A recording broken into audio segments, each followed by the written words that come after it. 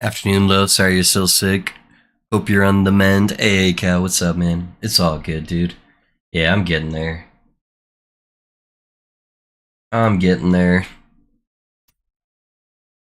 Yeah, I thought I was getting better, but I think I spent too much time in the car today. My kiddo had a soccer game, and his soccer games are like an hour away. So we did a lot of driving, and I spent a lot of time in the sun. And and then we got about halfway back home when my wife realized she had ordered this pie from this place her grandpa really likes. That's out where my son's soccer game is, and she forgot. And so we had to drive all the way back and, and then get home. And I got pretty car sick along the way because I already wasn't feeling good. So I think that just kind of helped escalate it a little bit. But I'm trying. I'm trying, man. We'll get there someday.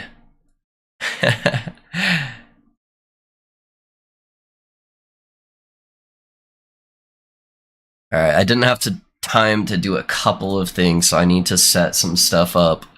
I need to create a filter for this guy. I just didn't have time to do it, so we'll do it at the beginning of the stream. But if you want to see the build cow, I did update the build command, so you guys can check out the build stuff if you'd like. I know, a series of unfortunate events. Hey, that's a good series. I'm surprised you're still streaming after all of that. Yeah, got stuff to do, man. Got stuff to do. Is what it is.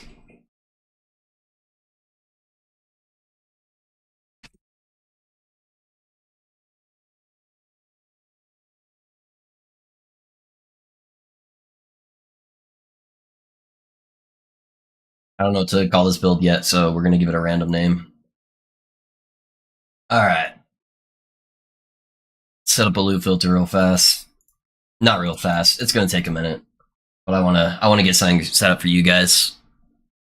Hey, what's up, Ben? How's it going, man? Let me pull up my planner so I can look over gear.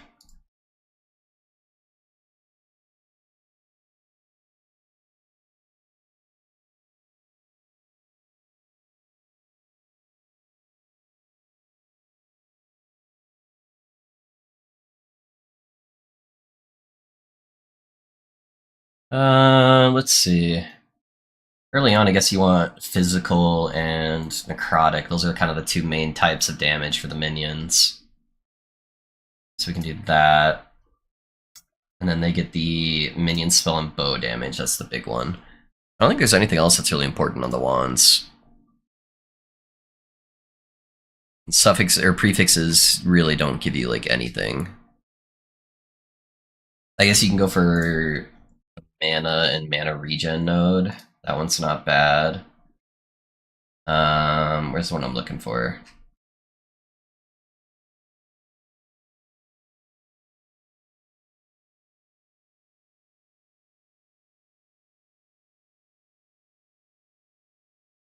Why is it under attributes? That's weird. Alright. Sure, whatever. I'm not even gonna bother putting cast speed on there. Those are the only mods that matter on the wand.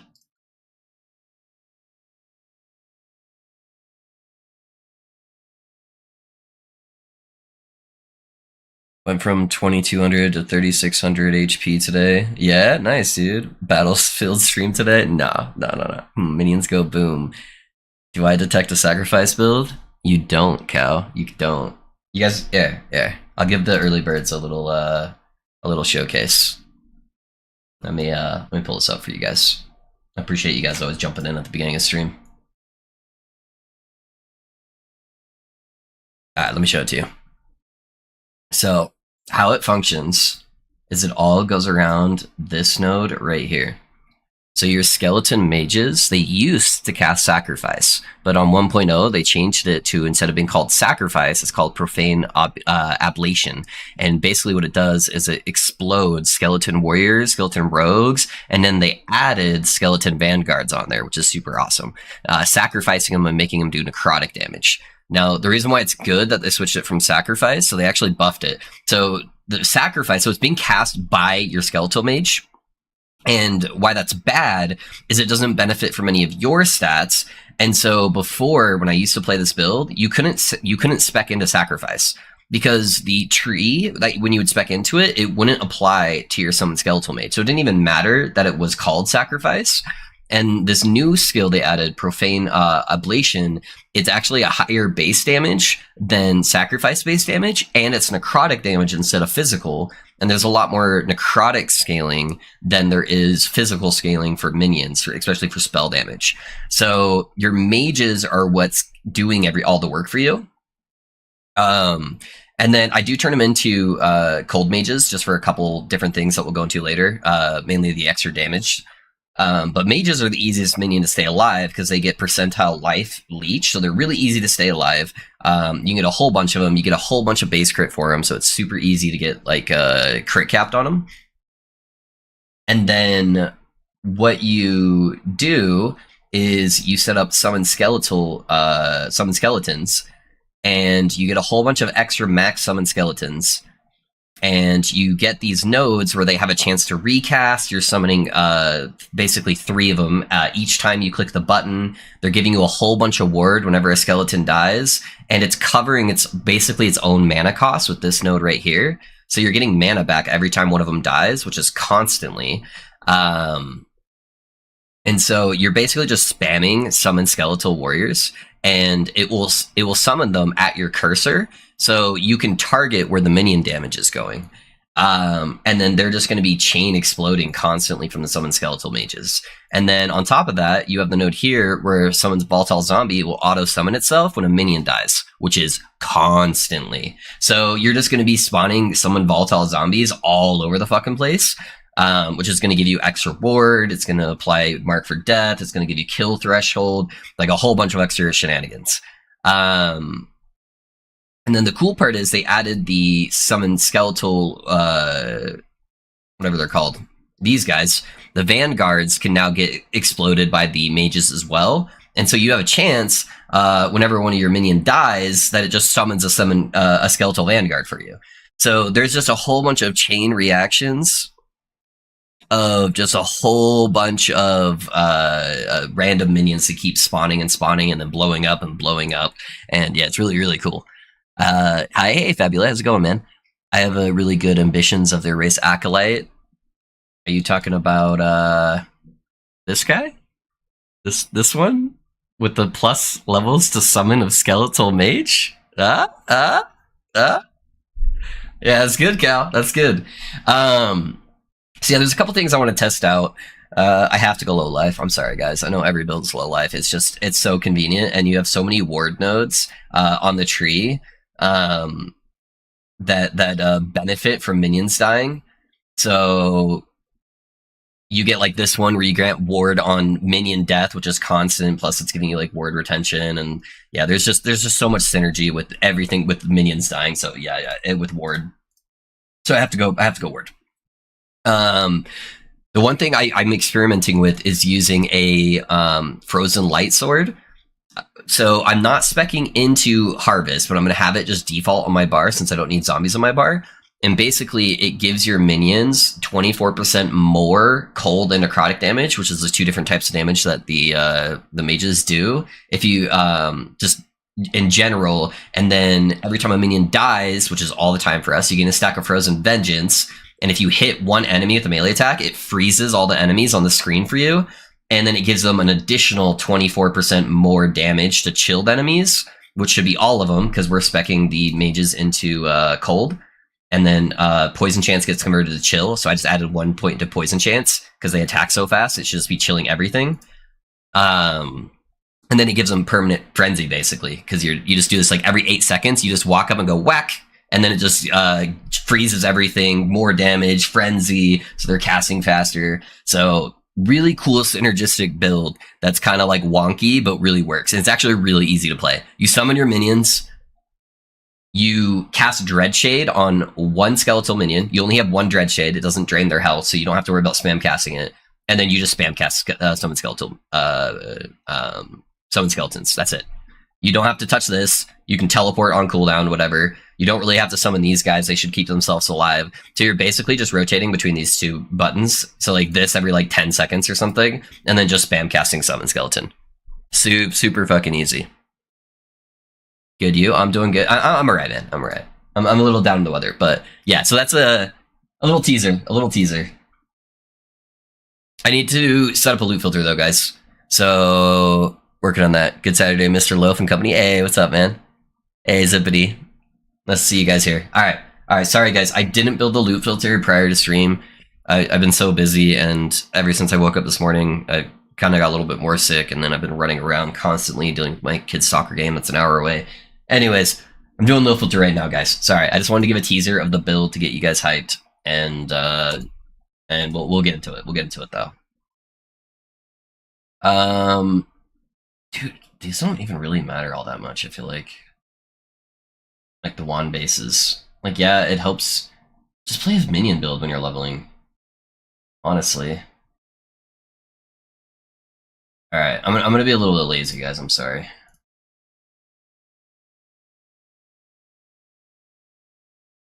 Hey, Zippity. Thanks for the sub there, man, with your prime. I appreciate you.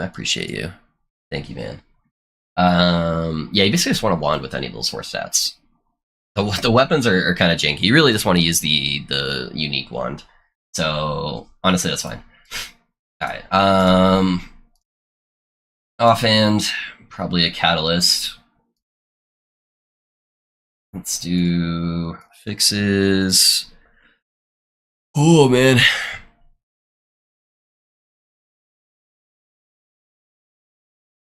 You can get minion damage and health, right?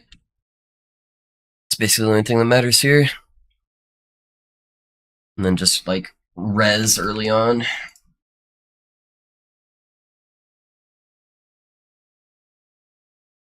Hey guys, thanks for the sub on YouTube. I appreciate you. How's it going? We'll go res, health. We'll call that good for now. Let's duplicate a bunch of these rules. Basically the same thing. Honestly, there's not a big difference between all of these. It's like a couple of intelligence. That one's a big enough difference. I'll probably do that. So like 1 to 31. Sorry guys, I'm gonna make like a half-ass loot filter.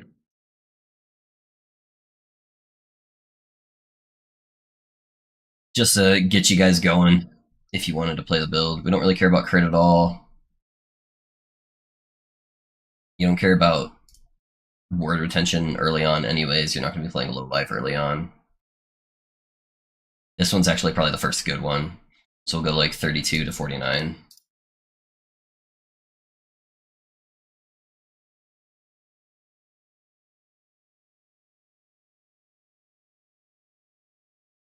You basically just want one of these two for endgame.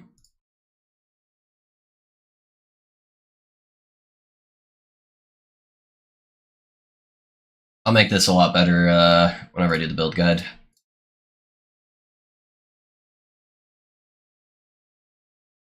Time to check my stash for Jeez, yeah.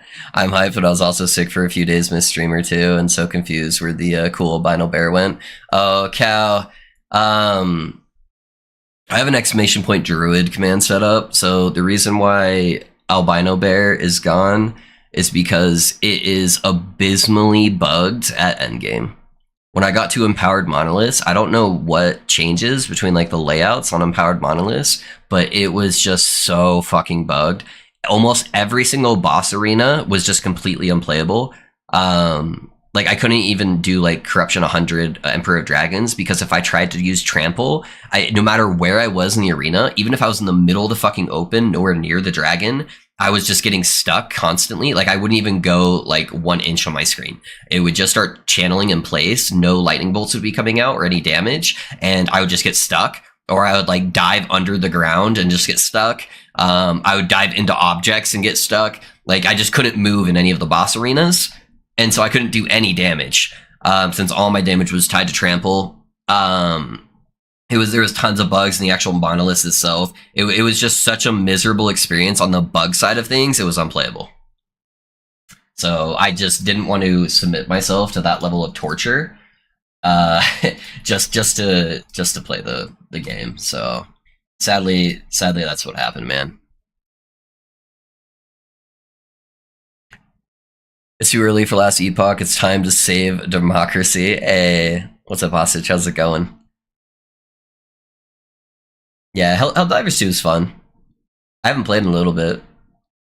Oh no, EHE, please. That's awful. I hope they fix it and you can revisit. Yeah, yeah. I didn't really find any other druid builds that looked exciting, so I just went to my next build on the list, which was this guy. Great game, just no time at all to relax. Yeah, I get you. I get you. What's up, hostage? I appreciate you coming in here, man. Hopefully, all has been well with you. What am I doing? God, dude, my brain is like not functioning, but I need to get this loot filter going. Alright. We want minion stuff. Minion's good. Minion's great. You get skeletal mage damage on the helmet.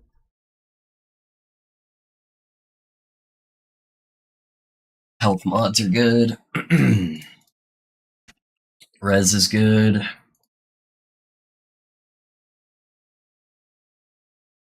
Okay.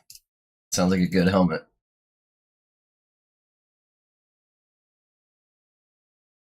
These are basically the same thing. You don't care about the flat spell damage. We're going to level with minions. That's the first good one. So 1 through 12.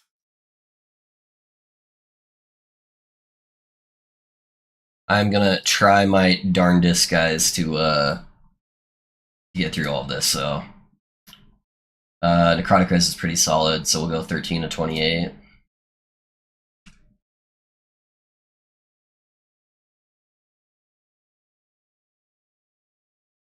But I know some of you guys want to actually level this build, so I'm going to try to get you hooked up here. Honestly, I think the next one I would wear would be this one. The rest of those don't even matter. They give you more armor, but early on, I think you're mainly... I can throw them on there just for the armor, I guess. But none of these are like really upgrades. So 29 to 84. Since I'm leaving so many of them in here, I'm going to put at 2.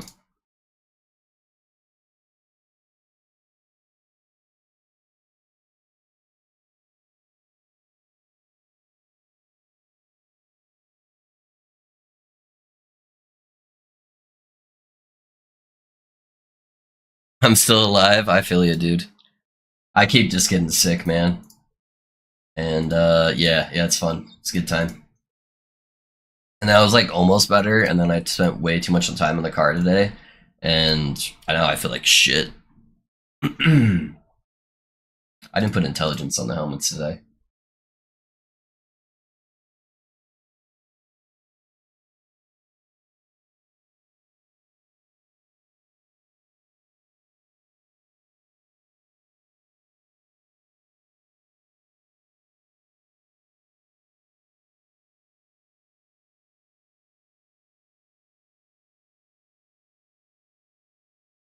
Yeah, there we go.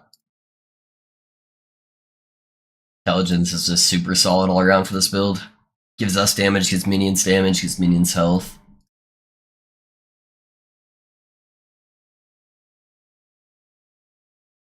Alright. Intelligence, minion shenanigans. Let's see here. Pull up the chest on the loot filter. Can you get percentile minion damage, or is it just minion health? No, just minion health. Okay.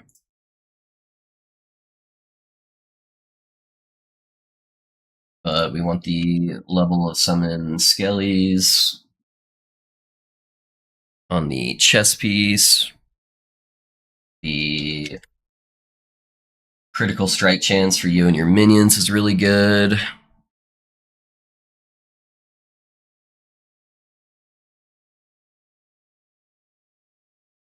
Shared necrotic's pretty good.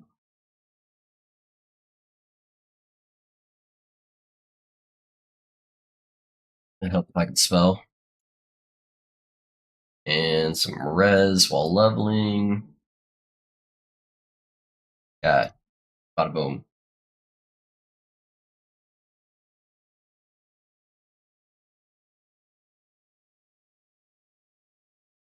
These are all pretty similar to each other. That one's a pretty big jump in armor, so 1 to 11.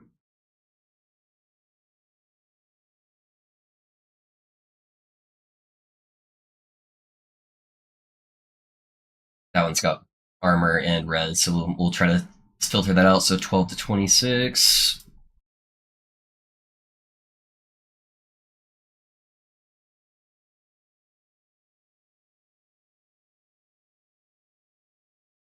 I don't really even care about the cast speed by itself.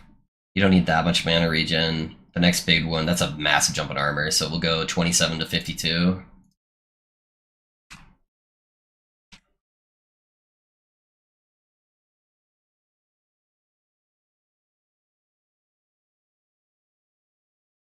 That one's pretty good for the crit.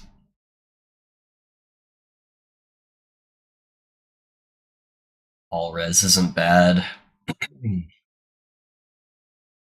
This is probably the best armor until you switch to low life. So 53 to 83.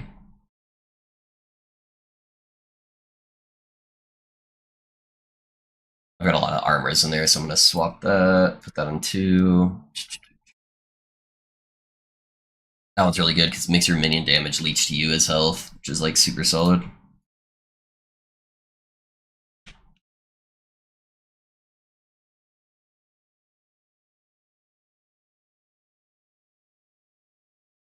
I can't spell, guys.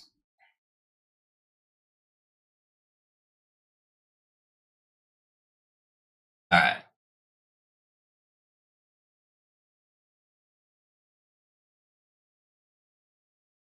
I need data fixes on there.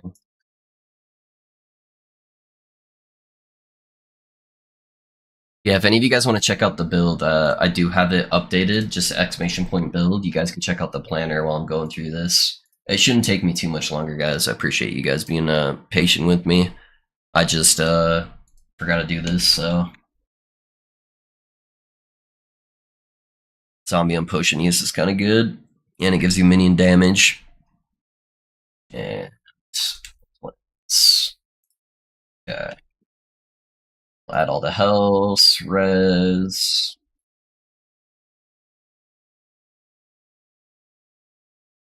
I think that's it for suffixes. Okay.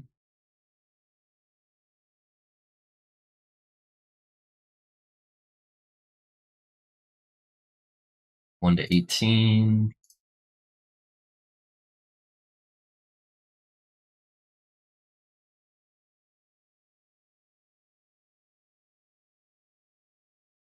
Okay, 19 to 57.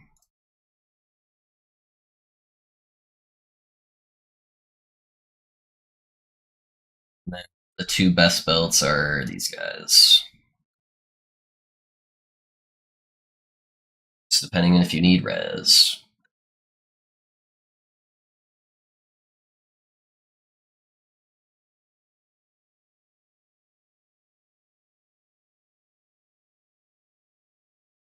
For the booties. Booties are pretty easy. I don't really have a whole lot of stats here, honestly.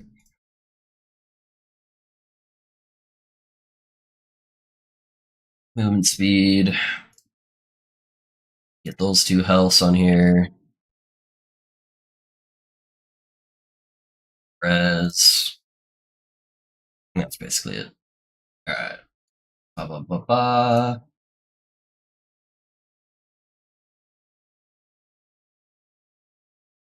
Go 1 through 15 early on. We'll get the higher armor bases.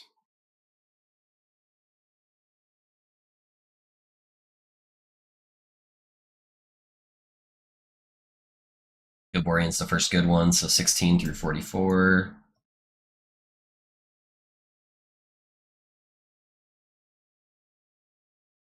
Gilborian and Solarium.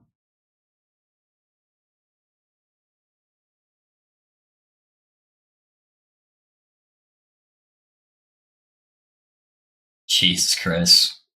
Oh my gosh. I am not well.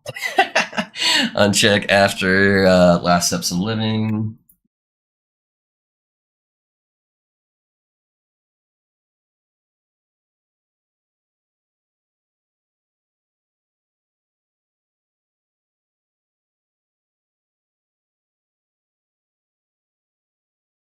I already did boots. What am I doing? Gloves.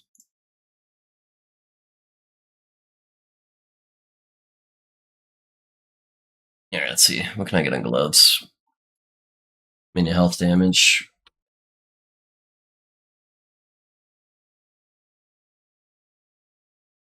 And intelligence.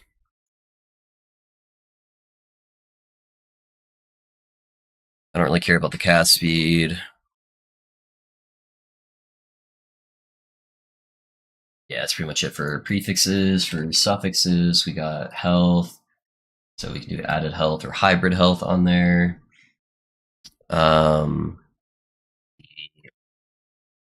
Health drain effect is pretty good.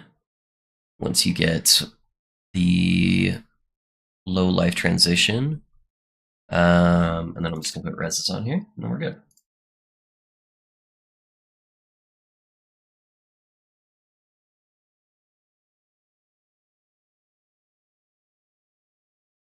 These first ones are kind of whatever until you get to the res bases, 1 through 24. Sorry, guys. I know for a lot of people this is boring. We're almost there, and then we can start transitioning the build. I'm just gonna put these both together, and then 25 through 85. I'm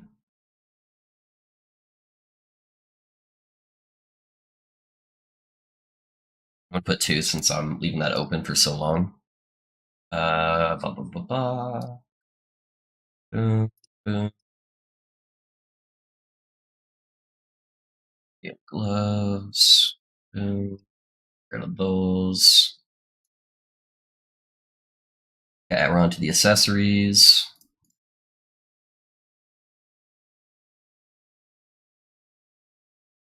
Hostage sighting. Hey. What's up, Fuzzy? How's it going, man? Yeah, no, he surprised me too.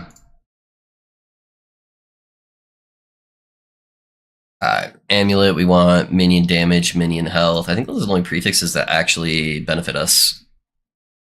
Everything else is tailored to us. Yeah, so that's easy. Then we just do reses and health. We're done. Nothing else can be procced by the minions, so do that. There's not too many bases, honestly. It's basically those two until that one, so 1 through 36. And then you would never want anything over that other amulet. The minion bases are so insane in this game. Minion damage and minion crit chance. Boom. And amulet. Okay. Awesome. Let's do rings. Rings are pretty similar to the amulet too. Minion, minion, minion. We can also get intelligence on there. That's pretty good. And reses health and crit avoidance.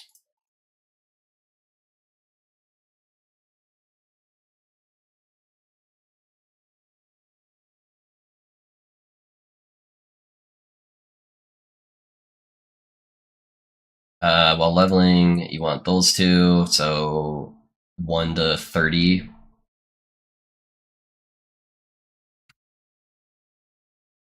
Not 63.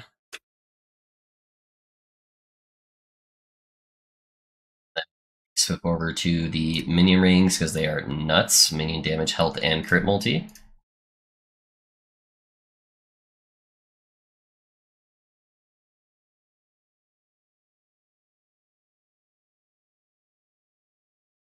Yeah, we just got relics and idols and we're done.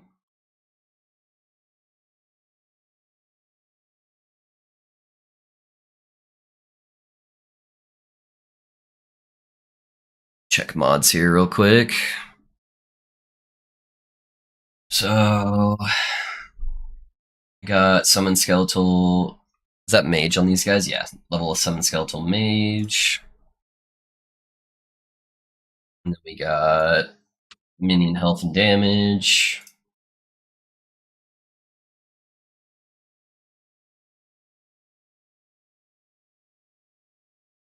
And intelligence. And that's basically all we care about there. Res.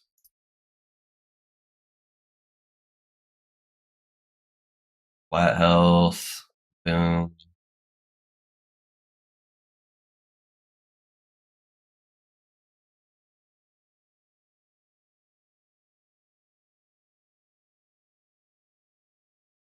Yeah, next one we'd care about would be at 33, so we're going to go 1 to 32.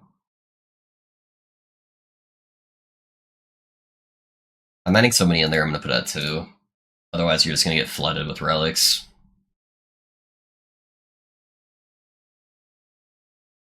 Basically, want that one until 51, and then that would carry you the rest of the way, basically. Yeah, alright, so 33 through 50.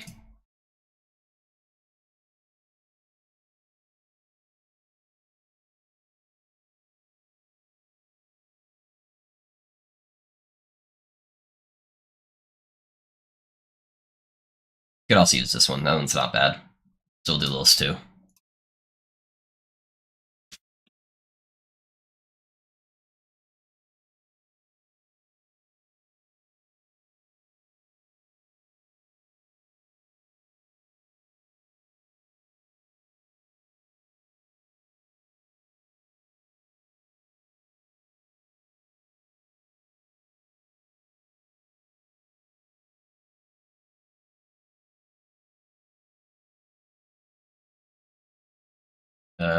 Ready.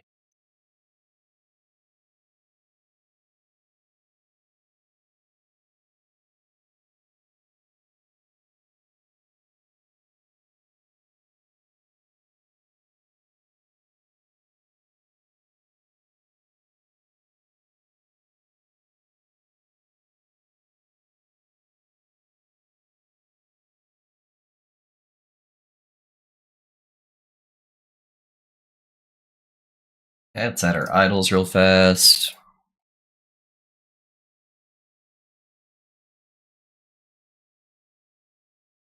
Yeah, I think we already lost hostage there, Fuzzy. How you doing though, man? What are you playing these days, Fuzzy, if you're still around?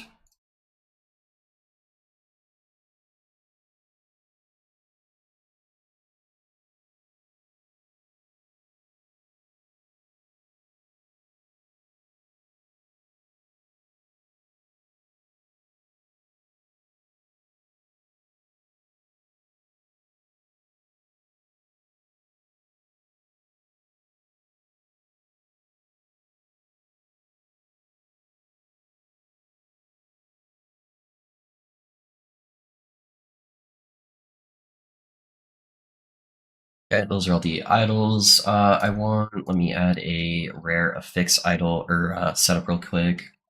So we're gonna go skeleton. We want Kree skeletal mage. That one, that one, that one. Those are all the rare mods that we're looking for on the build. We're gonna need to be able to craft with. Emphasize, recolor, red. Add, drag that down here. There.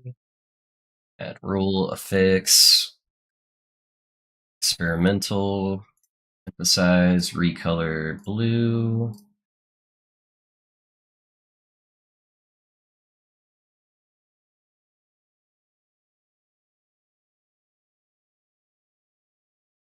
Yeah. Those are our bottom 3 rules that you don't uncheck. Let me just set up a quick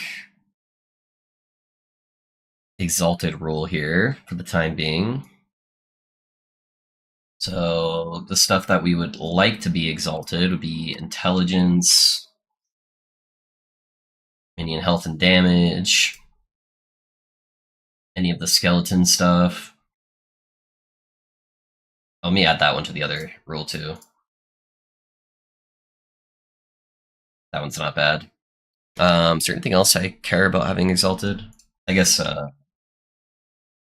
percentile or hybrid health is not bad. and current health loss. That could be really big. And zombies, I guess. We find a zombie belt.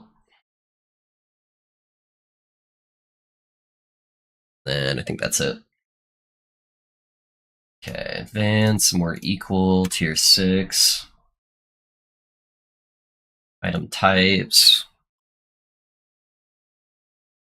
Oh, actually, let me add these in real quick. Minion spell and bow, as well as the necrotic pen for the weapons. There we go. Alright, and then I only care about it on one-handed swords, catalyst, all the armors, and all of that. Okay, and we want to emphasize, recolor. I always put tier 6 as yellow. I'm going to duplicate it, change that to tier 7, and that one to be pink. Okay, I think that should work for us. Let me export this really quick so you guys can have access to that. Fortnite still, Factorio still, random stuff in between. Got it. Alright. Give up on the LE Dream, huh? Hello. Hey, Val, how's it going, man?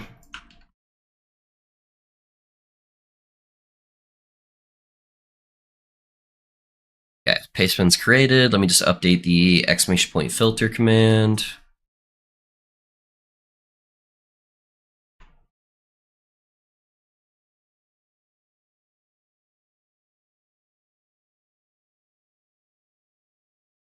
That one's been updated. Let me do the Twitch one.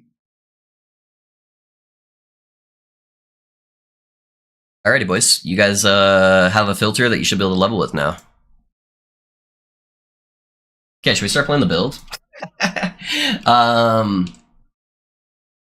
Saw Minion is not Wraithlord. Had to check it out. Yeah, no worries, man. Yeah, sorry. I just started stream and I needed to build the loot filter first for people to be able to level with. So I wanted to get that set up. And then I need to start adjusting some of my skills here. So, because I'm just transitioning into the actual build I'm going to be playing. Alright, I already preset this one up to be that way. This one's already good to go. I do need to gain access to one point on here before I can switch over, so I'm just going to have a suboptimal kind of echo setup. And then for this guy, I can respec a couple of points here. So I can respec these, I can respec 1 point out of there. I do need to grab remove archers next. And then I need to start grabbing the mana points. I think those are going to be pretty big before I can do the swap. And then eventually I'll get to the ones where I'm like doing more casts, but that's just going to cost so much more mana, so we'll hold off for now on that. Alright, I need to spec back into zombies. For the zombies, it's really important I get those guys. I'm not ready to go low life. I need to get my nodes in order first, so I'm going to hold off on that for now. And I'm probably just going to start putting points into the mana efficiency, so that'll just be set up as a heal for the time being. And then I think I'm pretty good there. Once I get my points to actually swap to the kind of necropop stuff, I will respec my passive points.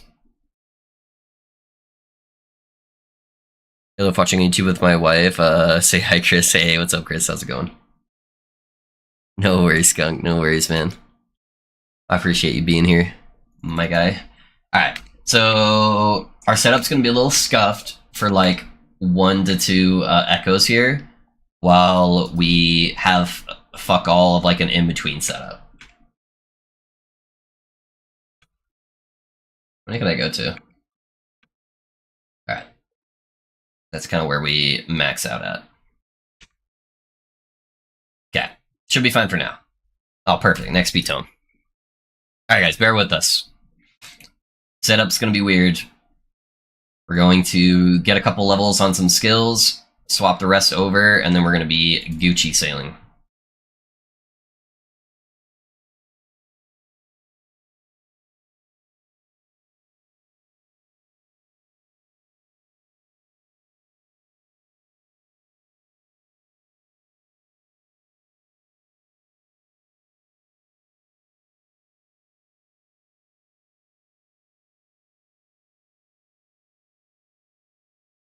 And then we'll be playing a completely different feel for a build. That's just gonna have a lot of fucking explosions all over the place.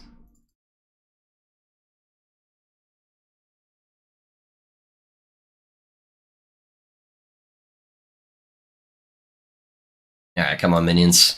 I'm not gonna have to deal with like bad minion AI anymore. I'm gonna be able to like target my damage, and it's gonna feel so good. Can I get an XP shrine? That would speed this up quite a bit.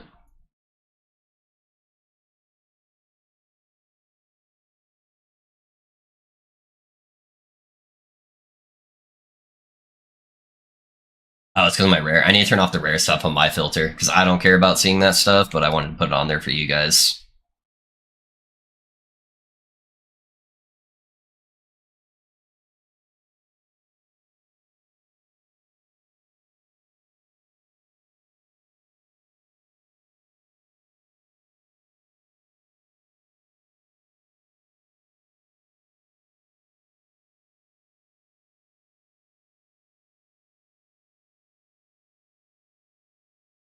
Alright, let's get these tomes, get all that juicy XP. Mana should be a lot more sustainable in the zombies when they're casting. We'll head down that way, start grabbing these mana nodes.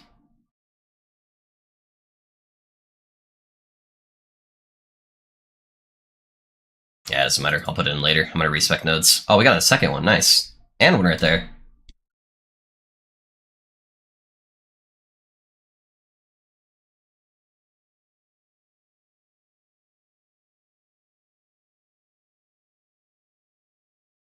I think you guys are gonna like how the build looks here in a second. I think you guys are gonna thoroughly enjoy what I've got cooked. It is gonna be big juicing for sure. It's like a Fury of the minions. Oh, just wait, Vita. It's gonna be a completely different build where we become a minion hater build. Yeah. If you hate minions, this is the best build for you. Because we are gonna be killing all of our minions. That is the essence of the build, and it's not using sacrifice.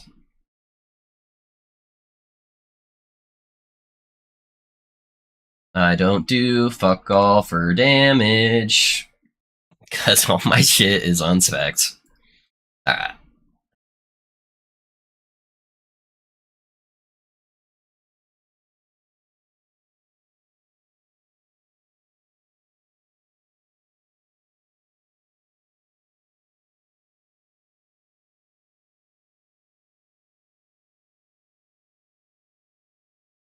Ablation? Yes, sir. Yes, sir.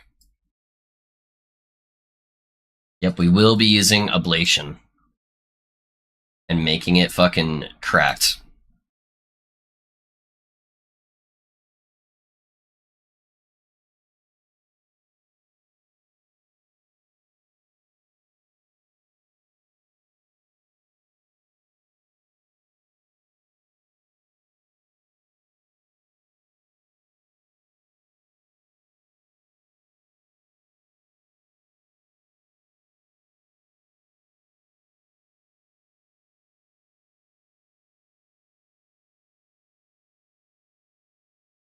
Level the Necro with that, it's fun. I made this build like 2.5 years ago. And it was big poppin'. And I am going to be reviving it here with a nice little twist. I think it'll be a good time. Alright. I think I'm about ready, since these guys are now going to start killing off my skeleton mages, or skeleton warriors. So let me go respec some passes real quick, and then we will start with the build. We still need some pieces to really smooth it out and stuff like that, but I think we'll be in a solid spot. Let me also uncheck all the rare stuff here. I don't care about any of this. I'm too lazy to pick up rare gear.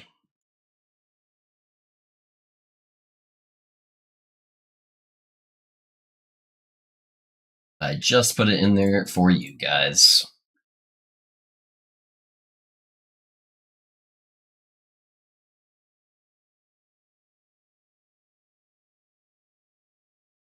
Okay, let me pull up my tree here. Can I go low life yet. I can't wear the last steps of living till like later on, right? Yeah, there's 63, so not quite. I'm probably just gonna do it. Fuck it.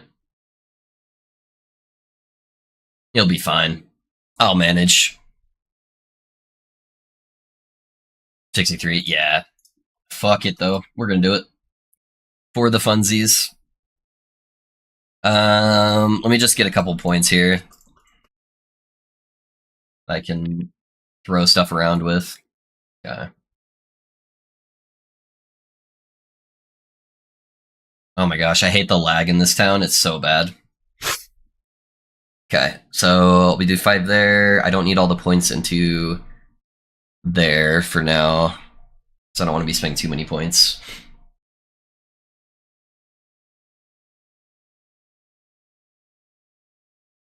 We just have 1 for the travel.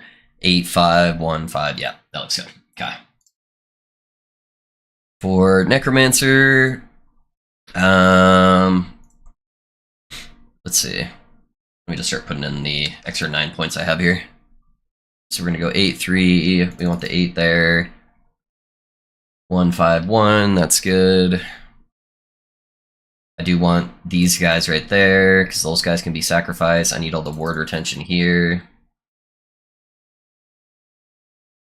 I can pull out the 1 point over there. Then I think that's good for now. I'll lose the 1 mage for now, but yeah, it's whatever. Let me put the 1 point mark of punishment, actually. Just to get that mark for death. And then I'll put the extra point in there later. Okay.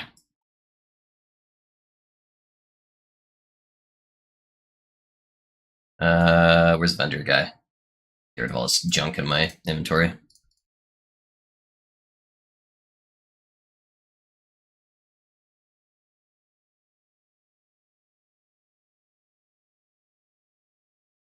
All right. Let's get to it.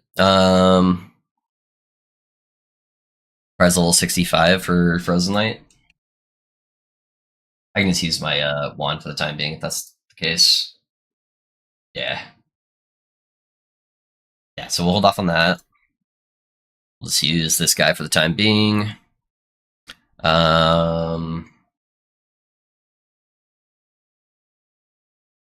Got a couple Exsanguinuses laying around.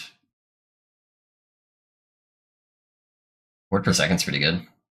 Yeah, we'll use that one for now.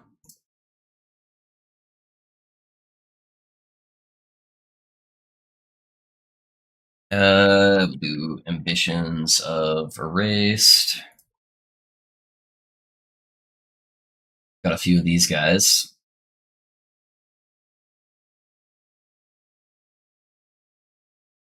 Not as many as I thought I did, but that's okay.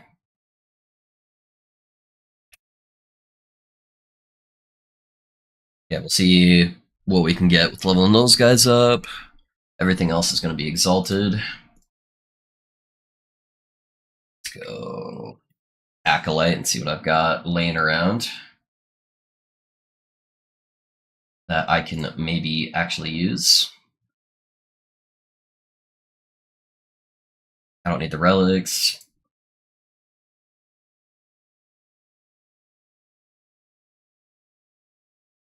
The only thing I have relics I can actually equip. That's actually pretty good. Well, that's a fucking chest piece, though. Okay, health helmet. That's not bad. Exalted intelligence. Vitality's not terrible.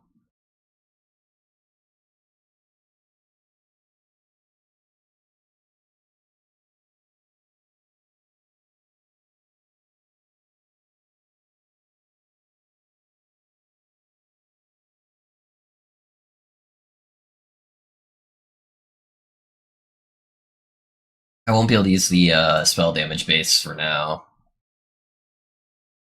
We'll get there.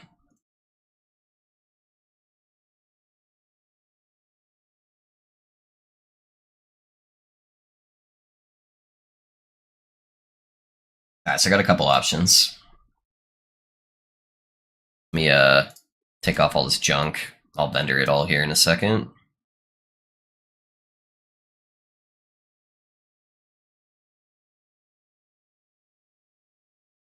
I think it's all mainly just health.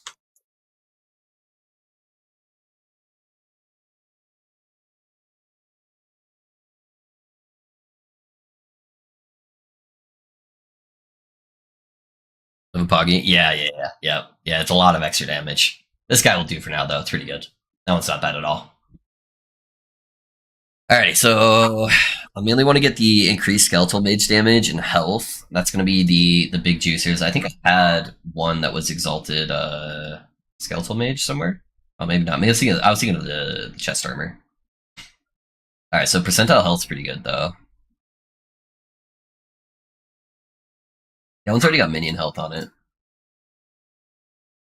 The health regen's actually a brick, though. Yeah, that's fine for now.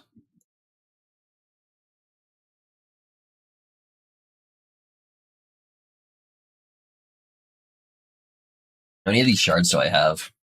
Not a whole lot. Okay, I'm not going to waste those quite yet. So I'm just going to go intelligence. So that'll give me word retention and the minion damage. And probably just minion health.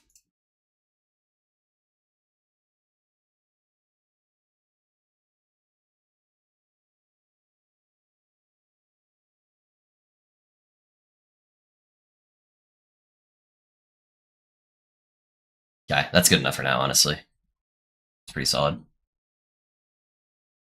That's my word at. Hey guys, thanks for the sub on YouTube. Oh, and Grilla, I think I missed your follow, man. I'm sorry. I was kind of in the zone, but thank you for the follow if you're still hanging around the chat, man. I appreciate you. How's it going? Are there any gloves I can use? I just started walking randomly, even though I didn't click there. Love that. Yeah. Hopefully one with a health drain. That would be ideal. That would probably bump me up. Okay, that one's already got the health drain on there. Most of these that I've crafted are already going to have health drain. That's got exalted minion on there too. I spent a lot of time with builds getting health drain on stuff, so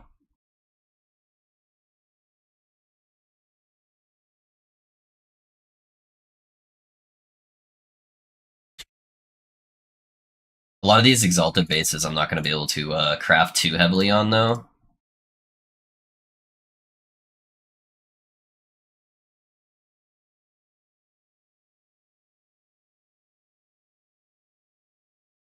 I just craft these really quick. Am I able to craft them any further?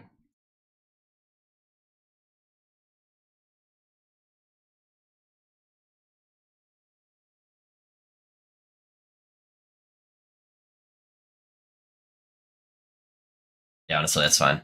Let's just use that for now. Exalted minion damage is pretty solid. Okay, so that bumps me up over my general life pool damage, so that's pretty good. Until we can use those higher bases. Alright, what do we got for usable rings? I should have a whole bunch. It's got minion health and int on there. I should have a whole bunch of intelligence rings. Dang, that's pretty good too. I'm not gonna be able to use these guys yet.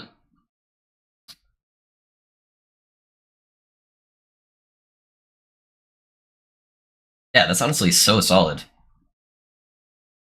I can seal off that dodge rating. I don't want to spend too much time crafting gear right now, just because I'm gonna be swapping stuff up so much. So I'm just gonna kind of take the fast stuff that I can get right away. Ah, shit. Alright. That's alright.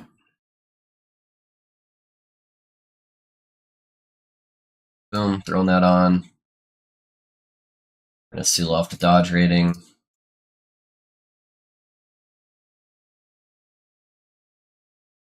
Add the intelligence. What's my res is looking like? I need a lot of void.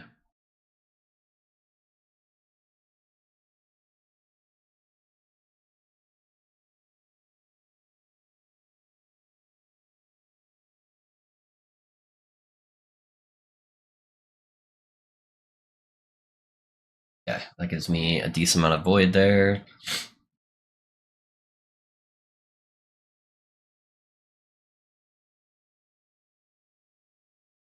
Have any catalysts I can wear?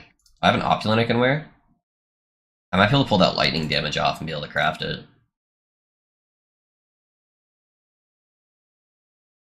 I kind of don't want to brick that one. We'll see.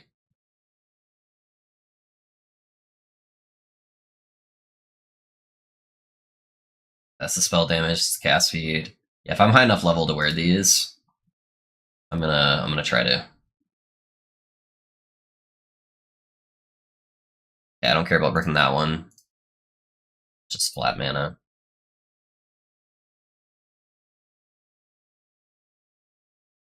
Yeah, let me see if I can pull one of these exalted mods off, and then I can craft whatever I want on there. Easy. Alright. So right now I need Void Res and Fizz Res, and a little bit of Ellie.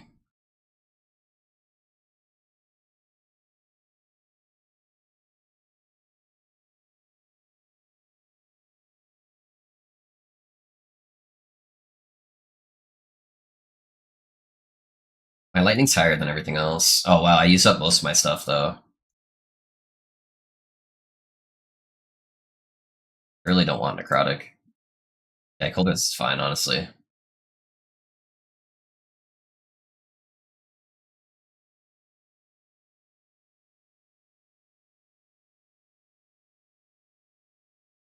couple days ago, I got an Apothe with T7 minions, so yeah, hell yeah. I'm not going to be doing a ton of cold damage on this build. I'll do a little bit. It's mainly going to be Necrotic, but yeah, it's still pretty usable, man.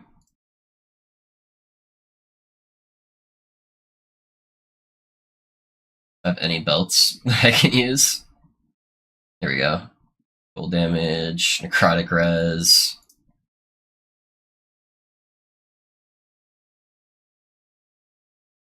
Poison, I guess maybe.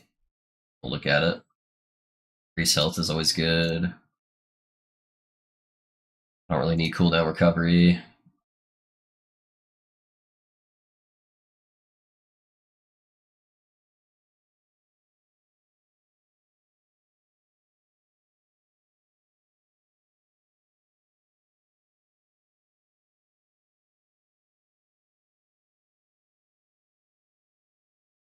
Sadly, I haven't done like anything minion related yet.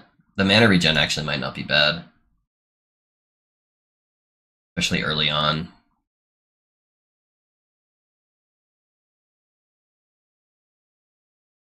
It's got increased health and cleanse on there.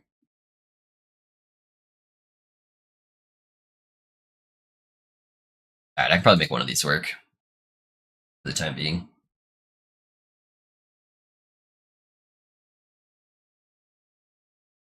I mean, that would cap my void res.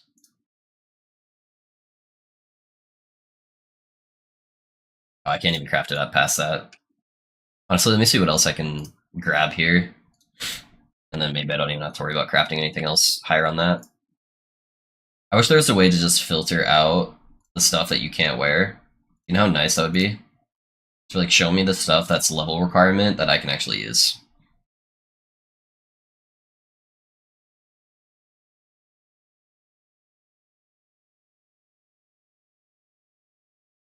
These, EG, add that to the game.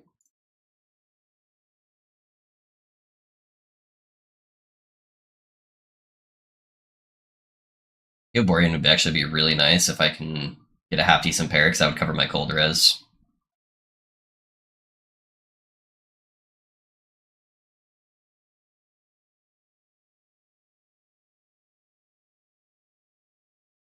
That's not what I wanted.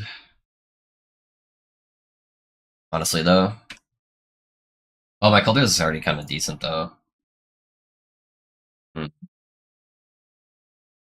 I'm missing so much physical, too. I don't know. Is there a better one that I can maybe use?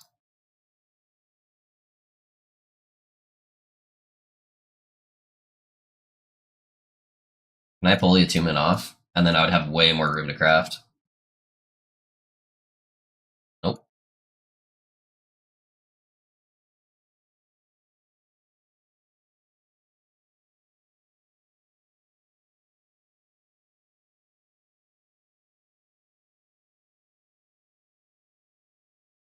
mean, like a shitty pair that I don't care about. Why is that not pulling correctly?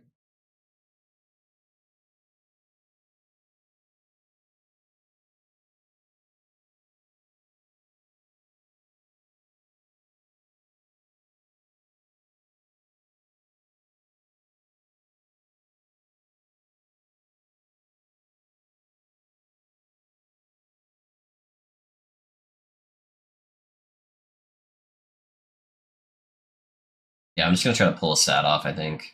I just need one that has like half decent stats on here.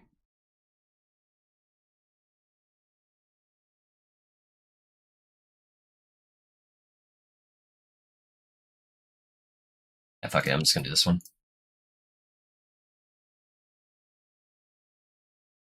Honestly, it's got the fizz res on it. If I just leave that other stat off, okay, necrotic res. Okay, so that caps necrotic, gives me capped cold, gives me a chunk of fizz, and then if I can just get an amulet with a decent amount of fizz and Ellie res, then we're Gucci. And then I don't care about everything else till now.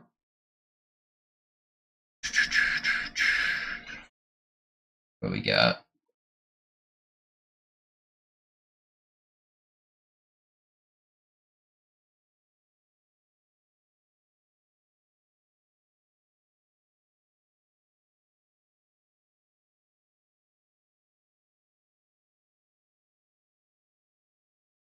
Can I pull the lightning off that? Because that's like an ideal base.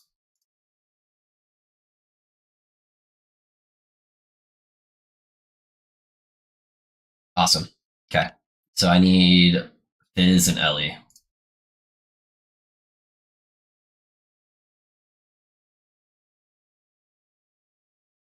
I'm just gonna make this a res stat here. I don't have enough to really care about anything else. Yeah, good enough, honestly. Don't even care.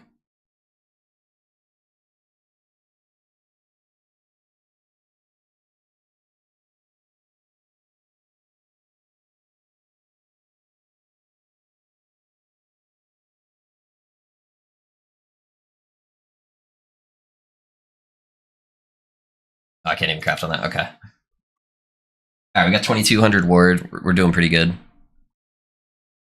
Especially without LP worth it or use the exalted minion pen mods. Yeah, it's pretty good. It's pretty good. I'm gonna activate Paso with Unspect Harvest and using Harvest to direct minions.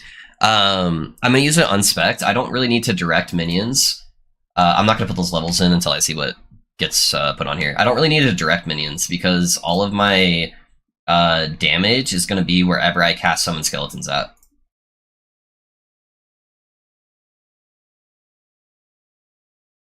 So yeah, not really a priority, honestly. I think I like Harvest being there better. Yeah, I don't have to really worry about directing them too much.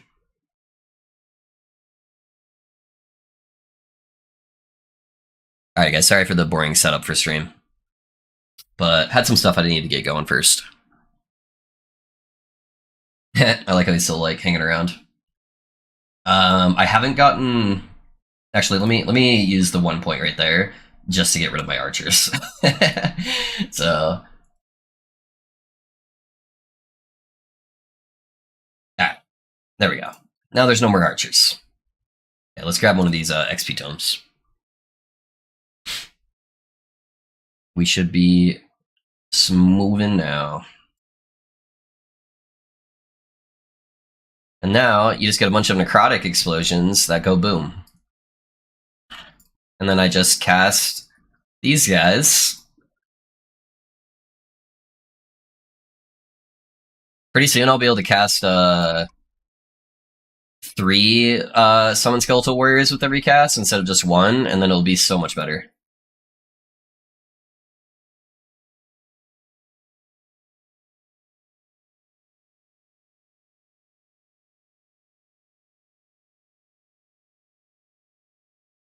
Yeah, build's easy.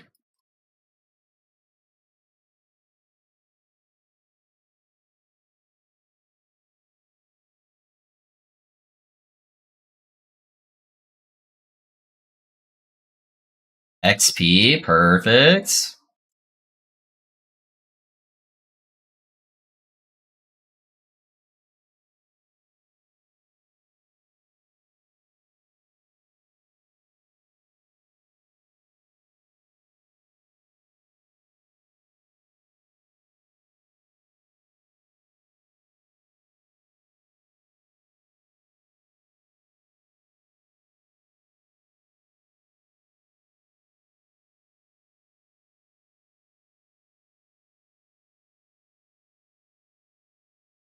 Yeah, once I get the sword too, I'll be able to get my mage's frenzy, so they'll start attacking like way faster. So I'll be able to detonate the explosions pretty much immediately when I go on there. I really hope one of my relics gets a good stat on there.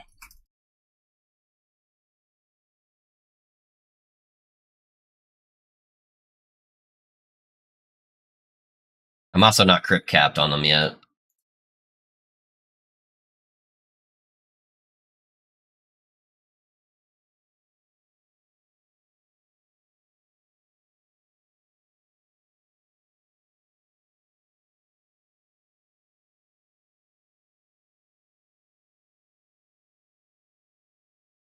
Alright, we did go the ward node, so let's grab that. And then we'll grab the extra kill threshold for now. And then let's go for the extra cast there. On these guys, let's start going towards the extra cast speed.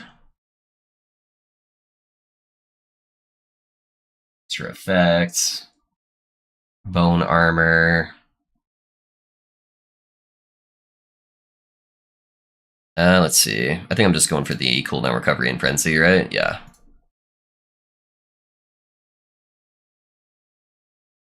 Alright. Yeah. Build looks cool. What did I get here? +1 to Bone Curse. That's not ideal.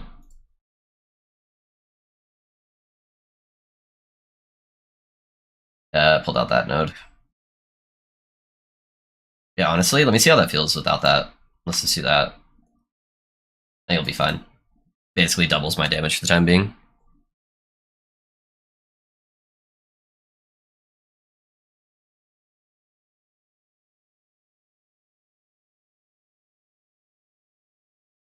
And then you kind of have Transplant to supplement your mana whenever it gets too low.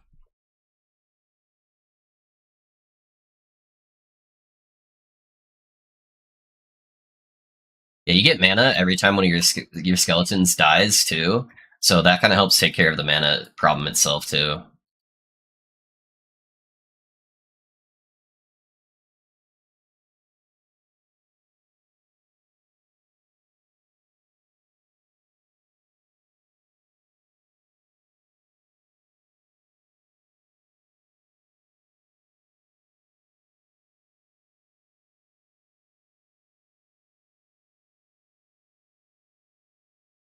I like how my golem's still kind of just chilling.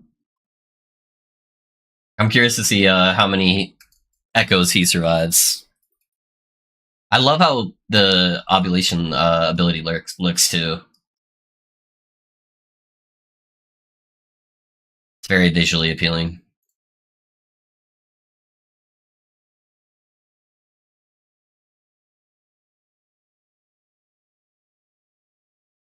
Damage over time. Fuck. Are both mine going to be duds? It's alright. They have hope, I guess, to get something half decent. We'll see.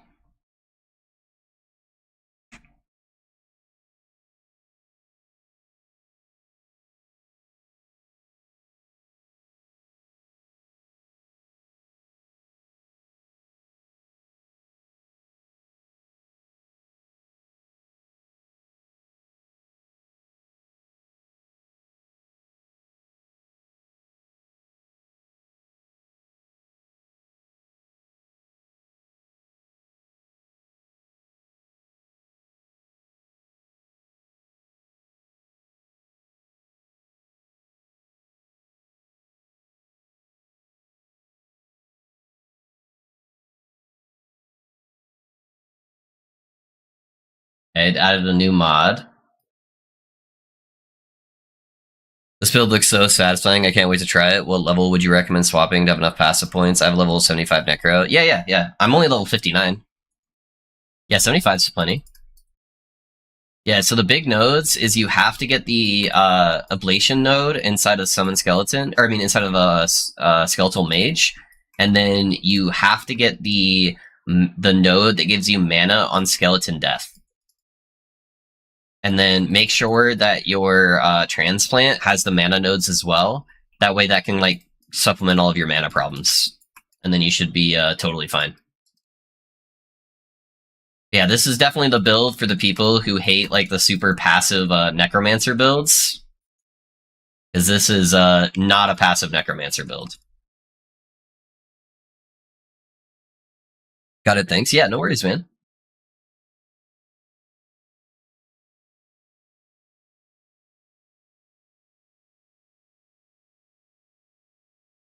Yeah, I love exploding minion builds, man. This is the build that made me fall in love with Necromancer in this game. I love the super passive Necro builds, but I also love the exploding builds. Yeah. I hate Necromancer builds in most games, but I love them in Last Epoch because they give me so many different ways that I can kill my minions.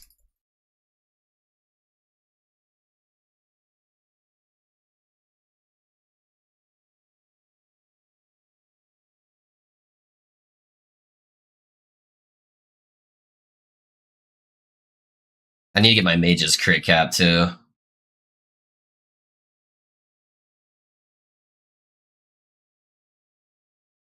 Anti-lazy Necro. Yes, sir. That's the campaign we're running.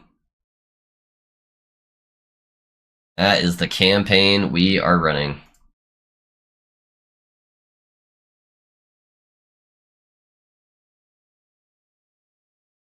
Alright, so I got them those cast speeds so they start killing the zombies a little bit quicker.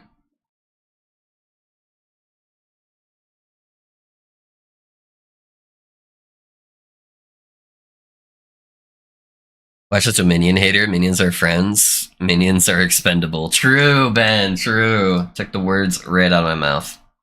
Minions are expendable. Let's go work towards that mage, that extra mage. Got our XP tome right here. Minions must die. This is our campaign to kill all minions.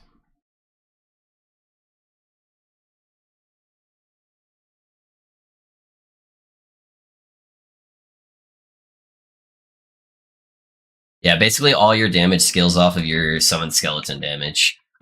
I haven't really been bothering too much to keep up the dread shades either. But yeah, if you keep that up, they'll do like way more damage too.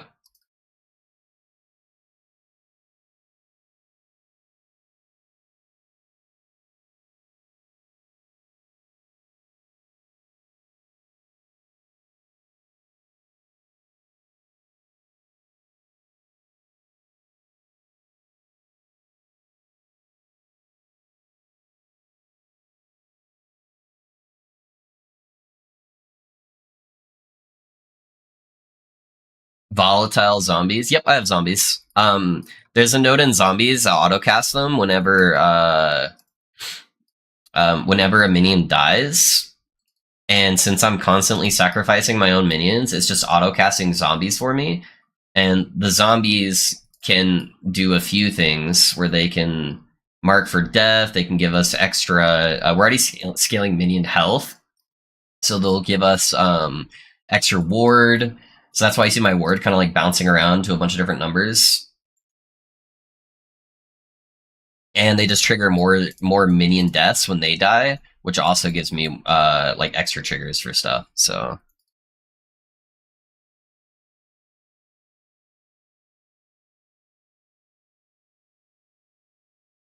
yeah, zombies you pretty much want like every good necro build, I feel like.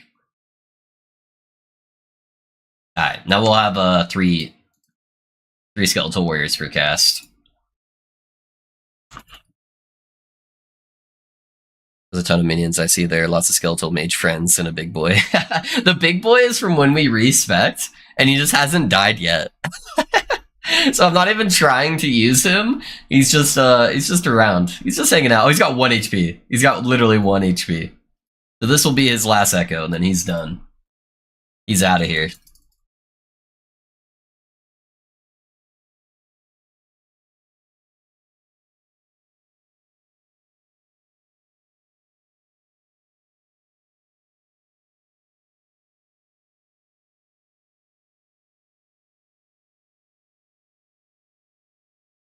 I love that they added the Skeletal Vanguard to the Ablation node, too. That adds so much extra damage.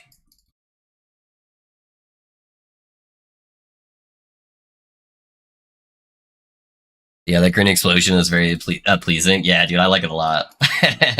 It's cool, man. It used to be just like a normal, like, physical explosion. This one's way cooler.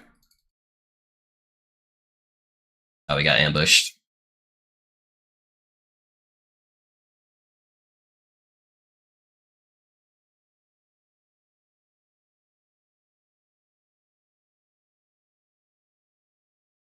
Green explosions everywhere. Gonna respect my Necro right now. You just saved me from trying the D3 seasonal launch low. Thank you. Hey. Hey, man, we're saving one soul at a time. Not the skeleton souls. Those aren't getting saved. Those guys are getting fucked up.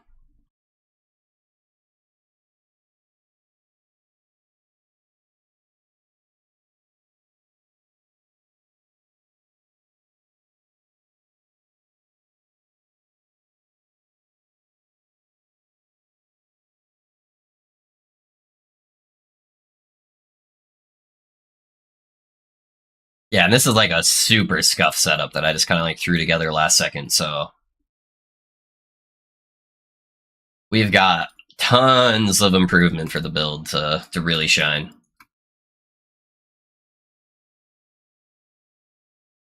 And then I should be able to get a metric fuck ton more damage when I start using the sword. I don't have any exalted swords though, so I'll have to start collecting some of the exalted swords to slam.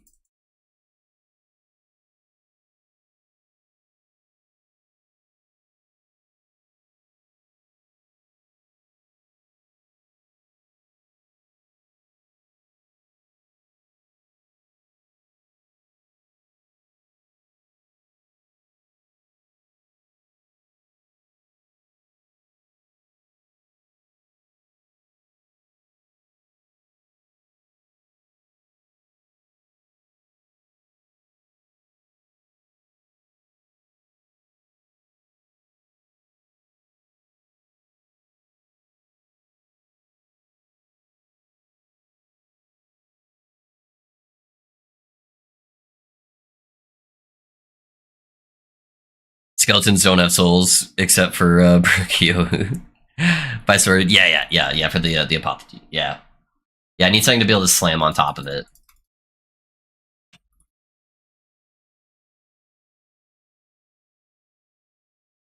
Yeah, if you don't have one, just use a Reach of the Grave, or you can use the set Mace and Shield. Those are actually really good too, especially the Shield, because the Shield gives you a 35% chance to resummon a skeleton when they die. The only reason I'm not using it is because I'm playing a ward build. The opulent focuses are just so fucking strong. But if you wanted to play with that, that's totally a viable option.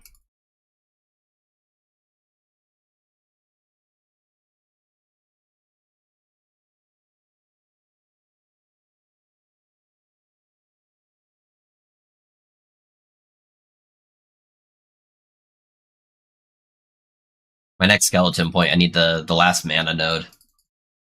It's a little bit too intense with the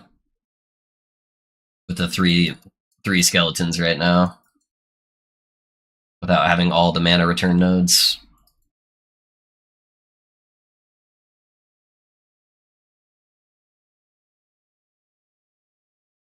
What else did I get on here? Fire damage, avoid. That's a really bad all around one.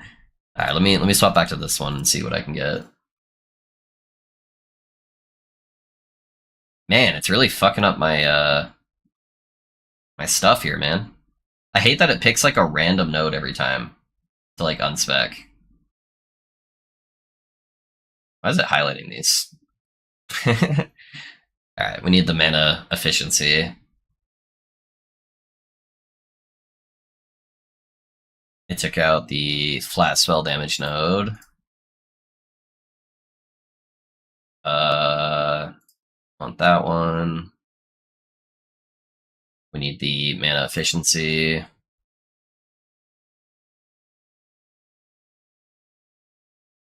This one took out one of the frenzy nodes. Okay.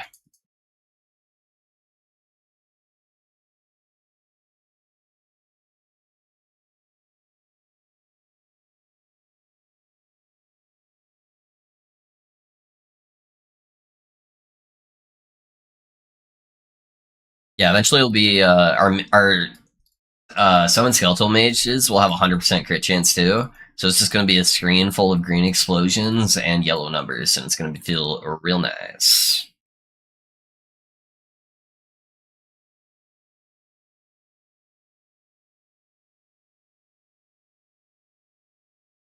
And once we swap to the sword, we'll be able to freeze the entire screen.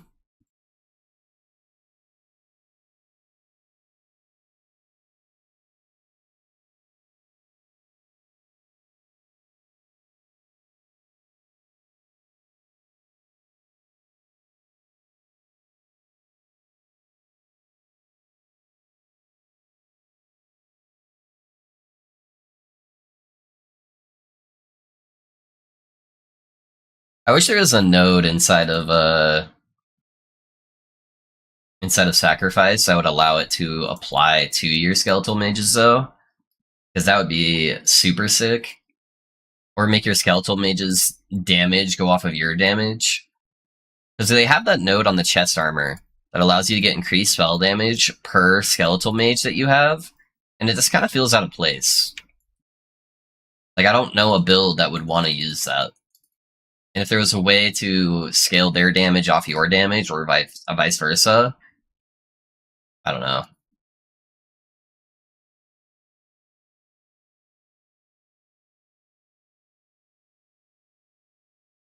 Alright, so it's at tier 5 now for Bone Curse.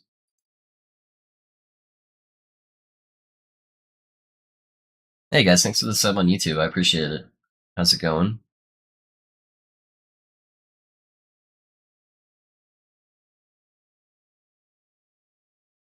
Yeah, the more cast speed that you get on the mages, the smoother everything will feel too. They'll start detonating a lot faster. So once we use the sword, they'll have Frenzy, which will give them another 20% cast speed. And I haven't really gotten many of the cast speed nodes on themselves yet. Right, there's an extra mage now too.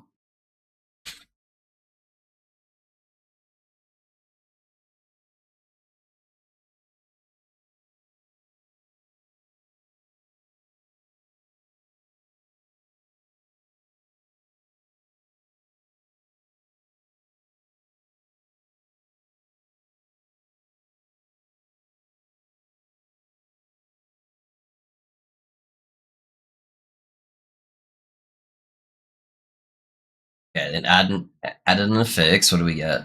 Endurance threshold. Oh my god. Not like this.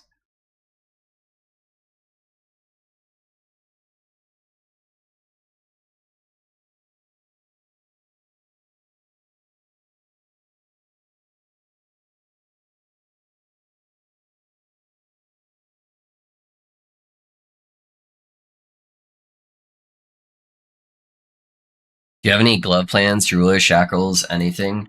You can use any of those. For right now, I just put them as a armor base. I just put them as eternal gauntlets. I'm not sure what direction I'm going to go yet with that.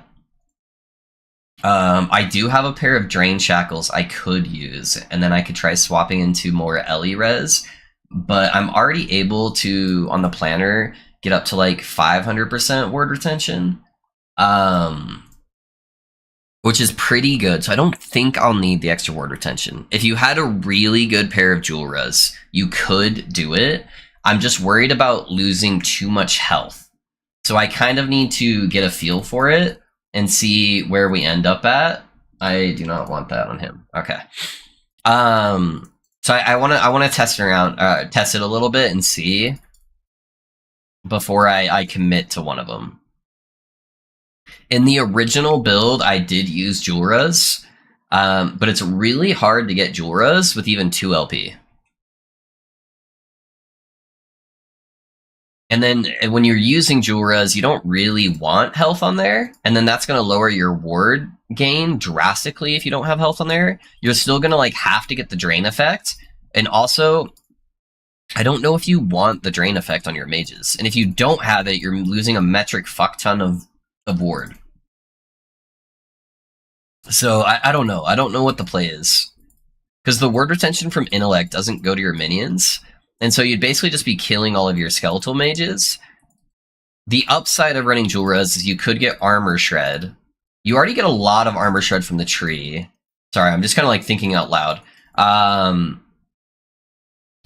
There's some pros, but I think the defensive hit would be too much. 10th up by 15 on Acolyte was a Necro. He's a Lich. Time to level again. Hey, that's right.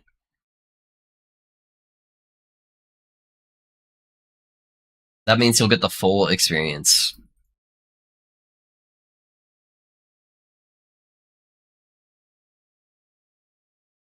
I have the Hell's Lost wards on Shackles. Wonder why it's useful to use a random Exalt for the time being. Yeah. You can get a lot of Ellie res on Acolyte, especially on the idols. So like where I have the health ward retention idols, you can swap that for health Ellie res. I can't remember if on the Acolyte ones you can get cold res on there. I think it's just Ellie res, but if you can get cold res, you can just go straight cold res. And you get a little bit of Ellie res on the tree from Necromancer, so it wouldn't be terrible. I just don't know what the optimal setup's going to be yet. But I have all of those things, so I'll definitely try them.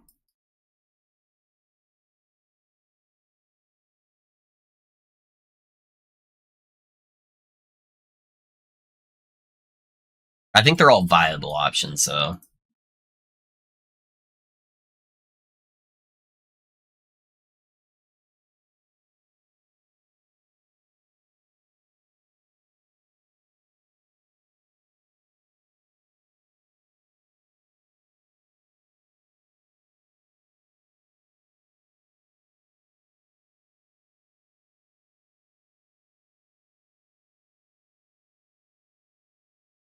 I need some more levels on my skeletal mage or my raised skeletons, man. I need more of those mana nodes for my single target. Unequipping and equipping these stupid ambitions of the race keeps fucking up all my levels. It's very silly to me that it doesn't just give you, it doesn't just take away the point that you used, and rather than it just like gives you a random point. I don't know. It doesn't really make a lot of sense to me, but it is what it is.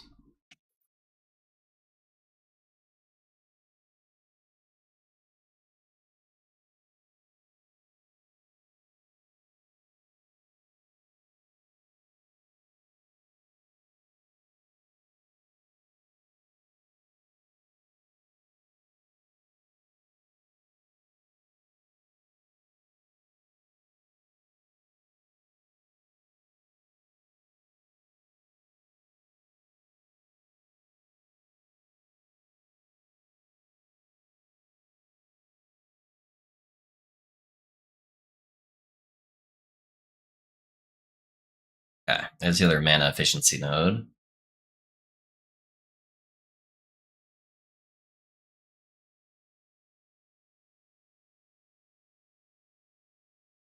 Could get +6 to Scalia Mage with Apo.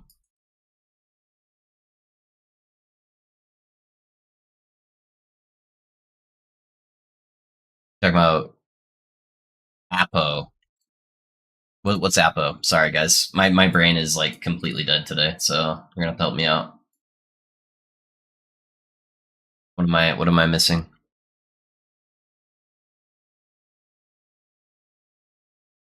One more level till last eps, GG. Oh yeah, 63, right?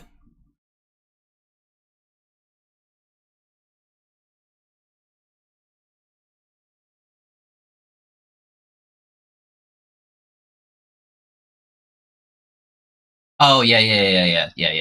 I will get more with those. Yeah, you're right. Yeah, +3. Yep. And my skeletons are cold and necrotic.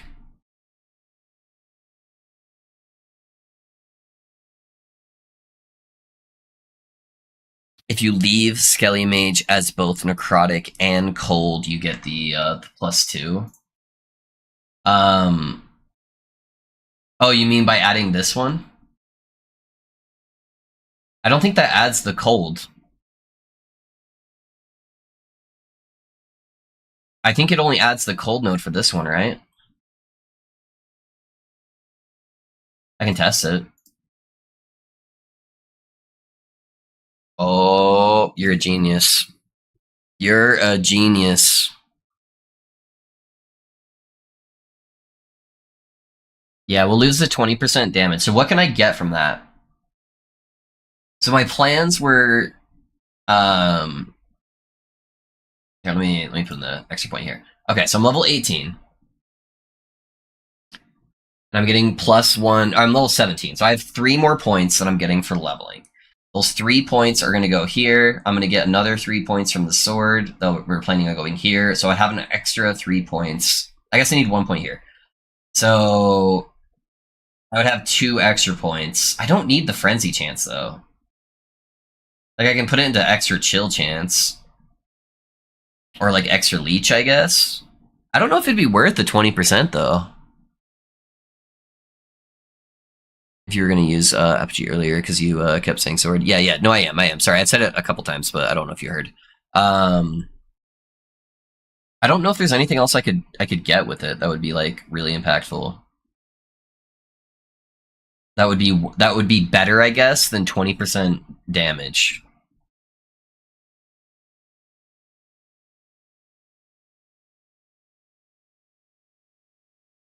I don't really have a lot of maximum mana. I wouldn't have enough points to get to the teleport node.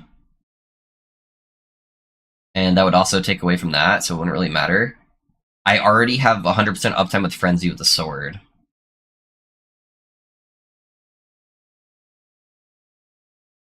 I think it would just be Leech.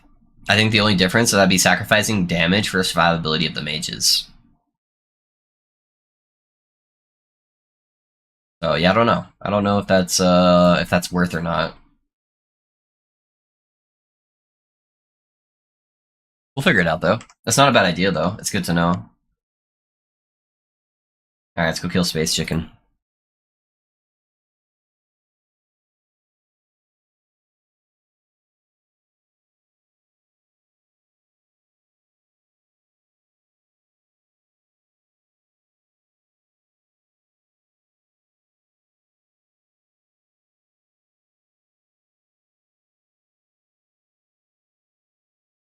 Okay.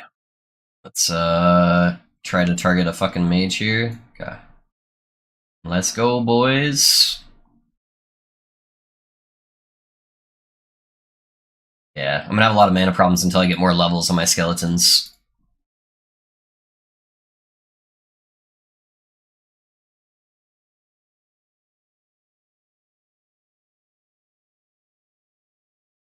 Yeah, you guys need to get out of that.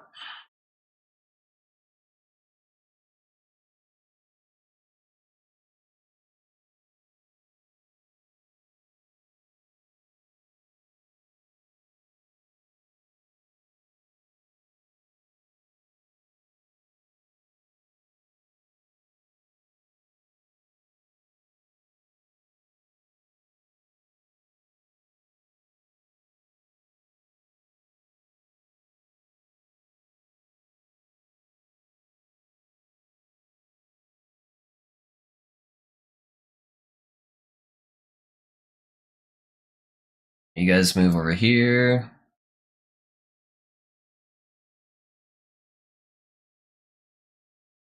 There we go. Yeah, I'll be a much faster kill once I can get my mana in order. Yeah, I'm gonna take the Void Res.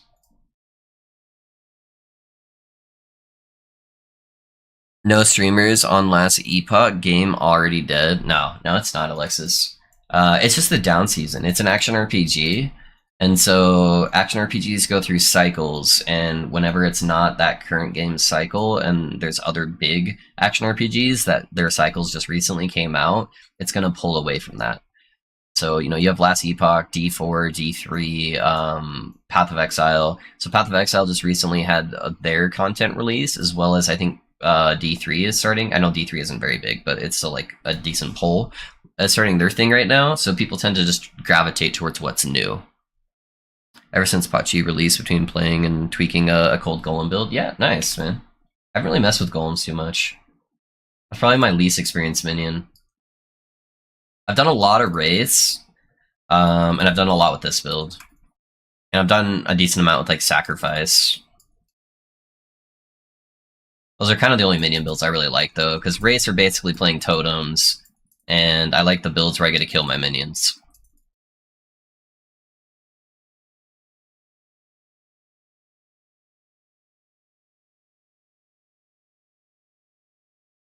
But yeah, once the new season for Last Epoch comes around again, this game will be popping again, so I'm not too worried about it.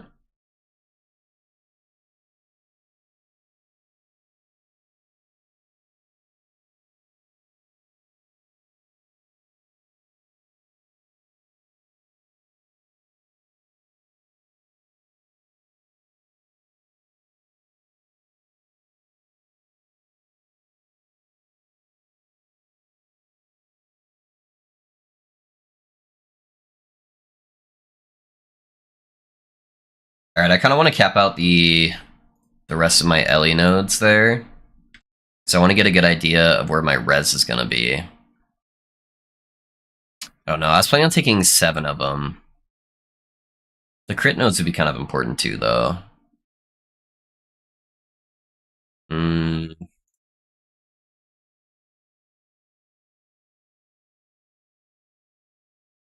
I guess I can always respec them. It's not that important. Let me just grab the crit nodes for now.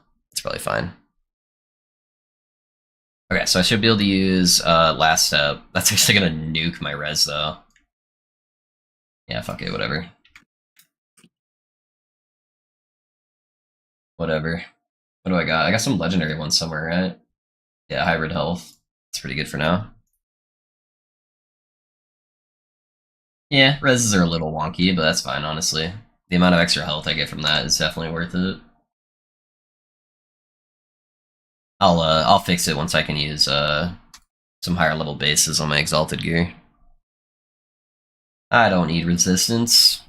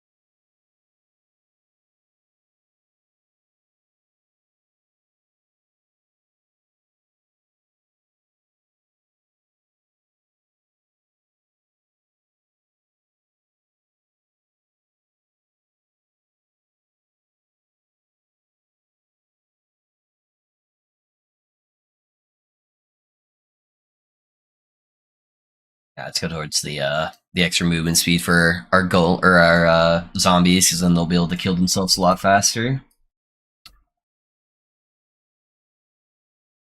Get that ward back. Ugh.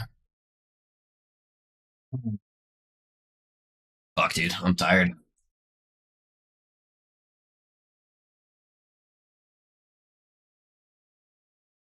Good afternoon, Hall. Hope you're feeling better, Love. I'm trying, Raisins. How's it going, though, man? Yeah, today was kind of a long day. I had a lot of activities, and I don't think that that did well for my being sick.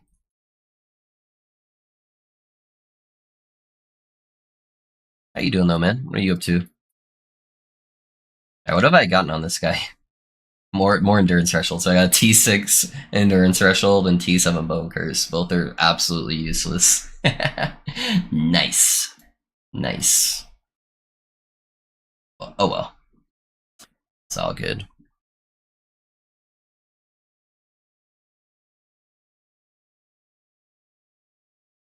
feel like some of those class relics are definitely rarer than others.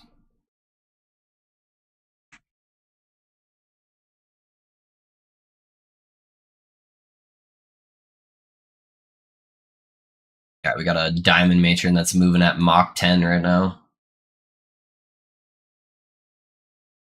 Can I catch her right here?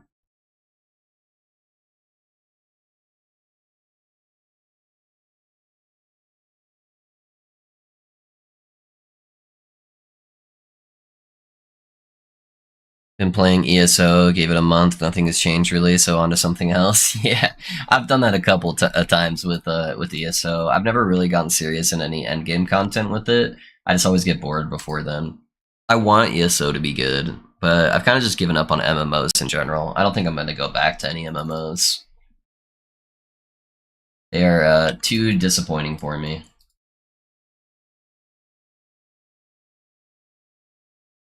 I'm always chasing that high that I got as a kid with World of Warcraft. But I don't think I'll ever get that again with an MMO. I'm just really not. I think I've just kind of grown out of the genre.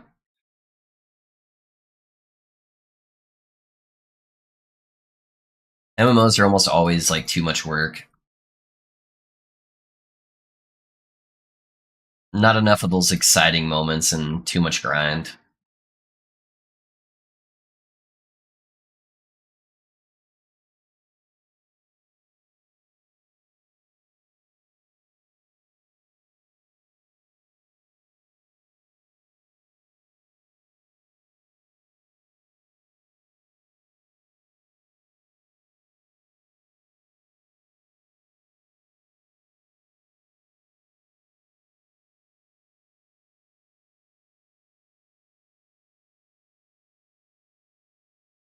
It was work after a while, so moved on to have fun, not work at a game. Yeah, that's how I feel.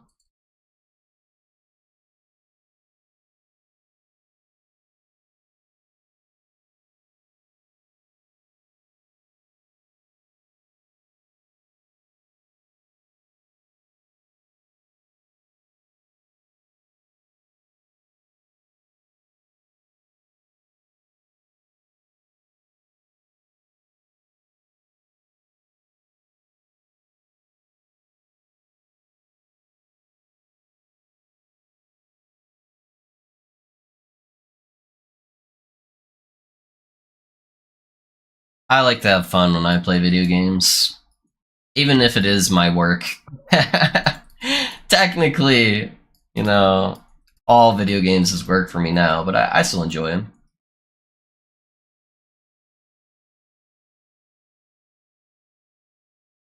Easy.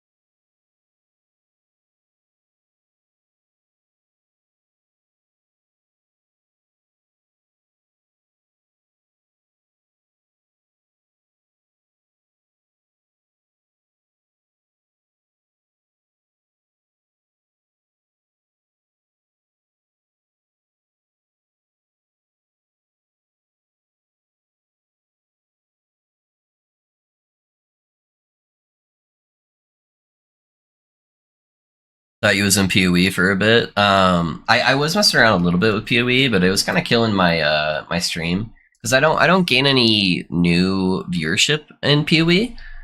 Because I'm a small fish in a big pond in PoE, so I don't get discovered at all because Twitch doesn't believe in advertising small streamers.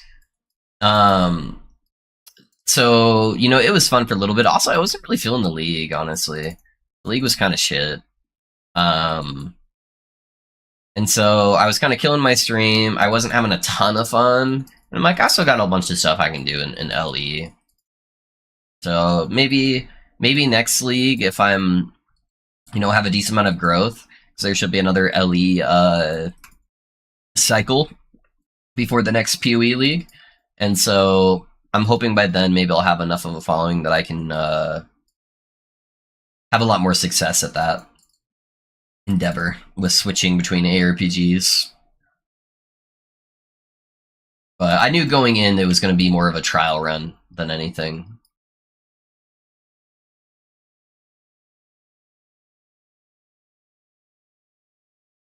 Whereas LE, honestly, especially right now, if you guys ever wanted to like try streaming, right now is the best time to do it because there's hardly any content creators on the Last Epoch channel right now. Like there's probably like 10 maybe 15. So if you stream right now, you're going to have a lot of discoverability because people don't have to scroll down pages and pages and pages to find you. They can see all the streamers on one page. And it also means you're way more likely to get rated by the bigger streamers too to get more exposure. So right now is like a small time streamer is your best time to have discoverability. Also, guys, I am so sorry about the raid last night. Speaking of, raiding smaller streamers, I didn't have a lot of options. And I raided a one viewer person, which I normally try not to raid people with one viewer because a lot of the times they're not ready for that. Like they don't have proper stream setups and stuff like that. I try to stick to people with at least like 3 or 4 viewers where it's like, okay, they're a little bit more serious. They probably have all their alerts set up and all of that stuff. Because we rated a guy who said it was an English streamer, and I got ad walled as soon as I went into his channel, and so I'm like, yeah, whatever, I'm just gonna rate him. And he was like speaking a completely different language. He didn't have alerts set up. He never acknowledged the fact that I was that I rated him or anybody was in his stream. I don't think he checked chat once. And I'm like, oh, that's so embarrassing. I am so sorry. So my apologies. I will try to do a better job at vetting people before I raid them. It was kind of funny though. He was like having a very like what seemed like serious conversation. Maybe if somebody spoke whatever language he was speaking, they can tell me with somebody else off screen. But yeah, he was just not ready to receive viewers. It was a bit humorous though, but I felt bad.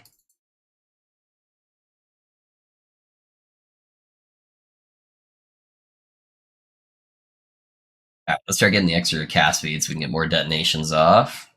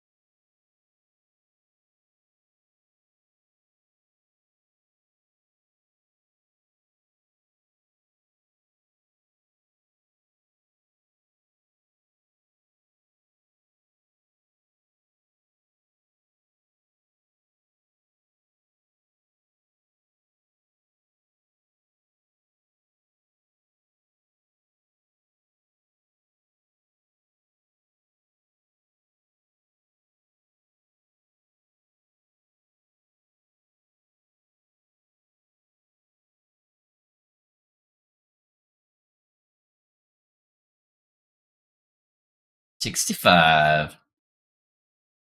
Should be getting close to the sword, I think. Then I can start implementing the freezes and stuff and the extra damage multipliers.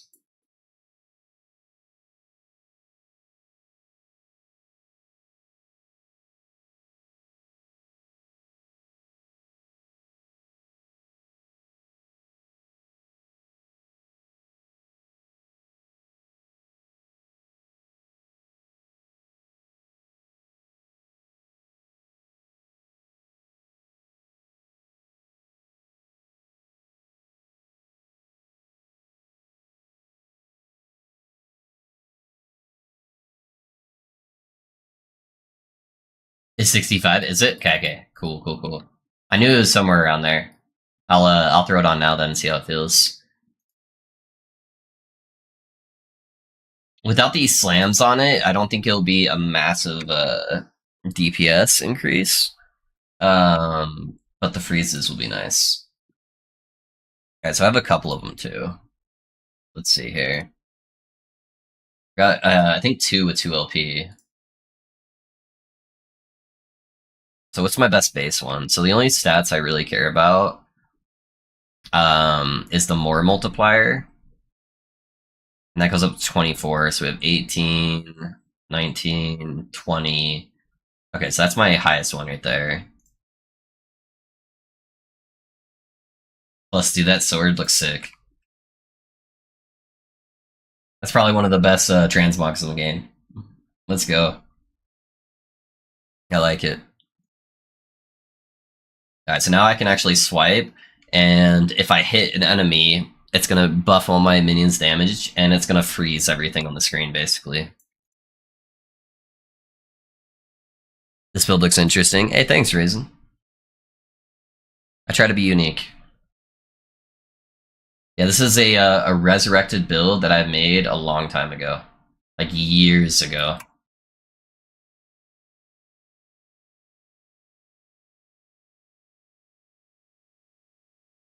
Yeah, now I'm building these stacks down here, Frozen Vengeance, and I get those stacks whenever one of my minions die, which is basically all the time. It's hard to actually see the freeze with all the other explosions. Oh, I'm clicking the wrong button. That's why. Duh.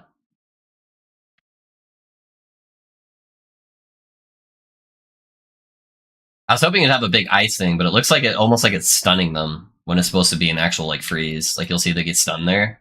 Oh, that's kind of lame. I was hoping for a really cool animation. Oh well, it's still really nice defensive.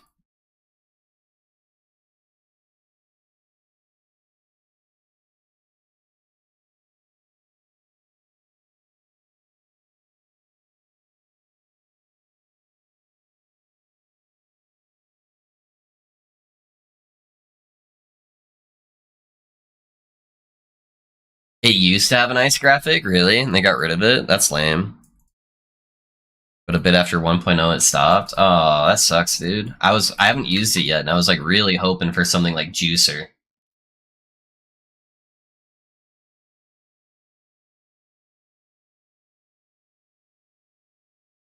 Maybe they'll bring it back. Maybe it's just like performance impacting. I don't know.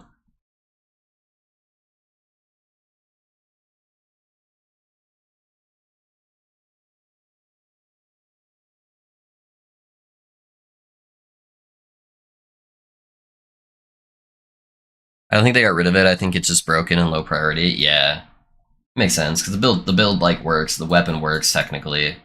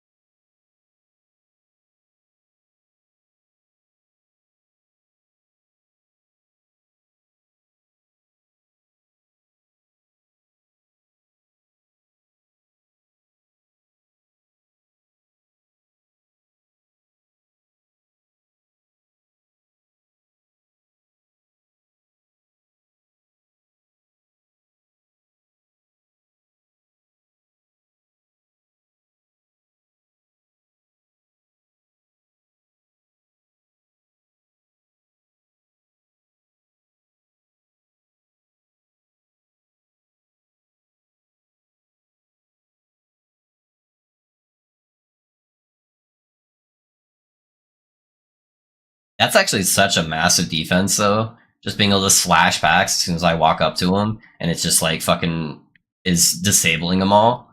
That's like so big. So that's a massive DPS increase and a massive survivability.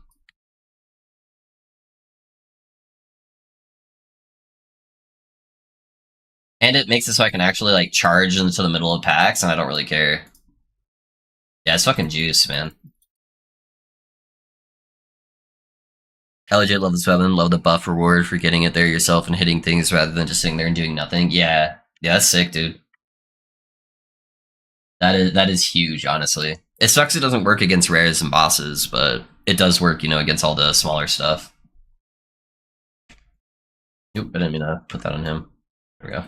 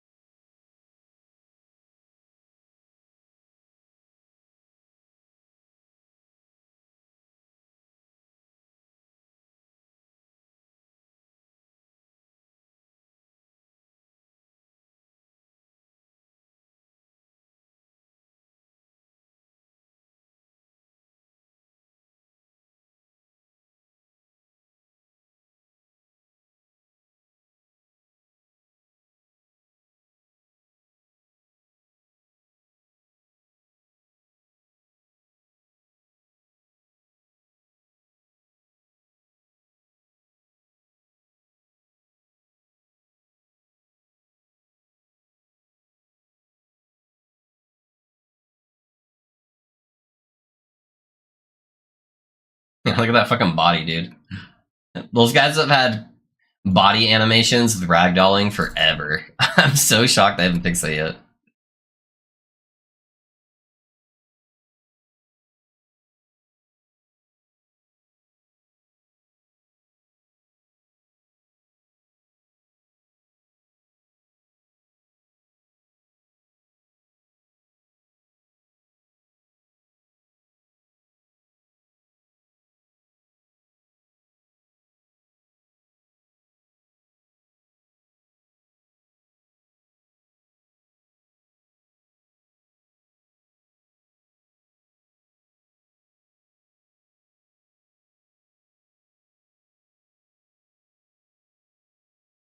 Love when Unity physics mess up. Yeah, fucking wild and out.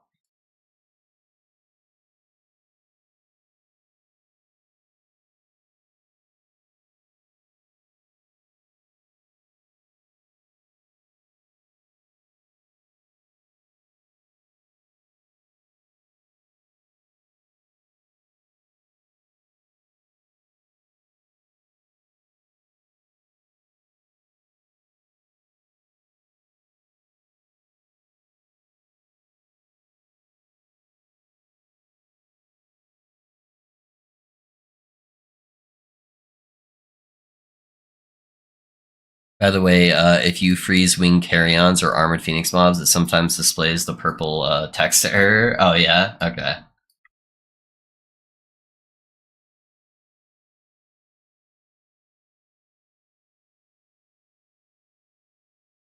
What are you talking about, man? This game doesn't have any bugs.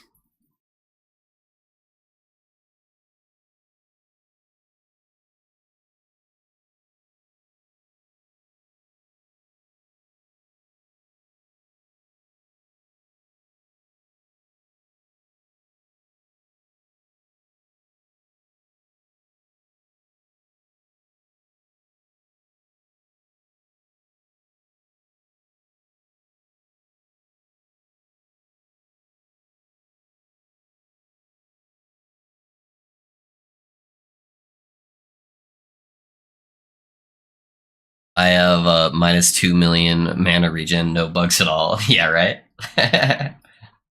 Zero bugs. Game is perfect. Anybody that tells me otherwise is an EHG hater.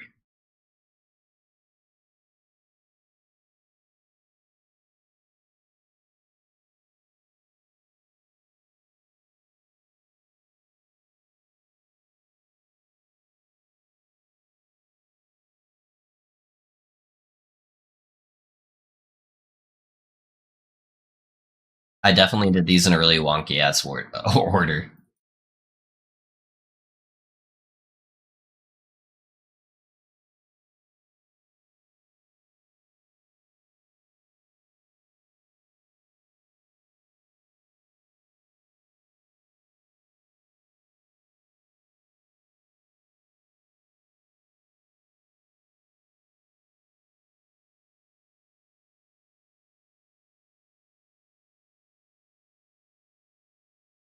Now I gotta walk my ass all the way back over there.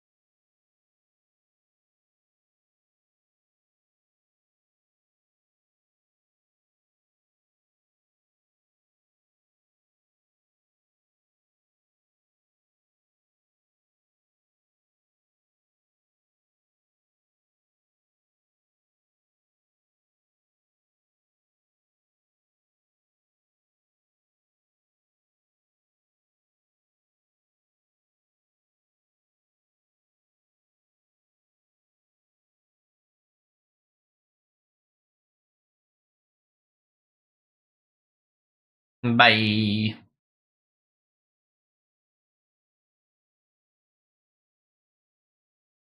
Alright, Lagan is a fucking nightmare for minion builds, boys. Because that lag and beam just wrecks minions. So I'm gonna see if I can try to abuse this a little bit and put my minions all at the very edge of their cast range at the bottom of the stairs. But we'll see how it goes.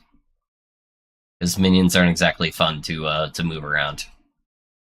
And then I can't move too far away from them either. Okay.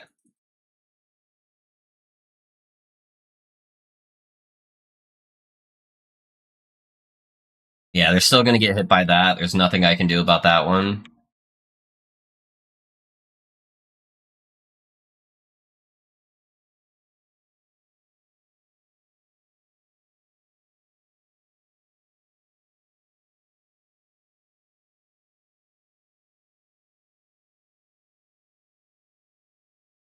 Yeah, so maybe if I just stand over here, then they won't get hit by that.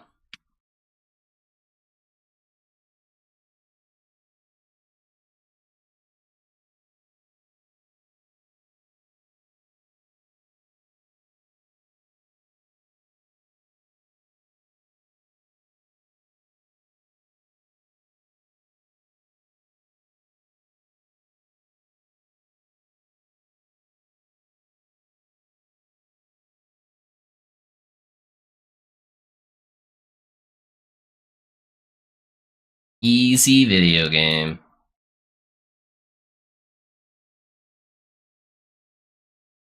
I can't really get my melee attacks in for the bonus damage, but that's alright.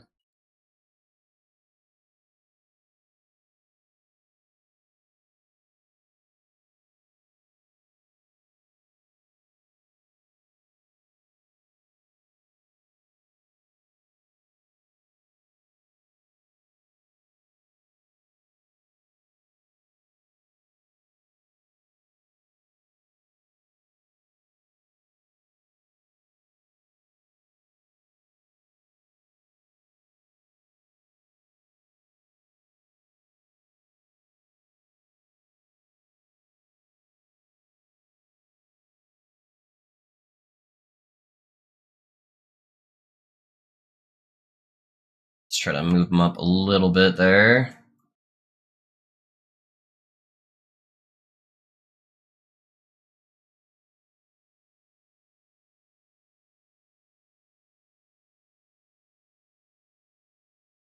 Yeah, we were talking about this game not having bugs, right? Yeah, zero bugs.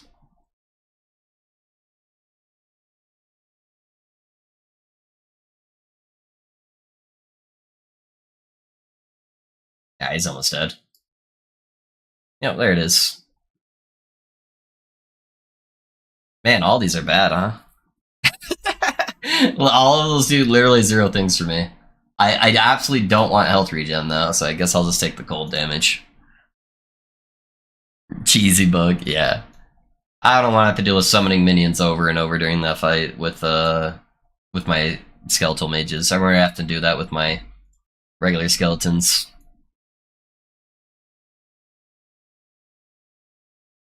I think the only reason why they leave that bug in the game is because how buggy the boss is when it comes to like taking damage. That they're like, yeah, whatever, just let them have this. No one's freaking out in chat saying how terrible this is, so.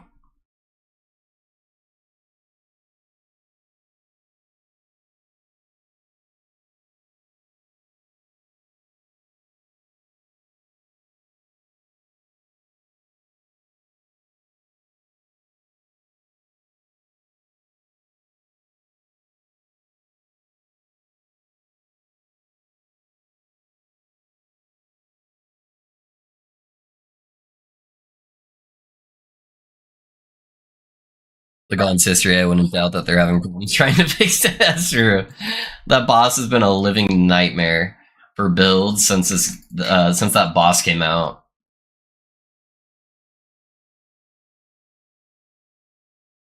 Hey, at least they added the tentacle things where you can actually like target the tentacles. It's kind of a funny band-aid fix. Yeah, the reason why you attack tentacles instead of attacking the boss is those tentacles used to not be there. And there was like so many builds that literally couldn't do any damage to him because they couldn't hit him behind that platform.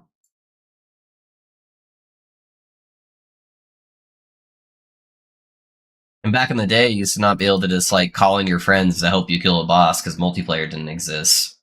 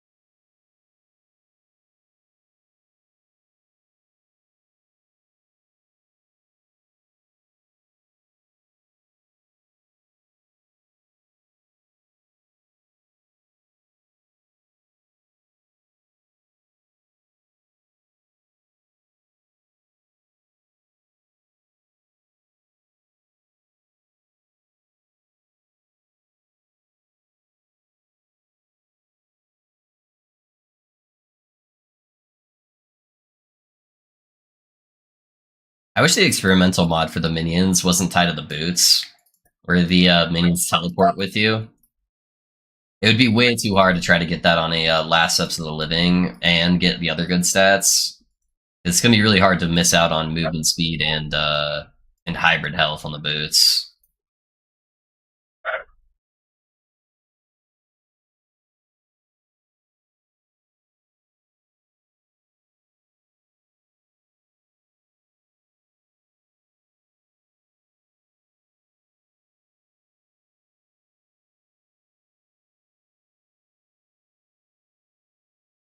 I need more mana.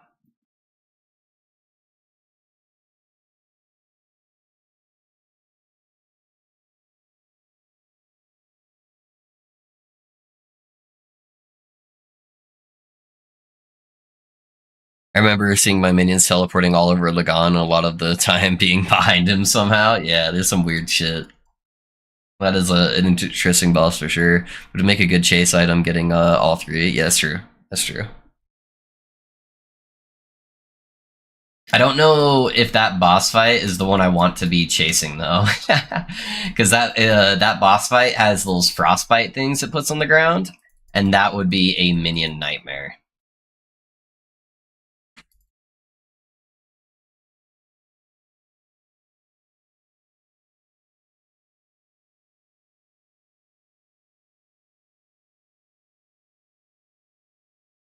I'm trying to think what would be the best boss to try to push corruption on. Because you don't want to do Space Chicken, because eventually you basically don't want to stuff with a bunch of like AoE damage that requires you to micromanage your minions. So Space Chicken would be out. You don't want the first timeline because you have to get it to target those little like pylon things, and sometimes it just attacks the boss that's immune to damage. So you wouldn't want that one. Lagan, like you can do technically pretty easily. It's just annoying to do, and you don't have like your high damage output on them since you're not able to ever attack them in melee range. So you're losing some damage there. What fucking timeline am I in right now? So, Reign of Dragons. Reign of Dragons, I'd have to micromanage out of the explosion, and the breath would kill them pretty fast. So you probably wouldn't want to do Reign of Dragons. I'm just trying to think of like super high corruption where everything's gonna one shot your stuff. With those like AoE shenanigans.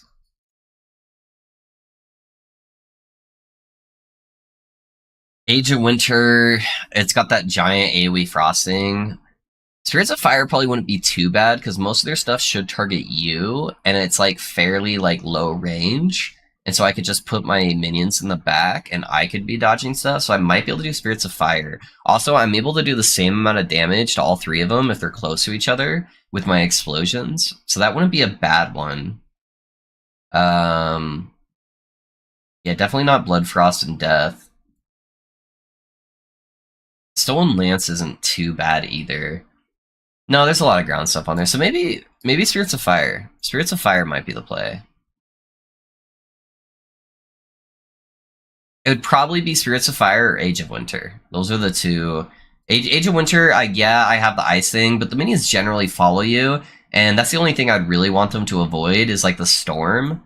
I guess when he jets off, it'd be kind of annoying. Yeah, probably Spirits of Fire. But I don't know, we'll see. We'll see as we like fight them all what it feels like.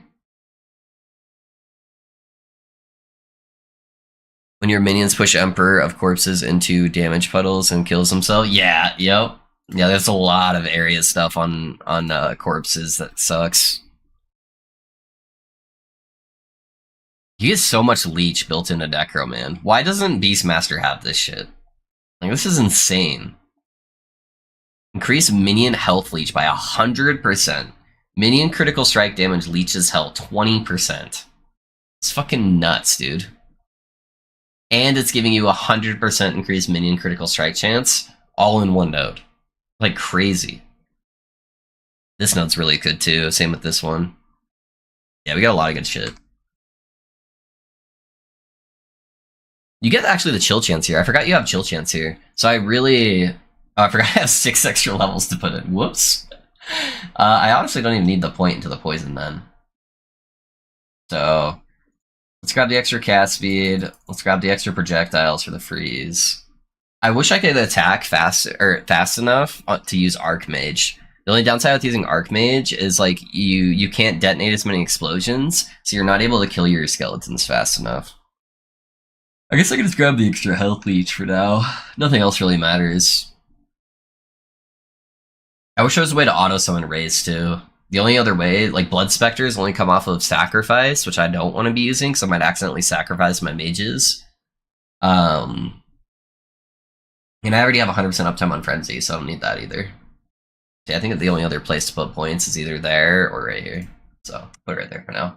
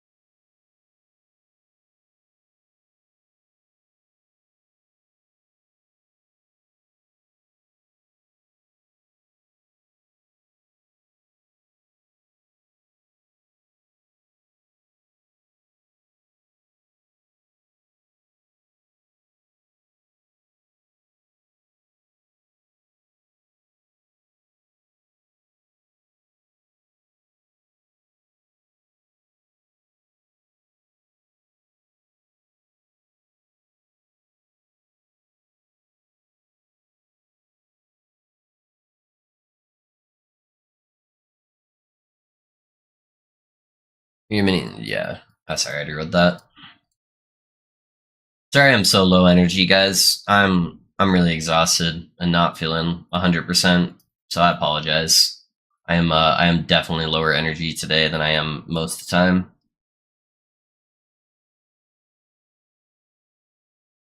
But I was excited to play the build, and I didn't want to play it without you guys. So figured I was gonna end up playing it regardless. I might as well be streaming. I'm definitely taking a nap as soon as I'm done with stream, though. Yeah, that is high priority for me today.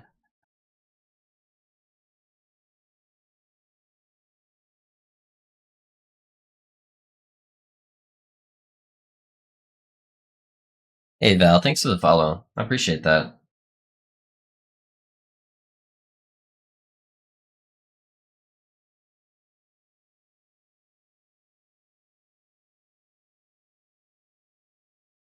I guess I don't need to have this at 1 out of 2. I only put that for you guys on the filter. I have enough of those idols from playing the Warlock.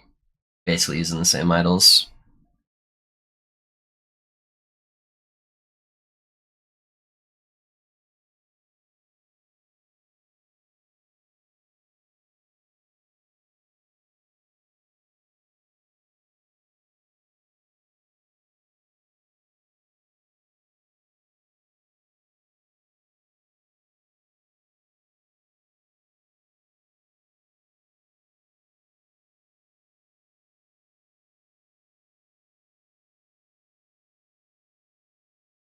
Trying to get more yellow numbers.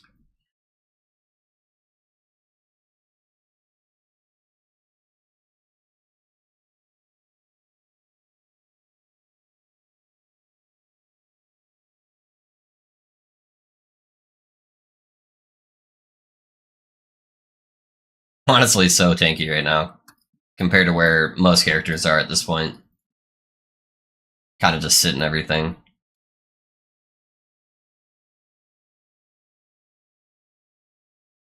How close am I to leveling up my summon skeletons again? I really need that extra mana node. I'm not close. Yikes. I need this other guy right here. That will help so much with the sustain.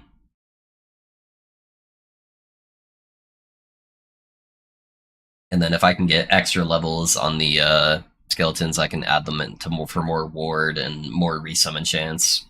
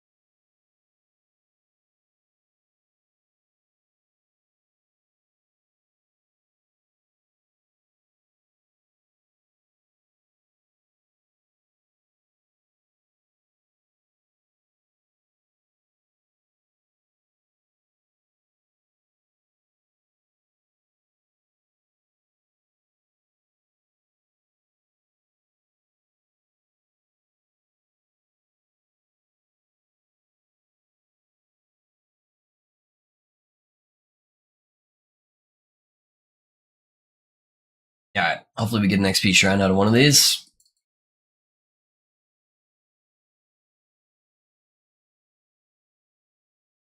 There it is. Alright. Easy peasy.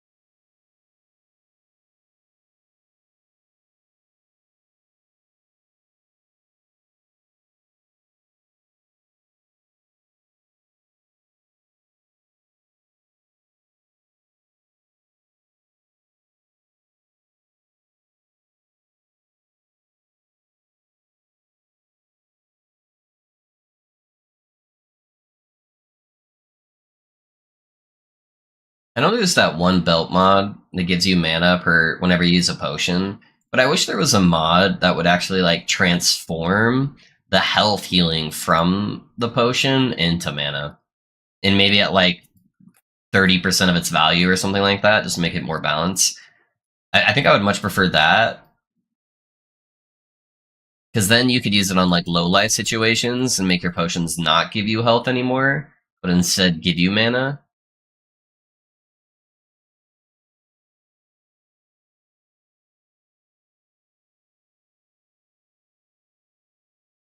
And then that would also kind of balance some of the builds that are just like really abusing that node, where they lose one of the downsides.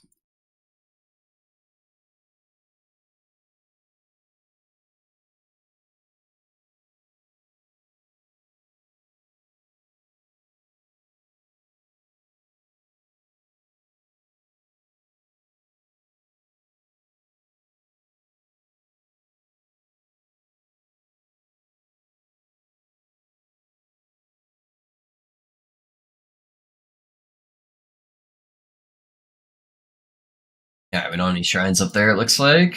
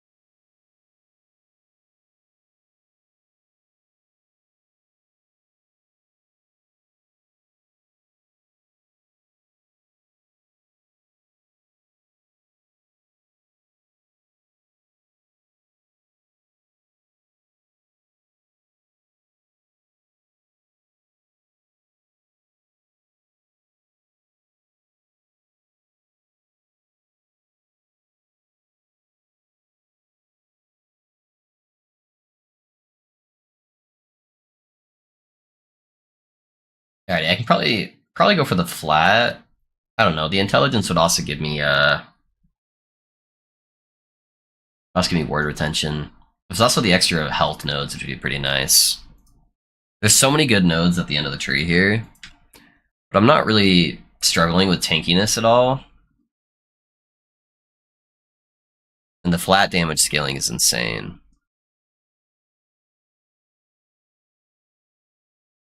Although that would help me get towards our crit cap. Yeah, let's go for this. I'll give me both. I want to get a good idea where my crit's at to see how many crit idols I might need to run.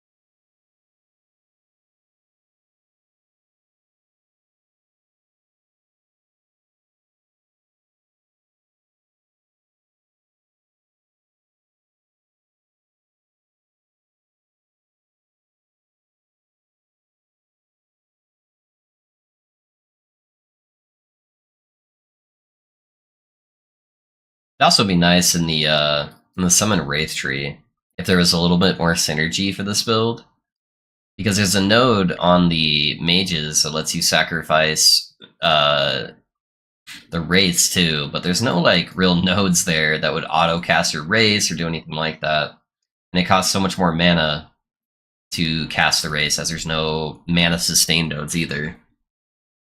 I don't know. A little bit more synergy there would be very, very nice.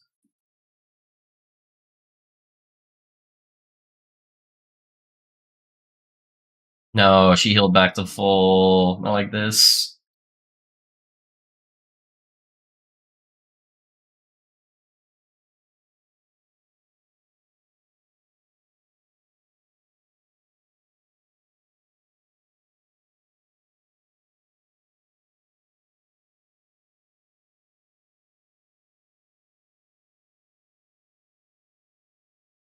That one died super fast.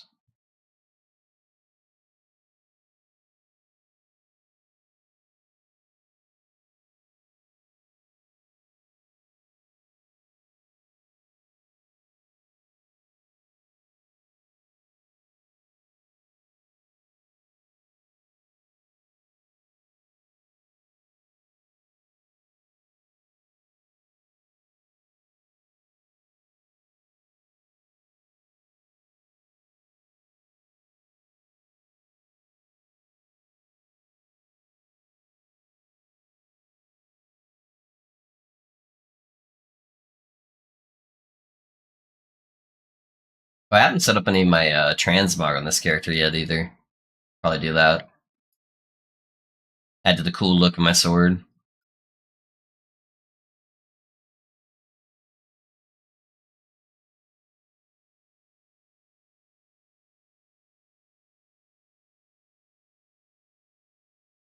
I kind of like the base just act like gear though. Base act like gear is not bad at all.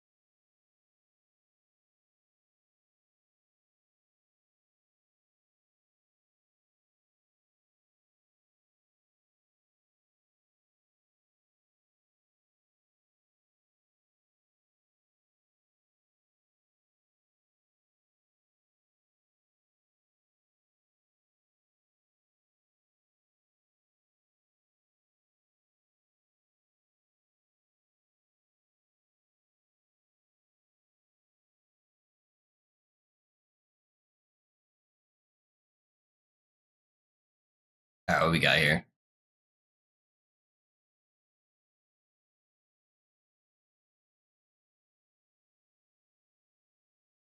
Probably just go with the lean into the necrotic setup here. We're mostly necrotic damage. What? Is there not a pair of boots that go with this setup?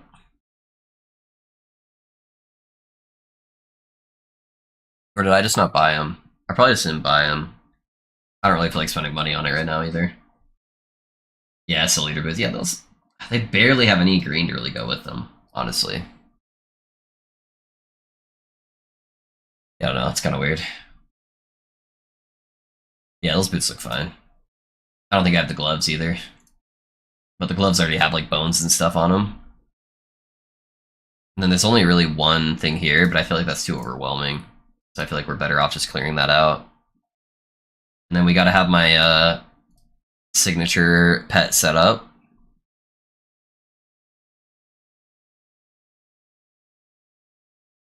And Ellie is mad. They need a new set for Necro, the MTX. I mean, they need a new MTX set for everything, honestly.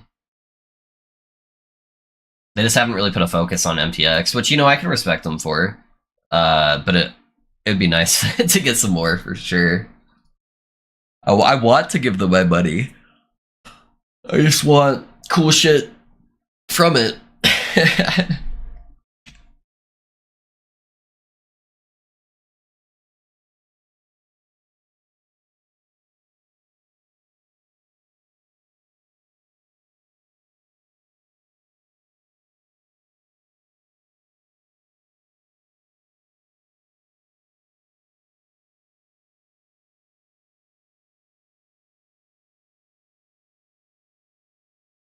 Agreed, I'm an MTX addict. Yeah, I have most of the skins in the shop at this point. I probably have like 75% of the stuff they have in the shop right now. So, you know, that's a couple $100, I think. I've got a problem. But I also was kind of just like, whatever, let's just give it to him. I've gotten so much out of this game, as far as enjoyment, that I am more than willing to kind of just like throw money at EHG at this point. I want them to feel like they deserve it. So, you know, I'm pretty good with spending money on it. I have a lot of it too, most of it except the void package. I have all the packages, yeah. So I've got all of the pre-orders. So I have the deluxe. I have all of the supporter packs, and then I've got a majority of this stuff. I guess I'm missing like the small like backs attachments mainly and pets. Those are the most of the stuff I don't have. But I've got most of like the complete armor sets. I have most of the portals.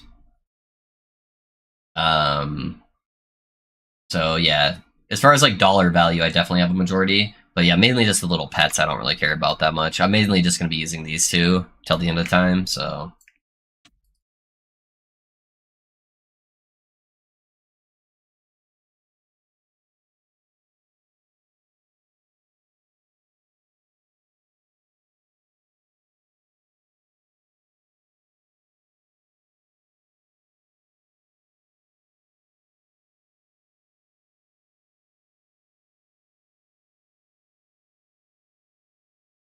how's it going, Steph? What's up? What's up? Back this way.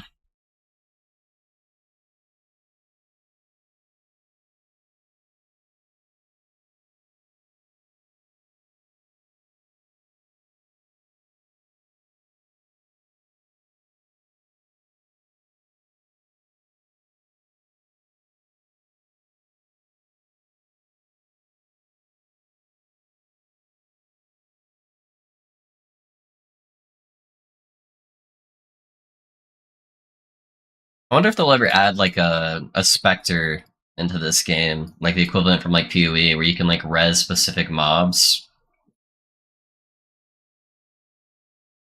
It's really hard to balance, so I'm guessing probably not. Would be kind of cool for the minion lovers.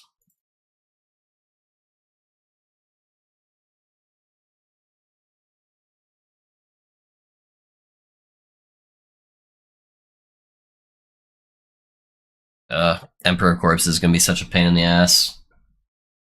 I need to rebind my minion button. It's kind of in an awkward spot for me at the moment. Clicking A is uncomfortable for sure. We'll do it for that.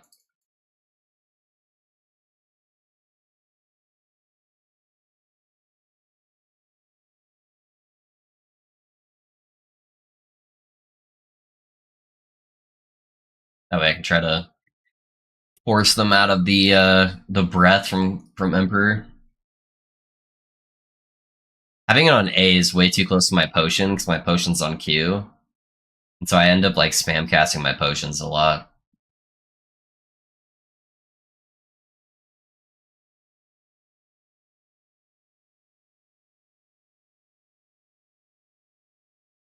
I love being able to fucking freeze those tigers the moment they pop up. No bullshit dot breath for them.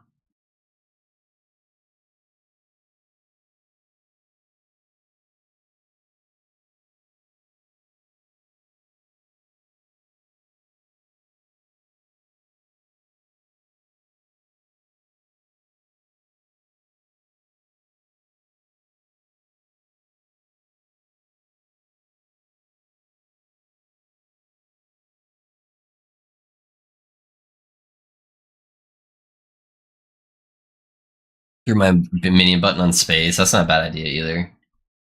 I just put on one of my mouse buttons for now. Alright, let's knock these quests out of the way. Can you show us once again how to link keys to numpad to autocast? Yeah, Will. So all you need to do is you need to set up a secondary keybind. So right here on the keyboard for whatever skill you want to do it on. So you see how this one says keypad 1 and keypad 5. So that's how you set up. You need to keybind that first. So it needs to have a keybind on your numpad itself. And then whatever button you want to autocast, you just need to hold down that button.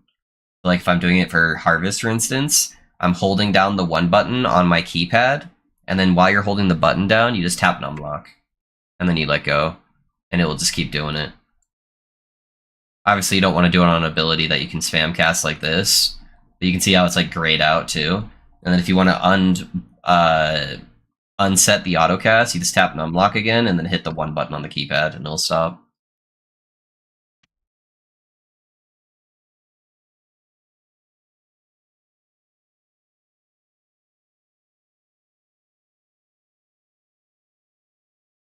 I also have it in the mage video. So if you ever need a reminder and I'm not live, you can just go to the mage video and click on the timestamp, and I go through it a lot more in depth for you. Sweet, thanks. Yeah, no worries, man. How does the build feel so far? Fantastic. Yeah, it is just how I remembered it. Except I am much tankier now, and I should have a much higher damage output at the end game. So when I had built this character a couple years ago, that was back in the day when like you couldn't really even get exalted items reliably. So like when I looked up my character on offline mode to like test some interactions, I literally had like one exalted piece of gear on and everything else was rare. And then they added stuff like the acolyte relic that gives you +1 to all your skills and gives you extra ward based on minion health when they die. So stuff like that was like a big upgrade. They added this sword that didn't exist.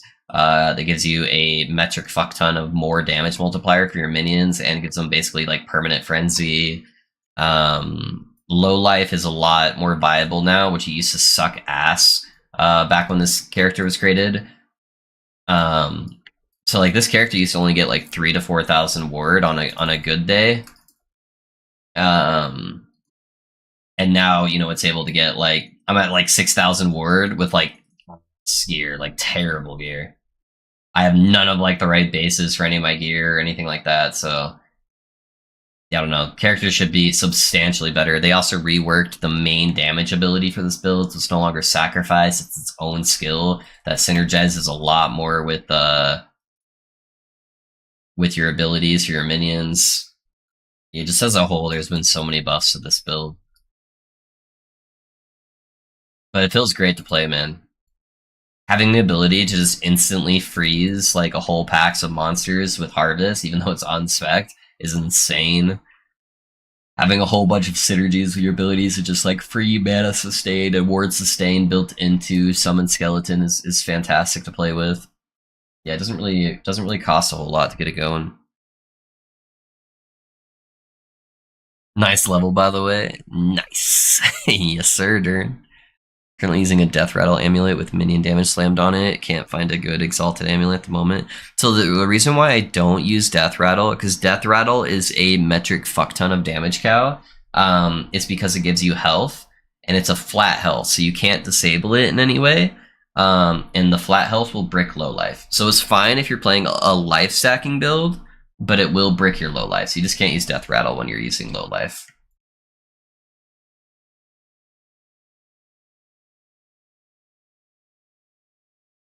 That's still on a... Yeah.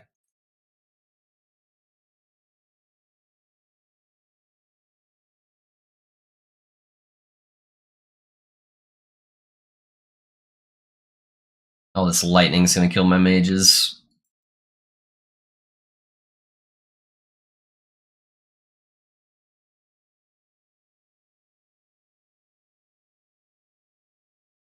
Yeah, I need that last mana node on my summon skeletal warriors. That would be big.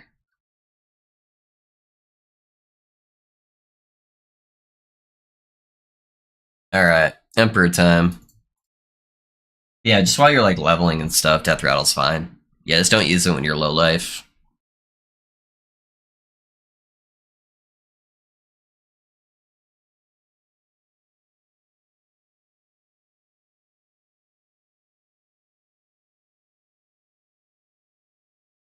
Hey, mages, get in here, you dumb fucks.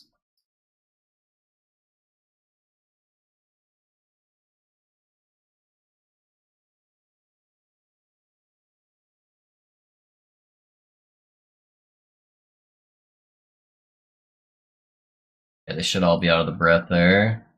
All mages to me. Alright, playing the hokey pokey.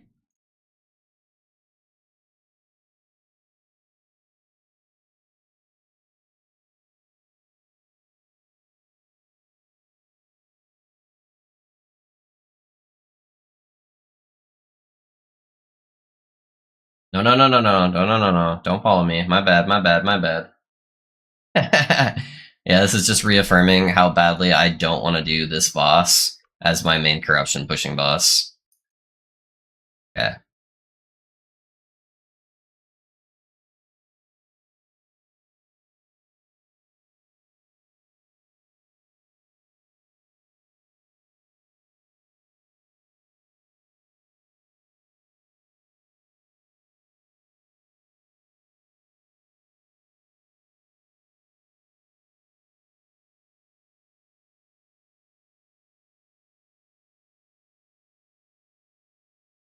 There's just so much micromanaging if you're gonna do this boss with your minions.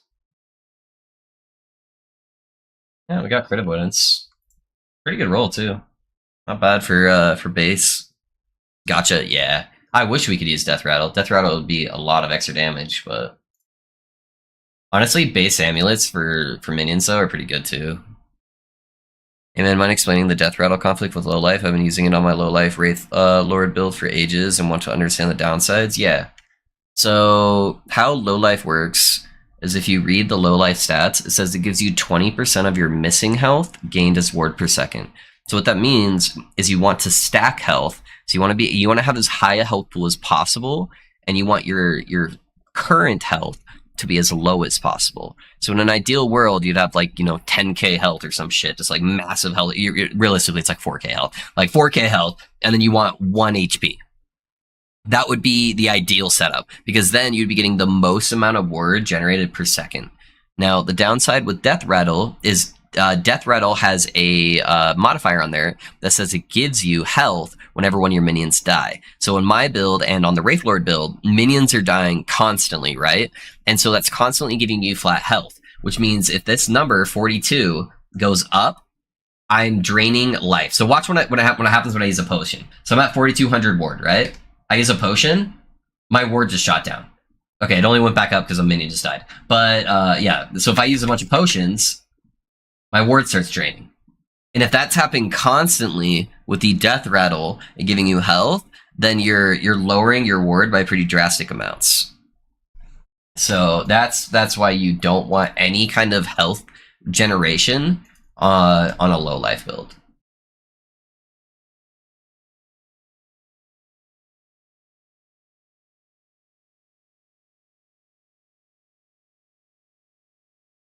So every time a minion dies, it's basically like, I don't know why I always walk. I don't need to walk. It's basically like popping a potion every single time a minion dies. And I was losing like hundreds of ward just from popping like 1 or 2 potions. So amplify that by like 10 a second, from all my minions I'm killing. It is not good news. Hopefully that makes sense.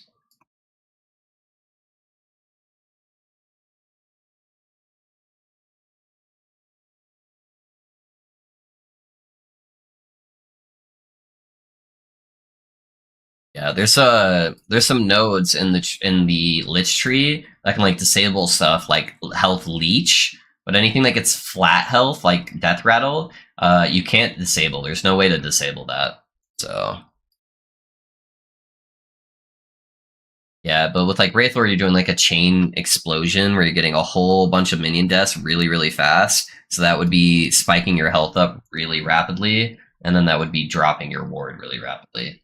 So I don't know if I haven't played Harbor at all, so I don't know if that's still like the best way to do it, just because of how much damage it gives you. But I'm guessing there's better alternatives.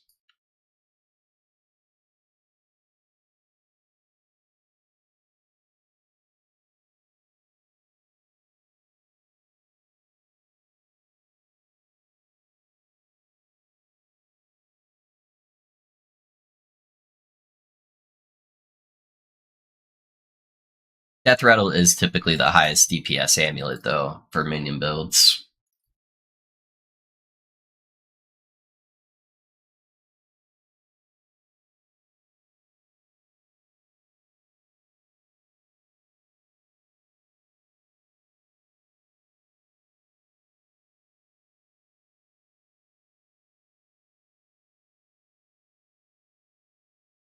XP baby, let's go. Give me level. There we go. That's the one I want. All right.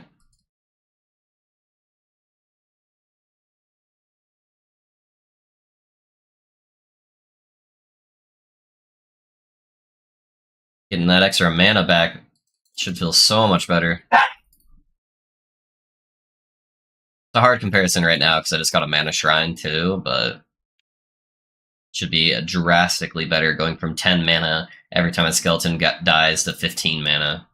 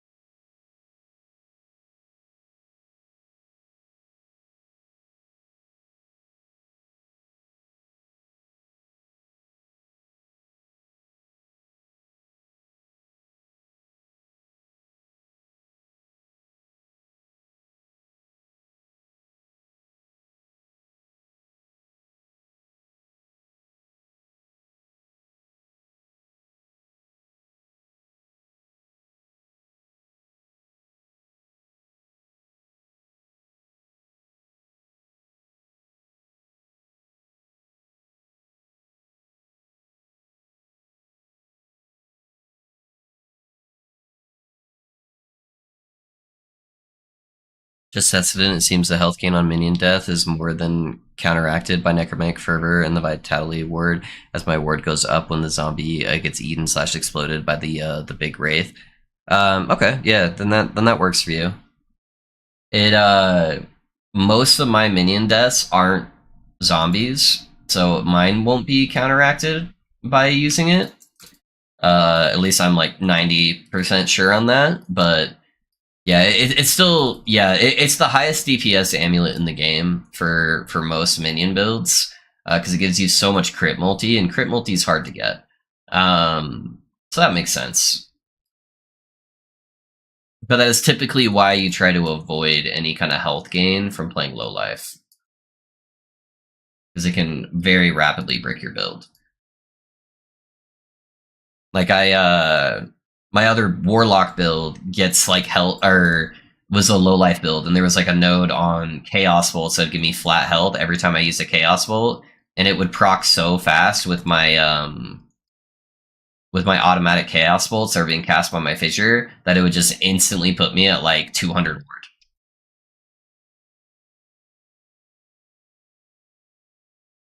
I hate these stupid snake ladies so much. They're so annoying.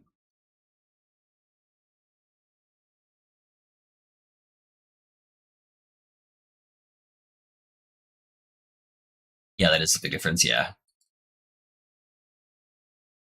Yep, I have some zombies, but 90% of the minions that are dying are all skeletons.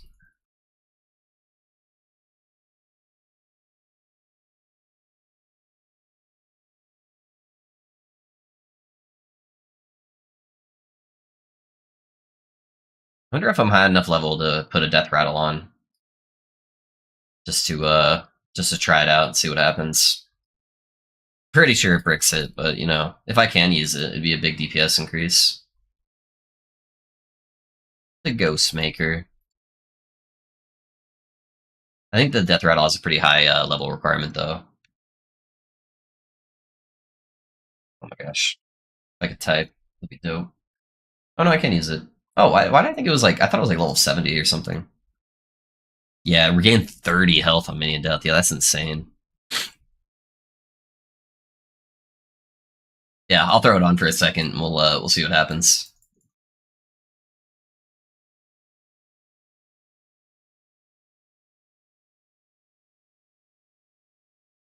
Yeah, I don't know why I thought for some reason like 70 or 80 for some, but yeah, I guess that makes sense since it's a minion amulet base and those are kind of a lower base level.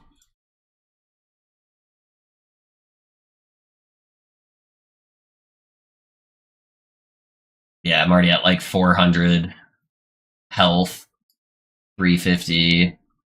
I guess I'd be sitting at like 400 health the entire time.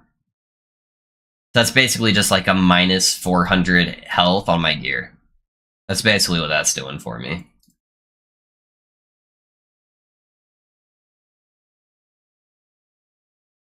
It's not quite as bad as bricking on my like warlock, but yeah, I don't want 400 health the entire time, especially if I'm like spam casting on like a boss.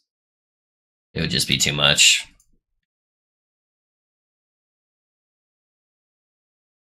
Also, it'd make my mages take more damage, which would be a big downside at like high corruption levels, where that's typically your biggest wall for this build is keeping the mages alive.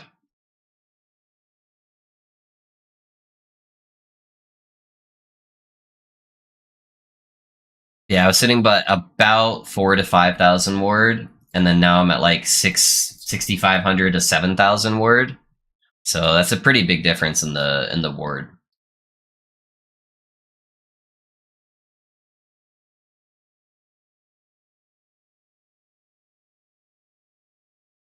Oop, I left early. I thought I killed the boss. My bad. I think I'm going to do a character that isn't Primalist. Ben, I think that is the best idea. Maybe the best idea you've ever had. Primalist is pretty meh. Are you cold damage? Would I have foremost work on your build? I am not cold damage, so I use a cold damage mage. However, I'm actually mostly necrotic damage. So the sword also gives you more necrotic damage as well as cold damage, so it does both.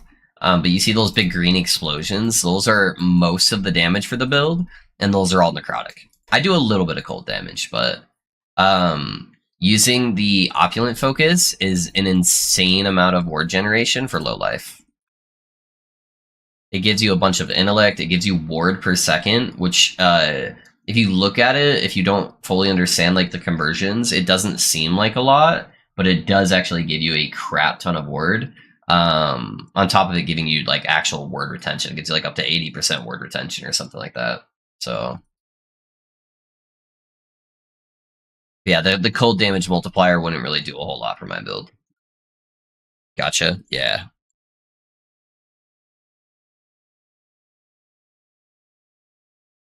I did Sentinel before this. It sounds like you might be ready for a Rune Master, Ben. That's what I'm thinking.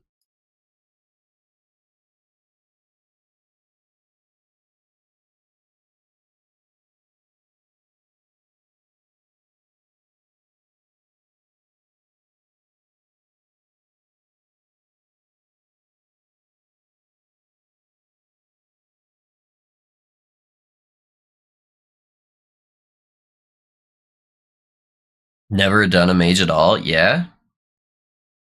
If only you had a super awesome friend who just had like a 2 hour build guide on playing a Rune Master, that would be sick. That would be sick, Ben. If only. Hey, Tony, thanks for the follow, man. How's it going? Hi, man. Just got here from the Paladin Fire video. Hey, nice, man. I hope you're enjoying the build.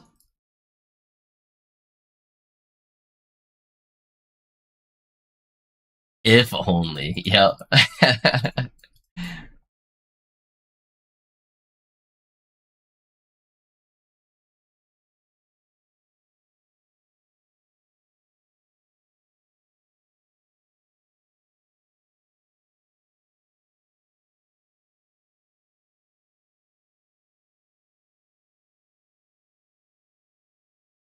Oh, what up now, Spear Boy? I can stun you too. I am almost 100 with my bug guy, though. Dang, man. That means you still have time to quit before you level a Primalist to 100. And that sounds like a golden opportunity. I'm just fucking with you. Primalist isn't that bad. It's mainly the leveling experience that's really bad.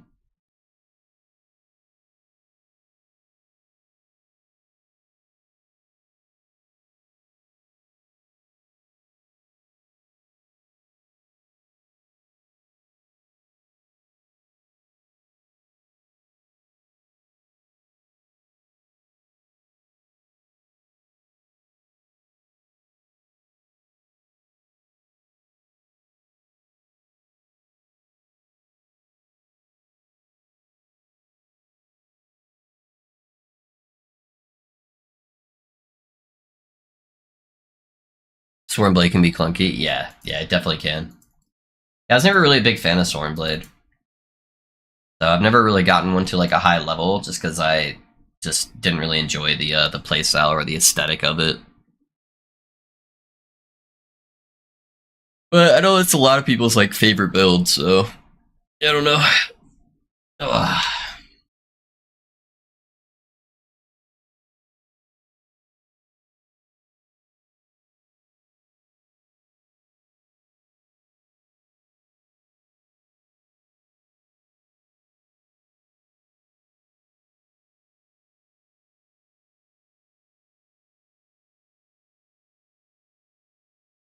I never tried it before. Yeah, yeah. Maybe if they add something cool and new to it, that makes it look exciting. But it's mainly like a melee druid, right? And I'm not a big fan of melee, so just not in my wheelhouse in general.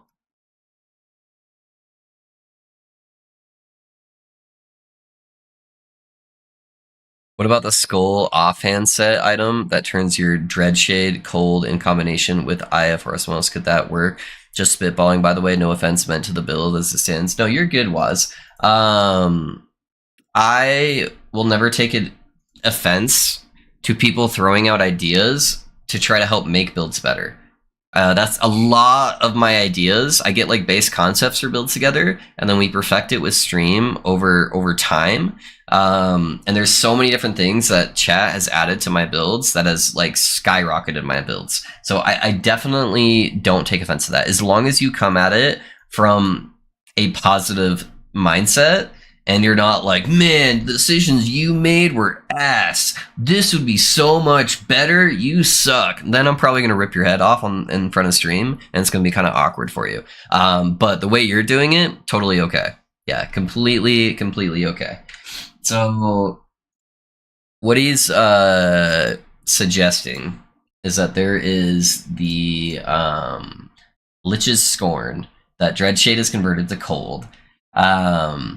And then it adds extra stuff to Infernal Shade and minions affected by Dread. So it gives you an extra plus 13 flat cold, and then it gives them 1% cold penetration per intelligence. It does give you the word retention, which is nice, at least a little bit. Not 80%, obviously, like the Opulent Focus. So I'd lose a bunch of defense for this, but it would give them more cold conversion. And then he's also talking about the Eye of Formlessness. Oh man, I'm drawing a blank here. Hold on. I need to look at it again. Eye of whatever. Where the fuck is that? Why did that not pull up?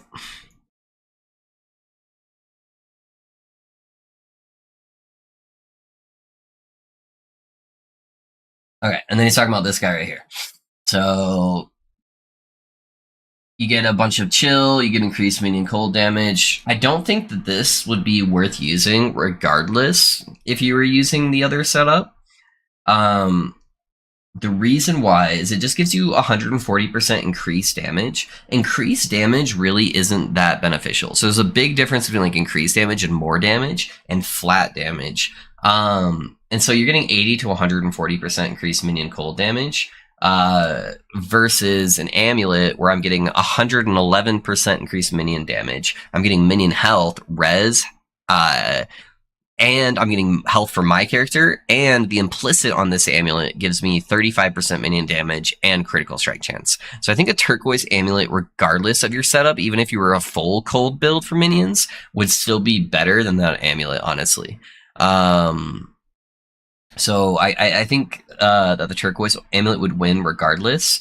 The offhand, I think, would just lose too much defenses for not really a whole lot of gain, honestly.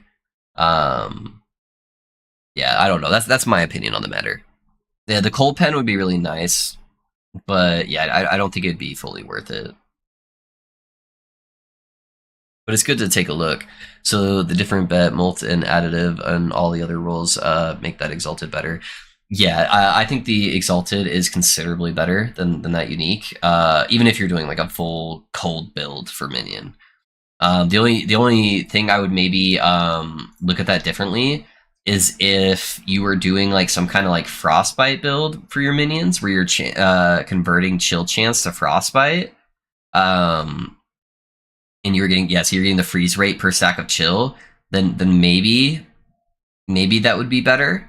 But for as far as like a hit damage based build, I think your turquoise amulet's just going to be better in general. Yeah, that's at least my thoughts on it. Yeah, luckily the sword, even though it seems very cold focused, it gives you more damage to cold and necrotic damage to chilled enemies, and that applies to the second proc as well. So, but I do a little bit of cold damage on the build. Hello, thank you for streaming. Hope you're well soon.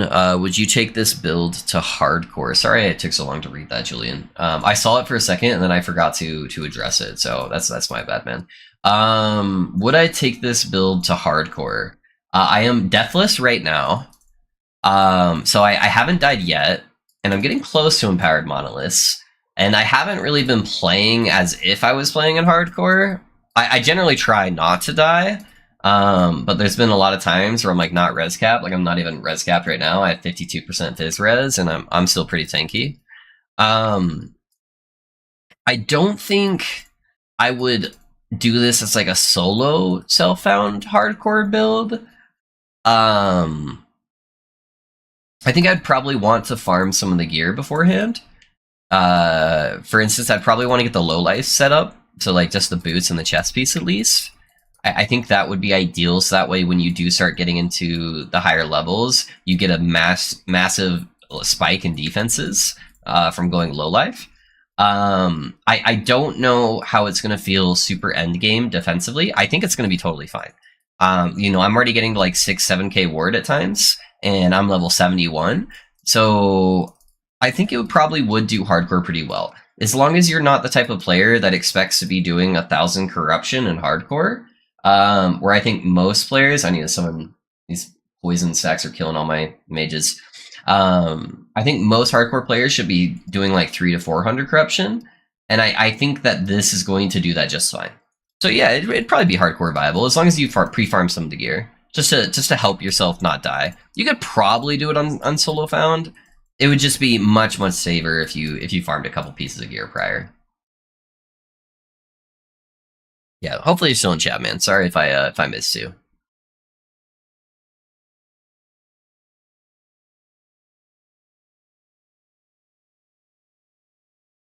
Talk to you later. No worries, Ben. Have a good one, man. Appreciate you being in here.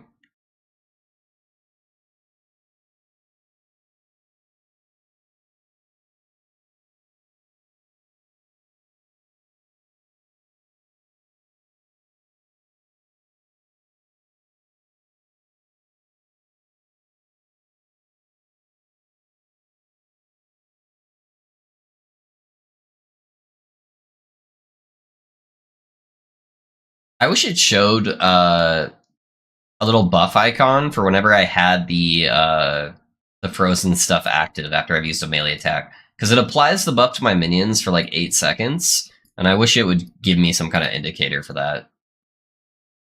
I'm definitely using it more than like every 8 seconds, and it'd probably be better to do that just defensively anyways. But it would be nice to see like on bosses where I don't get the freeze on the bosses, so I wouldn't want to be going into melee range constantly. That'd be kind of nice, but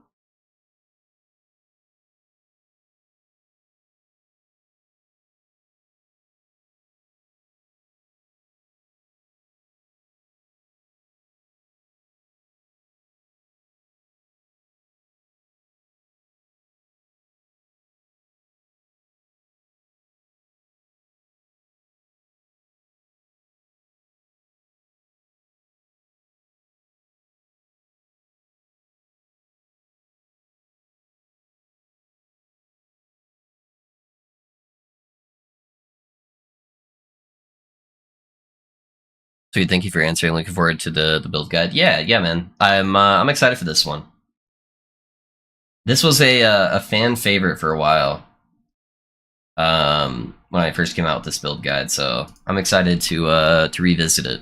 There's one viewer that's like obsessed with this build. I need to make sure I reply to one of his comments on YouTube because he actually asked me about this like right when the season went live. He's like, "Hey man, are you gonna revisit this build? Because like this is the build that made me buy Last Epoch." I'm like, "Yeah, maybe at some point, you know, I'd like to revisit my builds, but I also want to try out some of the new stuff too." So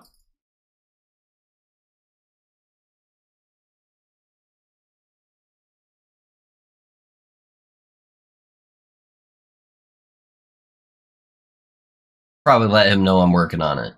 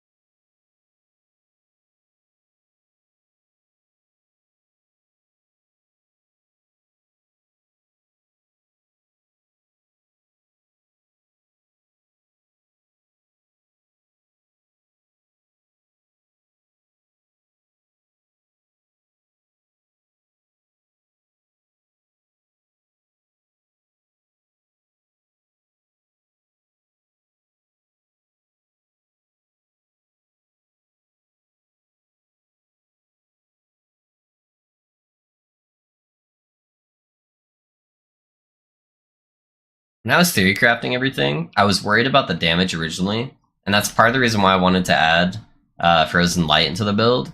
And I was worried that it was going to feel like a chore using Harvest. It's honestly so fun. I love the gameplay of me like teleporting into packs and then just like instantly stunning them. Like I'm supporting my minions and actually doing stuff. I'm actually having a blast with it. I thought that was going to be the biggest damper on the build, doing the setup, but it would give me so much more damage. And I'm like, dude, this is actually, I'm having so much fun. Like, hey, bumping in there and just freezing everything. I typically don't like builds where it feels like I'm not the one doing the damage. And so it's kind of cool just being able to actually feel like I'm doing something.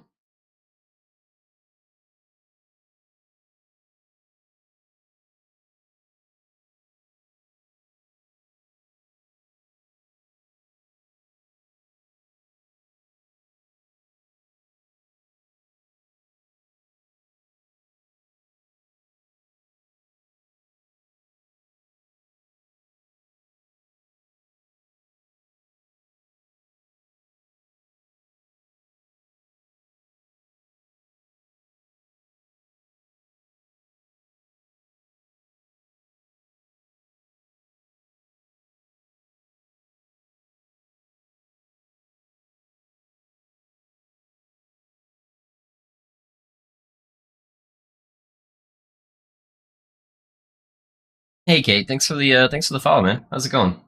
What build you playing?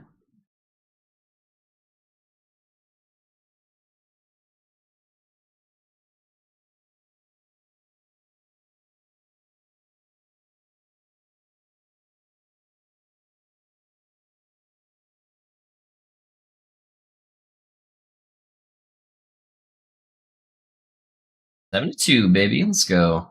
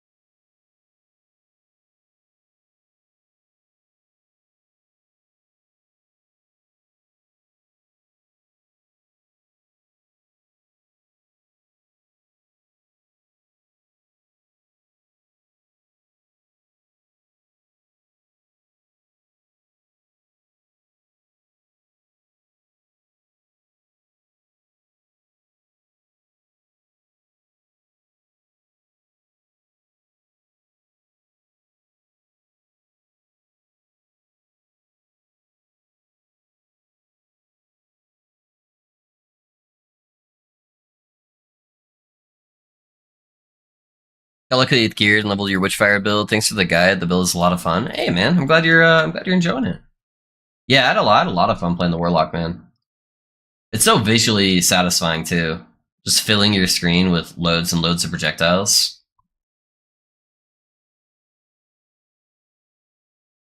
For the Pally build, how do you get the self-ignite stacks higher for more flat damage with the belt? I can only get like 5 stacks at the moment.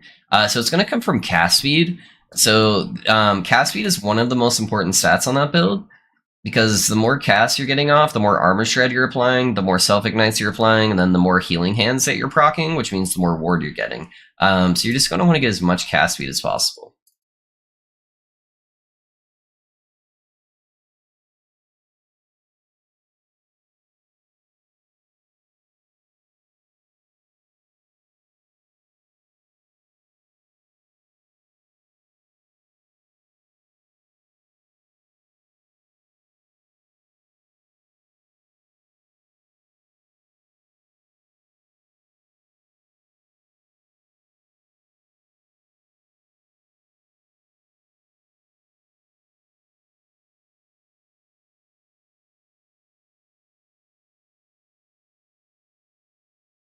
We're just barely shy, so we'll do one more guy here. Last question. Oh, don't worry about it, Brownlee. You're good, man. Do you still run Devotion on the Divine Bolt setup, even though we use Smite way less? Yes, I do. You can drop it if you'd like, but in my opinion, the hardest part about pushing Corruption is boss fights. Monoliths are easy, and they're forgiving, right? Even if you die on a monolith, it's not a big deal. Not that you really fucking die on that build, because you're kind of immortal. But monoliths are very forgiving, and so I try to not make my setups too tailored towards echo. You want quality of life with echo clears, just like a decent enough clear speed, which you get from divine bolts and stuff like that. But the part that's normally a struggle for a lot of people for pushing corruption is killing the Shade of Orbis, which is going to be all single target damage, and if you mess up and you die because you're not killing them fast enough, or you get hit by too many things, then you lose all of your gazes that give you the bonus corruption, and it makes your corruption pushing become a slog fest. So Devotion still gives you a metric fuck ton of single target damage for Smite, and I'm not using Divine Bolt on single target boss fights. I actually take it off my bar, so I just use Smite as my only damage ability when I'm doing Shade. But yes, short answer, yes, I do use Devotion still.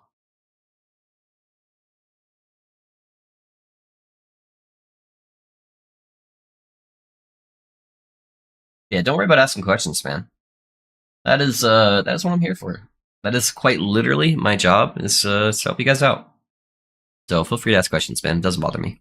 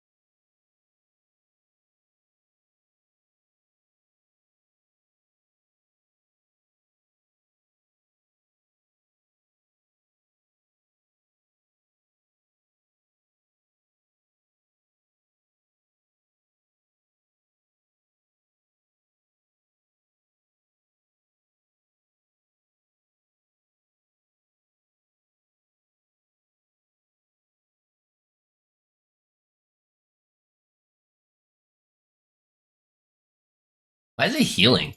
I just noticed that he's actually like his health is like ticking back and forth. I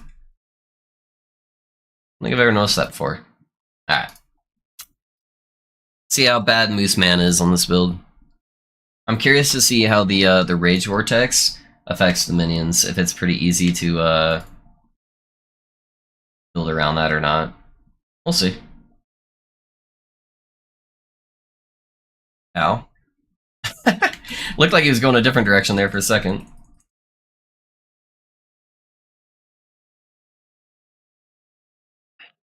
He's got a lot of area of effect skills, so I'm curious to see if he kills my minions a lot.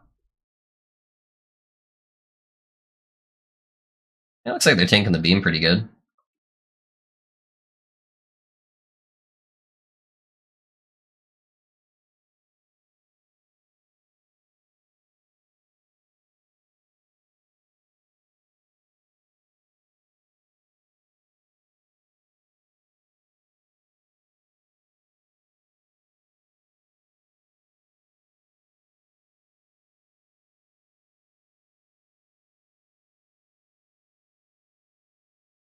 Hey, can you guys come in a little bit closer, please? Thank you. Just standing inside the storm. Yeah, that's the part I'm worried about.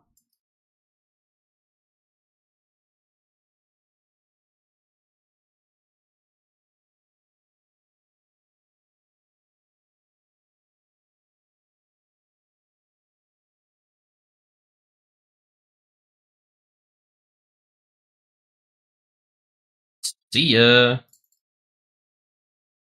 Alright, what we get?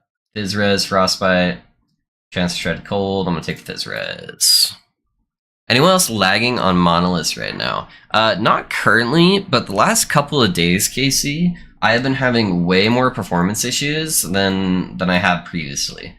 Yeah, I don't know why, but I've noticed that I was having a lot of performance problems. But right at the current moment, I seem to be fine. So yeah, I don't know. It's been ever since the last patch they came out with, actually. So I feel like they might have bricked something. I would try restarting your game and seeing if maybe you have a memory leak, because there are memory leak issues. In fact, I'm probably going to be restarting my game after this echo, because whenever I have memory leak issues, my CPU tends to run really hot, and my CPU is really hot right now. So I'm probably also having a little bit of memory leak issues.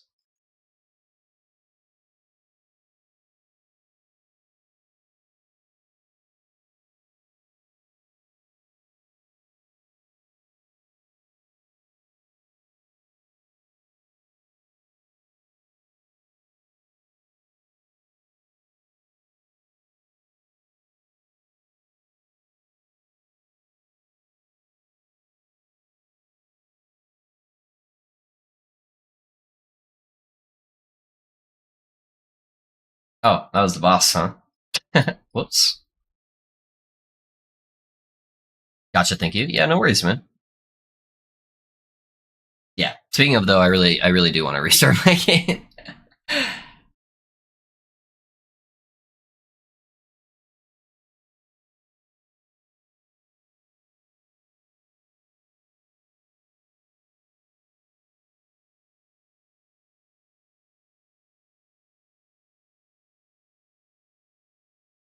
All right, it's booting back up, chat. While it's booting it back up, I'm just gonna go grab a drink real quick. So BRB.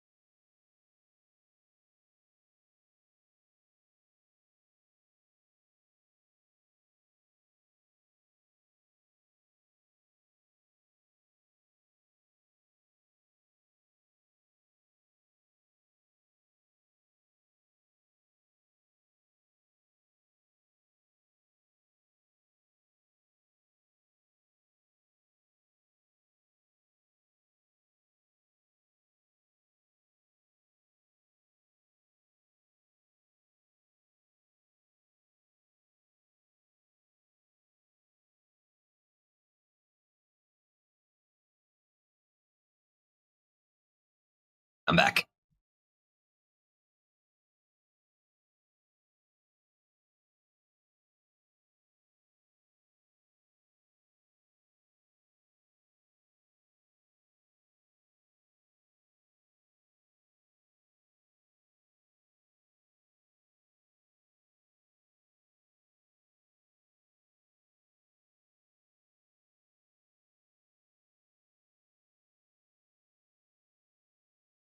What the heck? Oh no. Is the game bricked right now? LE65. Did they change the error code for connecting? Oh, good. Alright, let's turn that off real quick before we get spammed by RMT bullshit. Alright, we're doing Spirits Fire.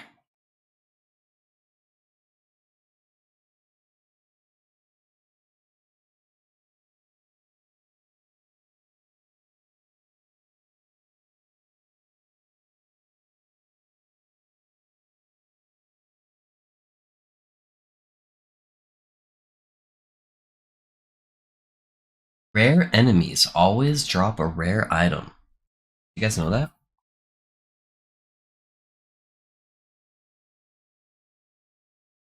Loading screen's taking a while. Maybe there is server issues right now.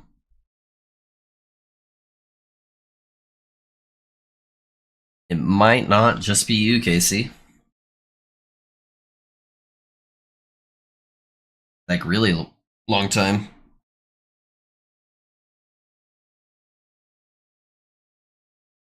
They post anything on Discord?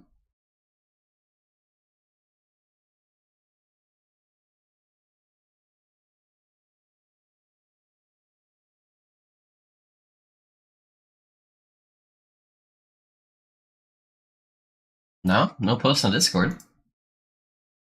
Weird.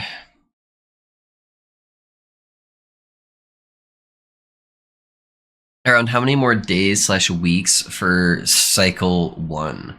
It is definitely more of a measurement of weeks slash months. So each cycle is going to be 3 to 4 months long.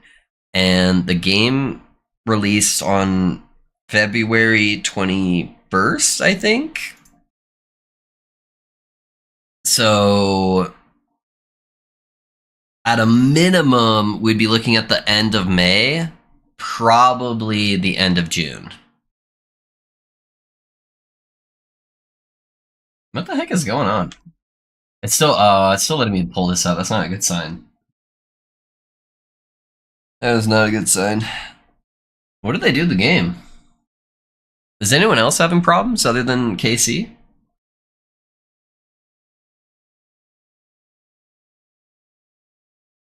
My health bar just went to 0? What the fuck? And what is that? And I have all fireballs. What the fuck did they do to their game? What on earth? I have never seen this before. Hold up. I'm force closing last epoch. Yeah, you need to take a break last epoch. Alright, we'll try booting it up again. See what happens.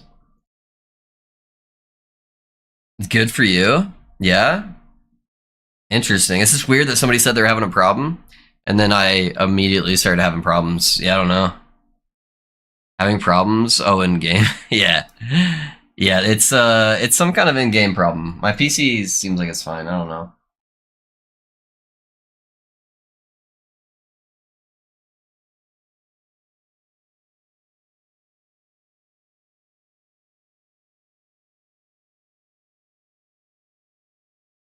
Somebody playing a Blade April Fool's joke with LE coding or something? Yeah, I don't know, man. Having experiencing being sent to a dimension after clearing a monolith. Yeah. All right, that one loaded in fast. Let's see what happens when I try to actually get to a monolith. Typically, once you're in monoliths, you're fine. Most of the issues happen in towns. Okay. All right, we're getting somewhere. That was definitely weird. Manifest armor has been locking up and just ice skating around doing nothing. Yeah. Has it just been today that's been giving you those problems?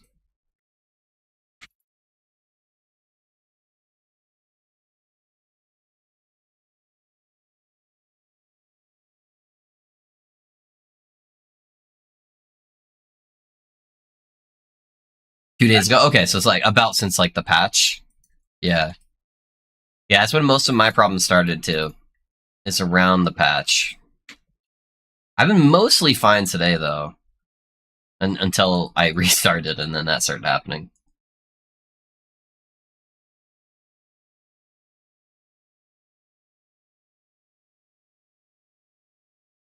I've never seen that before. Where like loads my character in with a bunch of fireballs and like 0 health and weird negative mana. You've been having a ton of problems too, Brenly? Okay, yeah. I wonder what they busted. I don't know. Something is not right though since that last patch. Because there was the social interaction issues too, right?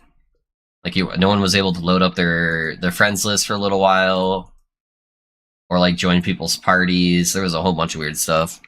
Fuck, it's so hot outside. Yeah, it is hot outside today, Risky. Yeah, kiddo had his soccer game today, so I was outside pretty much the whole first part of the day. And I am not an outside person, so me and the heat do not get along. I would much rather it be cold than hot.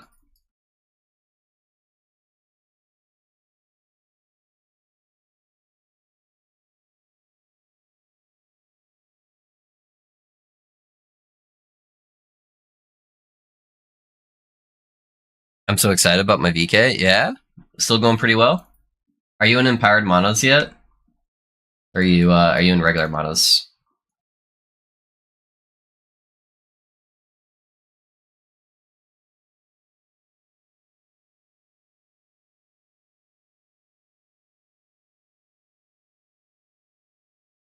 It's as the kids say, bussin', huh? Dang, dude, that's pretty serious. You're using that terminology? It must be good.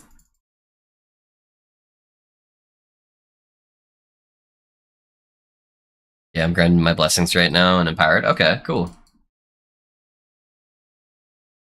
That's good, man. Glad you're enjoying the build.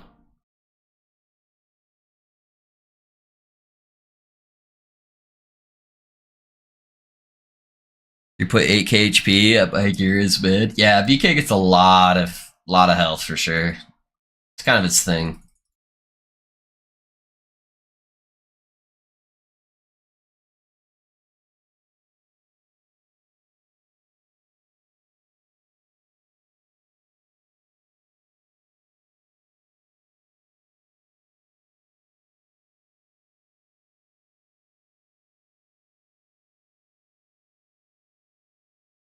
Is there any build that you know of that makes Lich worth playing? It just seems really weak overall. Strength really isn't my issue with Lich. My issue with Lich is that every Lich build is basically built the exact same way, no matter what build you're playing. And I find that very boring since I've played this game for years and I've played a lot of builds. Where it's like I like to find fun and exciting ways to build characters. Lich is a little bit on the lower end of performance right now, just because of the new classes that were added. They're so much higher performing than everything else that it does kind of shadow out the Lich. What build are you currently playing? So I can get a kind of an idea of the power level that you're at, and what corruption are you at right now? So I can kind of know generally where your character is as far as gear. That will help give me a better frame of reference to maybe recommend something else to.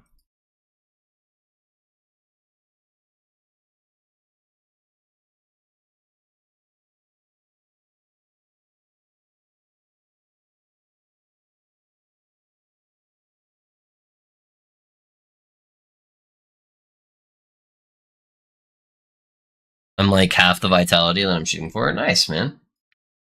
Yeah, it's good. I'm glad you're liking it.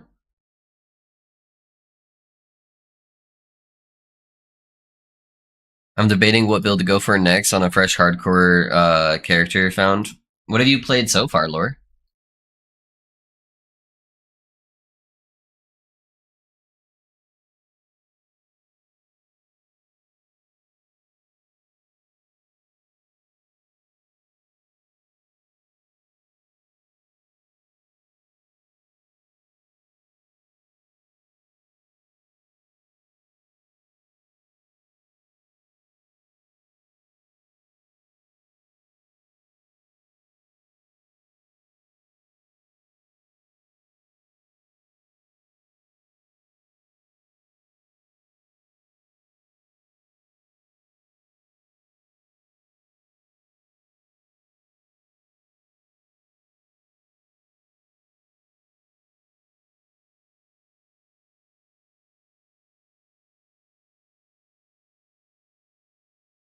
Gel cores and healing hands paladin, both those in softcore. Okay, so you haven't done hardcore yet, and you're debating between them.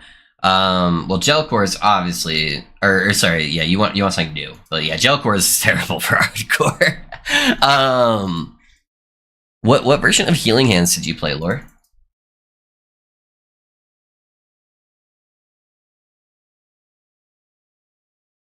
What corruption are you right now, Loaf? I am not in corruption yet, or in empowered monoliths yet, so I haven't pushed corruption yet.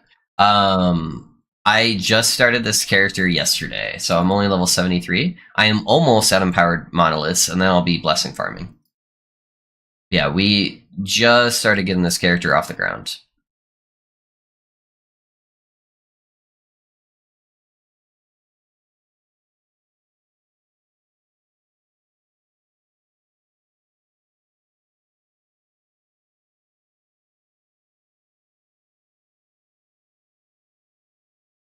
Try to arrive into Divine Bolt, only one swap between them. Okay.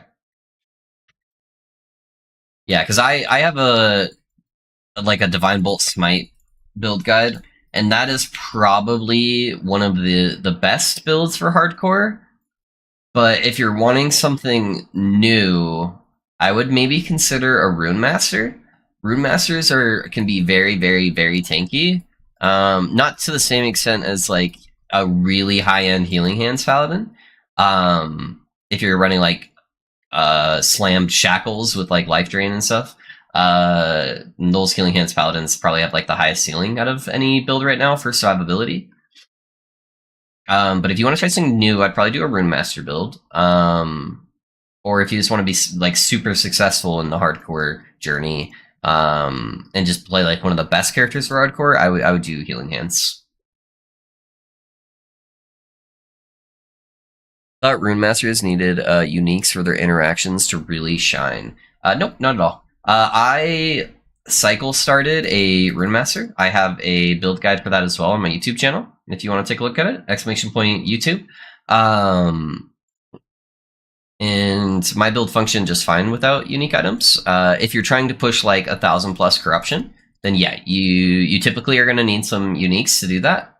But all that's really easy to self farm if you kind of know what you're doing with prophecies. So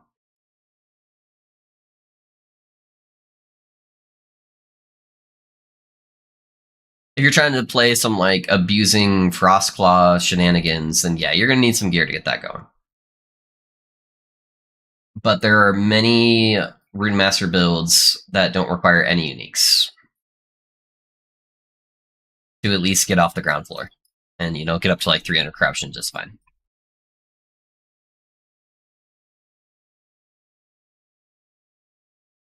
So my Rune Master, the scariest part is getting access to Rune Master. But once you get access to Rune Master, which you can get at like level 15, it's basically immortal until like 500 corruption, 600 corruption. And even then, it's like pretty dang tanky. I'm gonna pick those up actually. Hey, what happened to the Beastmaster? Close, Alex. I think you meant the Druid. Yes, the Druid is temporarily retired due to EHG bug issues. It is extremely bugged at empowered corruptions, especially in like boss arenas. Hey Sky, thanks for the follow, man. How's it going? What build you playing, man? The Druid just got extremely bugged when I got into Empowered. I don't know what the difference is between the Empowered boss arenas versus the normal ones, but for some reason, when I'm in the Empowered boss arenas, and almost every single boss I did, I was like not even able to move my character with Trample, which is where 90% of my damage comes from. And it was to the point where it was such a frustrating experience, I just couldn't force myself to do it anymore. So if they fix it, I will revisit the build. It was no fault of the build itself, but yeah, just the bugs were too much.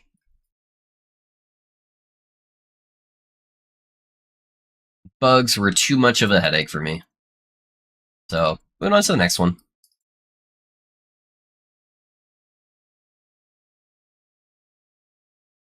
What's the point of hardcore? I died already like a million times in softcore. It's a play preference, right? So I played hardcore for a year straight, and I had a really fun time with it. You know, it just depends. If you don't have a lot of time investment to play action RPGs, then you know typically softcore is the best bet for you. But some people really like the challenge, especially if you've been playing the game for a really long time and you've kind of played a majority of the builds. Having that extra level of challenge is kind of exciting, and it adds some adrenaline to the gameplay rather than just kind of doing the same thing over and over. So some people find that really exciting. It's not for everybody, but I had a really good time with hardcore. The main reason why I'm not playing hardcore right now is because I had a bunch of friends that were trying out Last Epoch for the first time on 1.0, and I wanted the ability to play with them, and they, obviously being new players, didn't really want to participate in hardcore. And also, I anticipated there being a lot of server issues, and I don't like dying in games, in hardcore games, due to the game not performing how it should be. I like dying in hardcore because I made a mistake.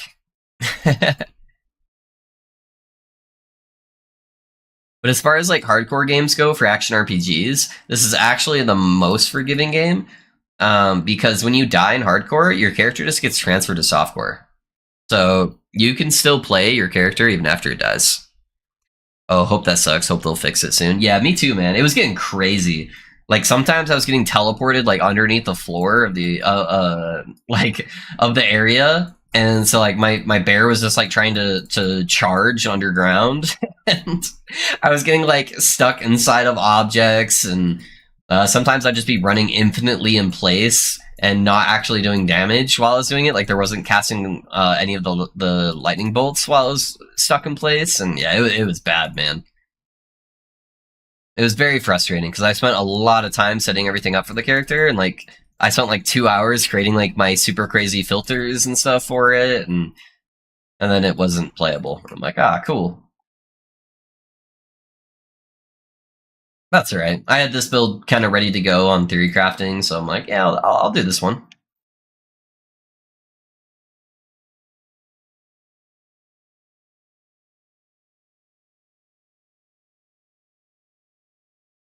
I've tried multiples of poison build with AOD, tried Hungering Souls. Sadly, the furthest I've got to Lich was level 70, just felt super weak compared to everything else I've done. My strongest build is pushing 200 Corruption, but it's a Divine Bolt Paladin. Got it, Rob. So, to be honest with you, and I know that's a lot. That's sometimes just where casual players will get to, you know, is like level 70 or 80 or like 200 corruption or whatever, you know. So it sounds like you don't play a ton, or you do enjoy playing different characters because you're still at a lower corruption level. Most characters don't really feel like builds, at least to me, until you're like 90 plus.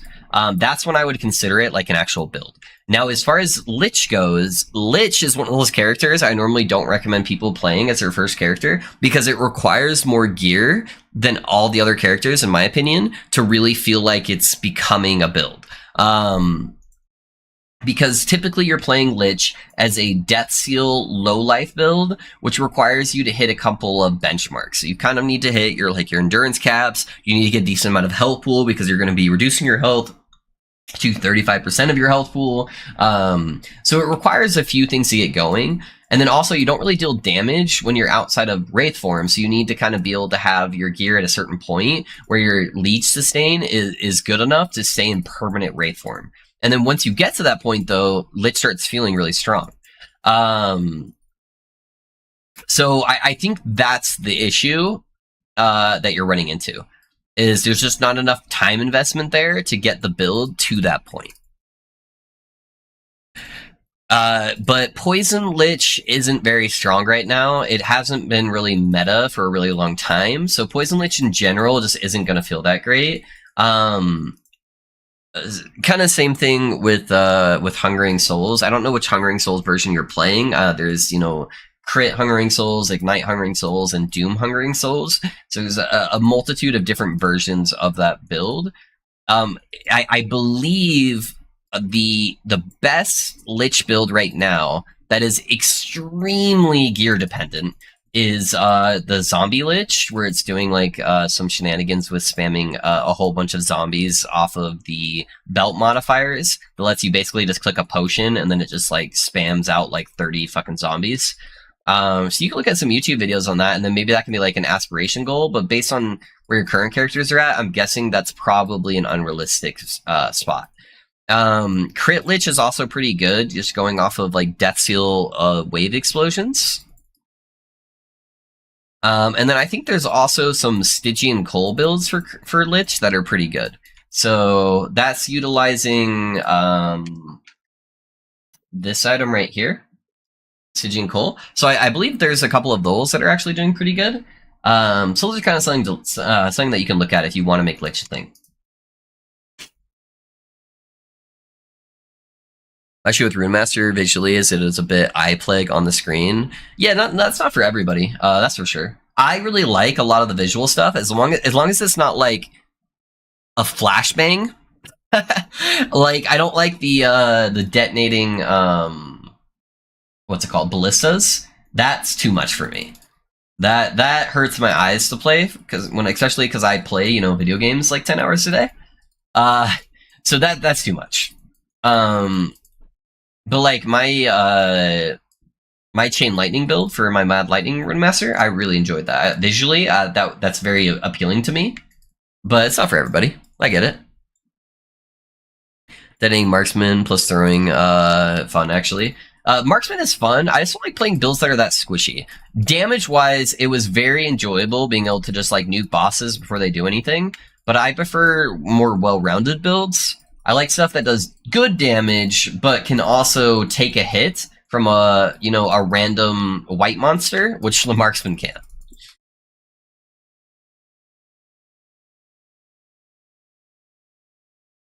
But that's how they balance that character, right? It has like god tier amounts of damage, but it can't take any hits. So I think that's a fair balance.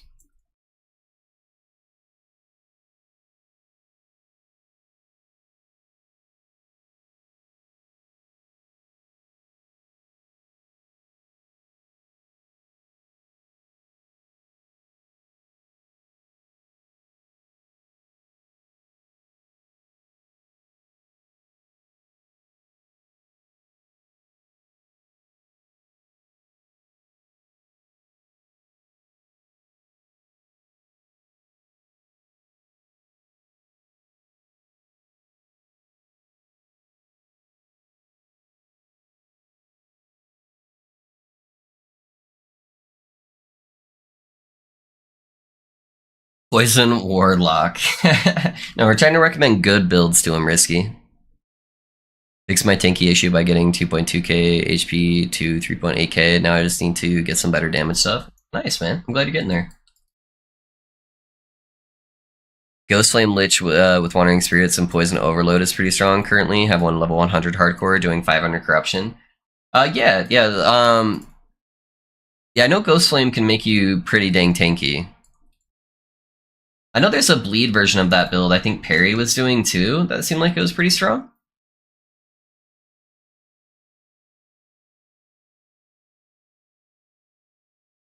You still play PoE off stream? I honestly haven't been playing PoE, Alex, for the last like 4 or 5 days. I've haven't been feeling too great, and so my energy levels are kind of low.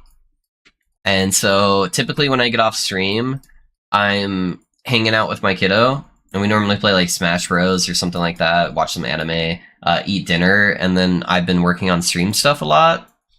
And so I haven't had a lot of like energy or time really to be messing around too much with it. And it also doesn't help that like the current league mechanic just wasn't really captivating for me. So it's not like I was dying to play it. The honeymoon phase kind of wore off for me, and I don't know if I'll do too much more with PoE this season.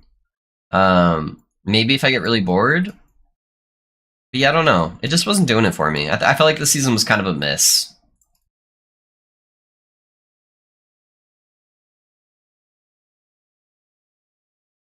Like, there's some pretty cool stuff, like, mapping-wise. If you're really into just having, like, infinite wealth in the game, and that's how you have fun, then it looked like there was some cool stuff with that. However, that's not typically how I have fun with PoE. I have fun by playing interesting and engaging mechanics, and most of the mechanics in this league just seemed like it was just time sinks. And then they just gave you a bunch of power because they were trying to get you to keep playing. Because they panicked because it was doing so poorly at the beginning. So, yeah, I don't know. It is definitely starting to wane on me, though, where I was like, maybe I should find something else. To me, just the benefits of ARPGs with seasons can just choose to skip.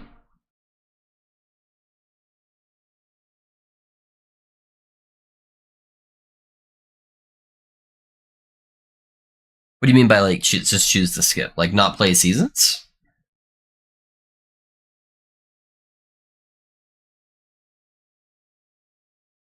I don't know. I think that's a lot of the reason why I like ARPGs, though.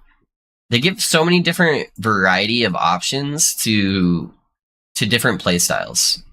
Like, you have the seasonal content for people who really enjoy sinking in a lot of time, and having that fresh reset, I think, is really exciting for people, and getting to try this new content that they came up with, and then while still having like the legacy servers for people who don't have a lot of time to play video games, who take a lot longer to kind of get their character to a single spot, and they don't feel like resetting constantly. I don't know. I think ARPGs do a good job of giving content to a wide majority of players. Yeah. Yeah, absolutely. Yeah, no, I love that aspect. It's the same thing as having like the Merchant Guild versus COF, where you're giving the players as many options as possible to play the game the way they like to, and not feel like they're necessarily penalized from not playing a certain way. You know, so I'm a huge fan of that. I love giving players more choice in how they want to play the game. So big advocate for that.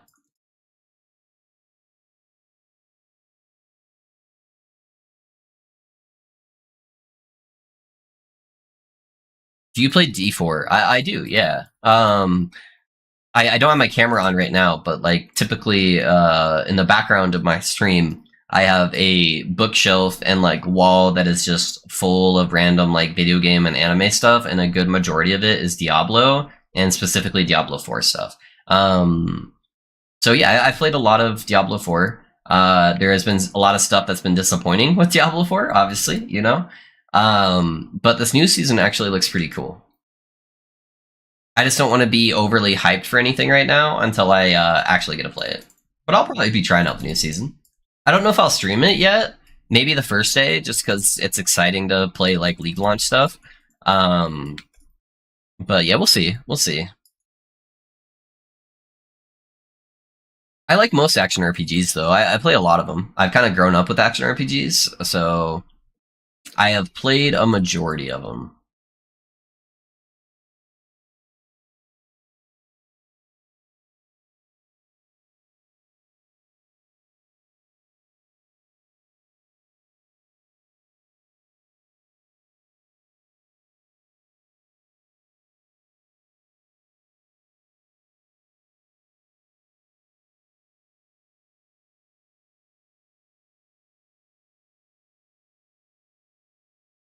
That guy got deleted.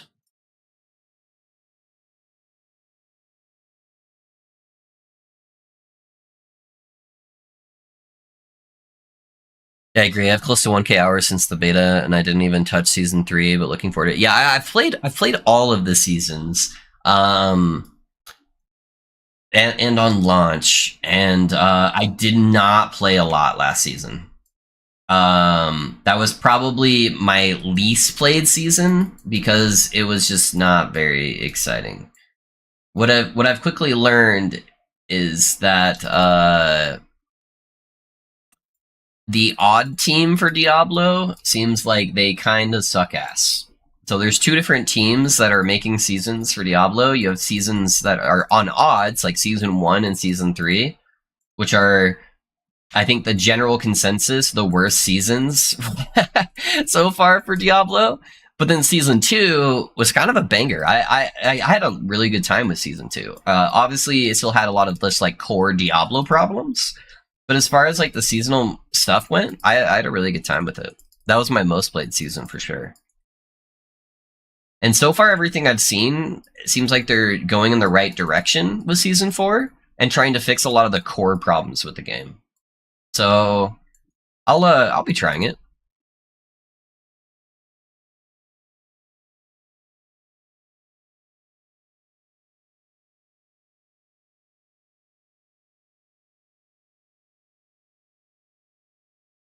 Try to clear up all these mages in the back so they're not bombarding me the entire time I'm fighting this guy.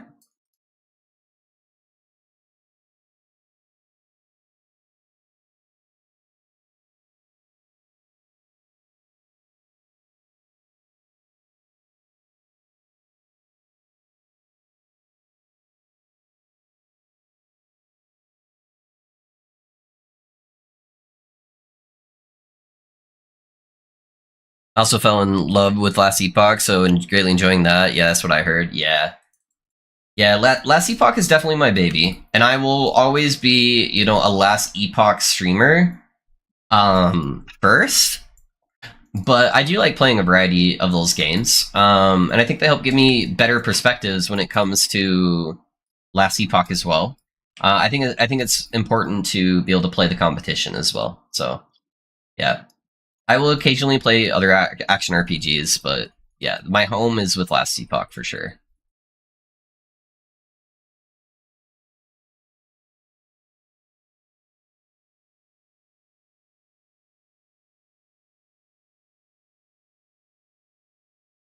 I wish Last Epoch was so much more than just 4 month cycle with something a long running, insanely good endgame expansion.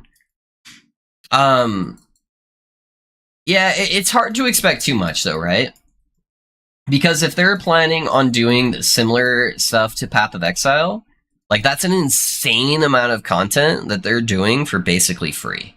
Um, where they're like implementing whole new endgame systems, which I believe is their plan, is to be on the same like level of like content releases as Path of Exile, which is insane. Honestly, there's very few games out there that is able to deliver that kind of regular content. Um, it might be nice for them to have some kind of like mini season thing for the in between or for the lull time. You know, that would greatly help my career where I do this for, I play Last Epoch for a living to help out with some of these lower viewership times and get people to want to be able to play the game more. But we'll see how their first cycle goes and see how much content it really adds and how much gameplay time that really makes you like want to engage with. You know, hopefully it's better than like the typical D4 stuff so far, where it's like you get 1 week of gameplay every couple months. You know, I'm hoping it adds. You know, at least I want to play this game. You know, every day, all day for like a couple months. That's what I'm hoping for. And if they can deliver that, I can't really ask for much more than that.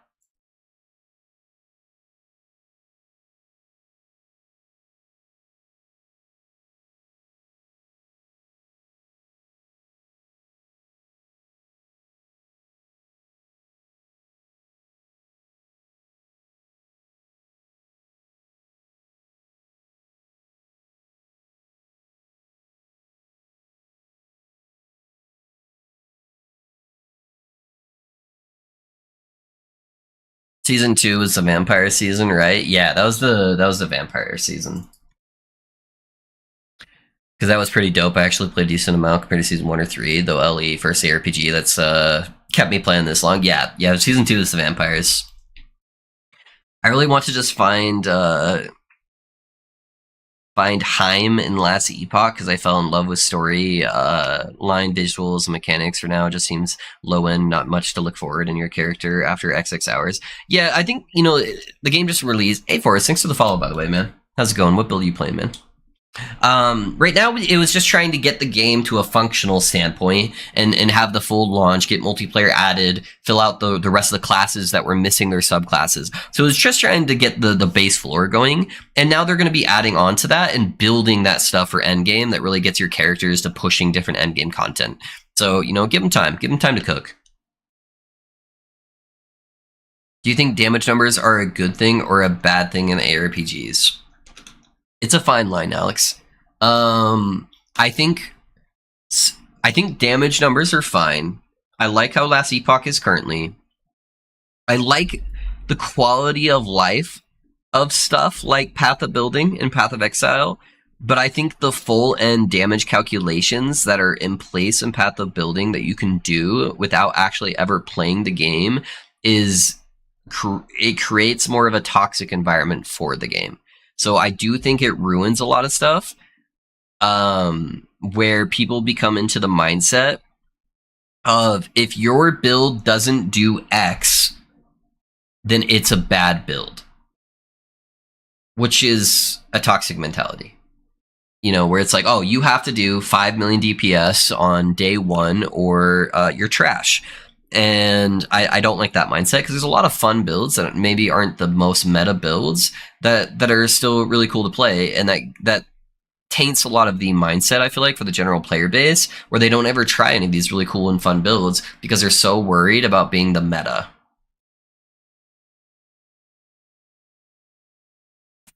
So I like a somewhere in between.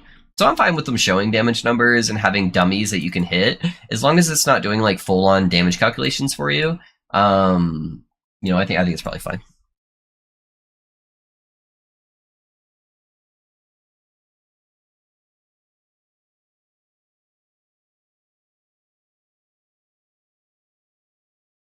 Hey Tiger, thanks for the follow, man. How's it going?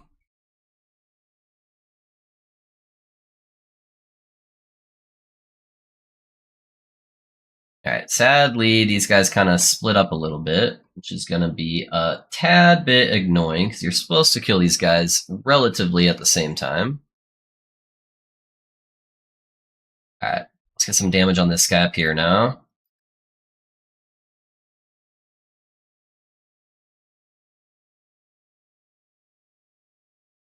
Alright, what's his health bar at? It's at 50%.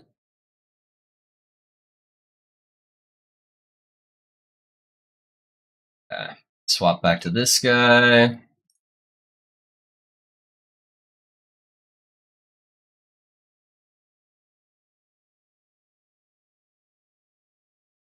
Yeah, that guy's dead. There we go. Nice. Guys, we're gonna go for armor.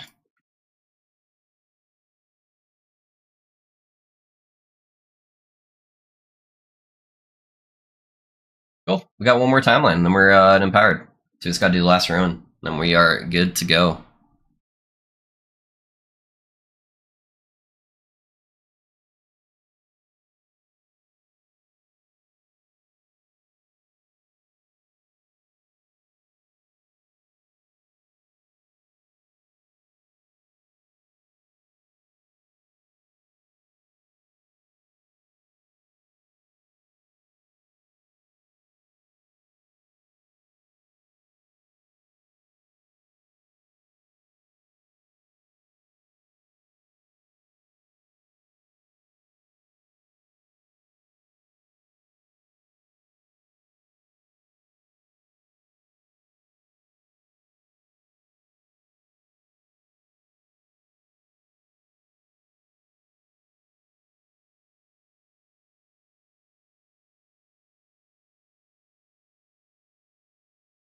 Eight Titan Heart drops from your prophecies.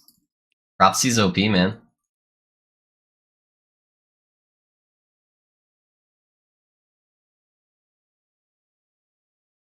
Prophecies OP. Not a single LP on any of them. Prophecy's not that OP. You want 8 of them to drop and LP, man? Now you're just getting greedy.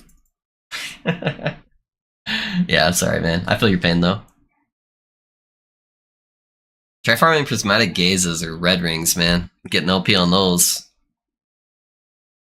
Yeah, it is rough.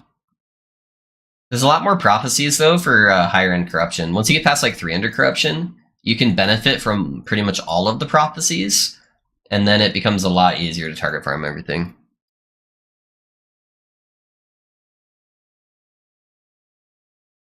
I got one LP prismatic gaze, but is it a 4% crit 10% less LE damage taken 1 LP Prismatic Gaze.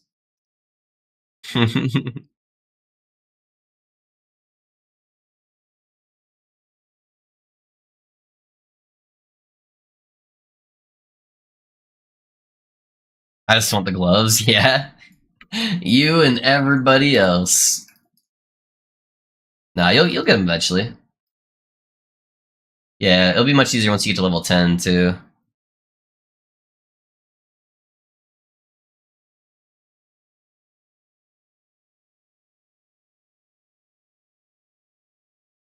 Three and six. Nope, useless. Useless. Gotta be 4 and 10, man.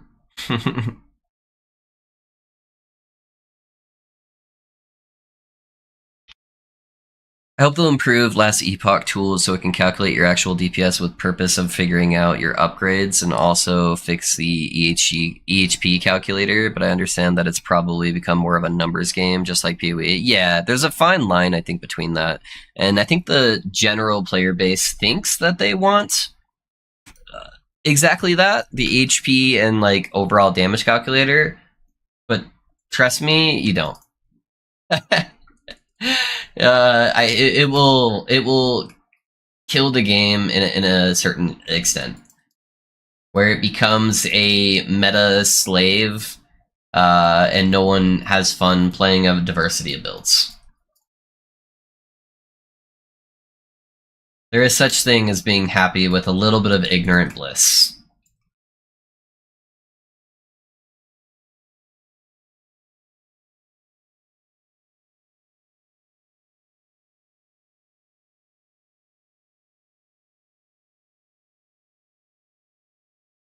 Especially as a build creator, it's like, yeah, it makes certain things easier to theory craft without actually playing the game.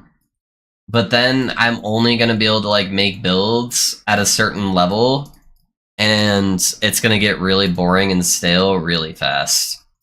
We're going to have the PoE syndrome, where every fucking league, you have the same 10 league starters, and maybe like 1 out of every 4 seasons, you'll have like a new build come up that's like actually good. Where it's like no one will play it, any of the other builds that are cool and exciting, because it doesn't hit the minimum threshold of what people consider like god tier DPS. Yeah, I don't know. That's my opinion though. Level 8, I really should have just leveled your pally so I can farm high corruption. Yeah, it helps to have at least one character that got to a decent level of corruption, so you can get that favor a lot faster. Meta slaves are going to be meta slaves with calculator or without. Yeah, to a certain extent. But I think it forces more people to be a meta slave when those level of tools are dominant. And so yeah, I don't know. I would prefer it without, but I'll play it either way. I still play PoE.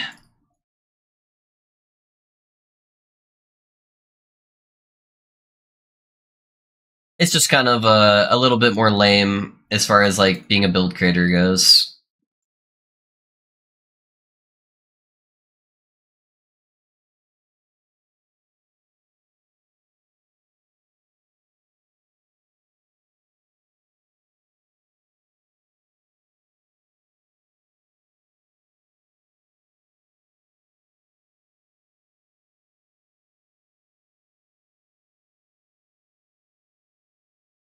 Yeah, so I had to go and check after y'all were talking about Prismatic Gaze, because I knew I had an LP1 and it's +4 with 10% less, what build uses that and what goes on it. So there is a lot of builds that can use that. So I have 2 builds that you could use that on. So you can use it on the Marksman Trapper Rogue. You can use it on the Healing Hands Paladin. Yeah, you can use it on a lot of things. Let me show you guys something cool if you guys don't know about this as well.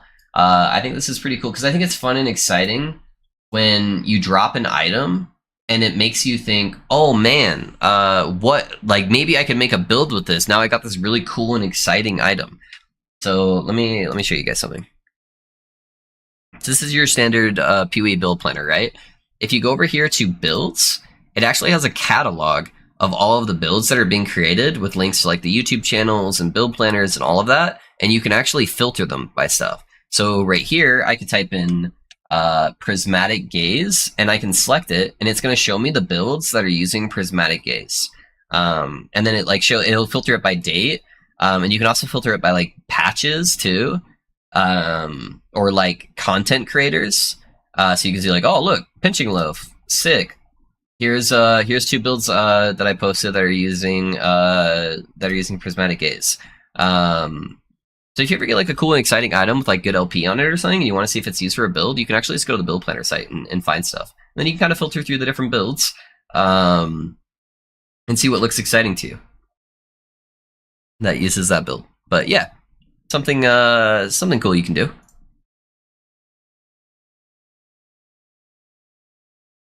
I've got a rad build, so I absolutely look into it. That's awesome. Yeah, man. Howdy, boss. Do you recommend using your Holy Fire loot filter if I want to ditch the smite? Any others you may suggest? Penguin, I am very fond of my loot filters. So I think I got a pretty good loot filter. Yeah, you can still use my loot filter if you're not playing smite. Just go in and take out some of the rules with smite. Yeah, just like click on the different rules in the search bar, just type in smite, and take out the stuff that says smite on it, which is basically just a relic. All the other stats are what you're going to be wanting for Divine Bolt anyways. You know, you're looking for fire damage, you're still looking for healing effectiveness, you're still playing crits, you're going to look for all the same crit stuff. So the only thing that really changed with not using smite is you're not going to get levels of smite on the relic, and you're not going to be using the same amulet. Hey JR, thanks for the raid, man. I appreciate you. Welcome, man. How'd your stream go? What build you playing? Minions are, yeah. Hey, what's up, Tyler? How's it going, man? Yeah, we're playing a little bit of minion build, a little bit more of an active minion playstyle. I know a lot of people don't like a lot of minion builds because they're very passive. So this is very much not that case. What's up, JR? Thanks for sharing your community with me, man. Hopefully you had a good stream. Yeah, we just barely started a Necromancer yesterday, and so I'll showcase it for you, man. Show you what it looks like. So it's an ablation build. So basically what's happening is my mages are exploding all of my summoned skeletons and creating those big green explosions that you're seeing on the screen. And then I'm using a frozen light sword, which means every time I use a melee attack, if a minion has died recently, it gives all of my minions frenzy and makes them deal a whole bunch of more spell damage, and then also freezes minions. So if you can see, I hit these guys, and then they all stop moving from the sword. So that's kind of the general concept of the build. I just kind of run around teleporting and blowing everything up. Pretty cool. Hey Skylar, I got you on the hydrate, man. Sorry, my camera's off just because I'm sick still and I'm kind of gross looking. Yeah, I'm hydrated, man. I got you. It was okay playing League of Legends. Oh, okay. Nice, man.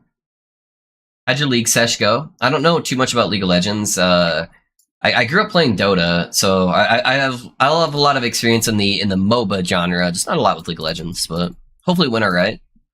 It's my experience typically when you're playing a MOBA that you either had a fantastic time or you absolutely hate yourself. So hopefully it's more towards the fantastic time.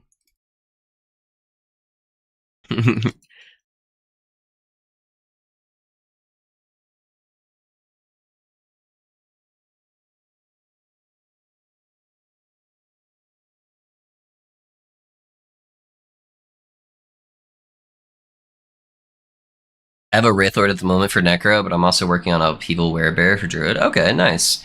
Yeah, Wraithlord's definitely the strongest Necro build. However, I think the most common complaint is that it's just kind of boring because, you know, you're not doing a whole lot. But so I won't ever be able to compare as far as like damage output to that build. But this is a really fun kind of like unique play style for me, which is typically what I go for since I've played this game for so long. I just want to play like fun and unique stuff. So that was a normal League experience, yeah. I figured. As a permastuck League player, I have no idea you could have fun playing League. True. Yeah, I try not to play too many MOBAs because it tends to affect my mood pretty rapidly. And most of the time, I feel like it's a negative one. Occasionally, though, you get that really crazy game that makes you want to keep playing. Or like, yeah, dude, this game's the best. I just dominated everybody and had a great time. Those tend to be a little bit farther and fewer between. But how's it going, everyone from JR's stream, man? Hopefully you guys had a good time. This is Last Epoch. If you guys haven't heard of this game, action RPG, kind of like Diablo. It's typically what I stream. I'm a Last Epoch content creator. Dota outside of ability draft is either a shit show or I rage and I or I win and still rage. Yeah, a lot of rage. I feel like I'm gonna want to dual wield axes. I care about bleed for the werebear as it has a lot of incidental bleed right now. I'm using Mirophage with physical damage on it. Okay. Yeah, there's a lot of really, really strong axes for sure. And you can get stuff like are you playing health build, Tyler, or are you playing ward? Something that I did on my werebear that's a really cool interaction is I'm playing a ward build, and you can use like a cleaver solution that gives you a more damage multiplier to bleeding enemies, and then it makes your intelligence equal to your strength, and intelligence gives you ward retention, and then you can get a whole bunch of ward retention for free using that, and so that's pretty cool. Because you don't really have a lot of ways to get ward retention on bear. Health, I'm a tasty 200 health regen per second. Oh, so if you're playing a regen build already, have you ever looked at the Vessel of Strife unique before? If you haven't, what it does is it adds up to, I think, 64 or 68% of your health regen to ward regen. And so it just puts a bunch of ward for free on top of you. And so it's just like a nice little cushy layer of defense for sacrificing one item, basically. And it doesn't give you any downsides to your already current setup or defenses on health. Maybe something to look into.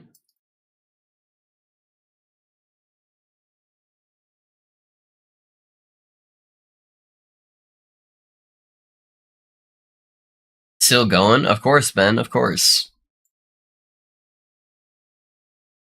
Yeah, I started stream a little bit late today, Ben, so I'm going a little bit longer.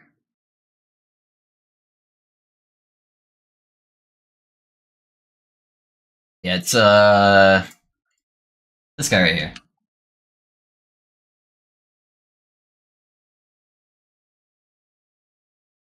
Maybe. I think I put too many spaces in there. That guy right there, Vessel of Strife. So it goes up to 66. I was got both ends there. So 66% of health regen also applies to ward. Yeah, it's pretty cool mechanic.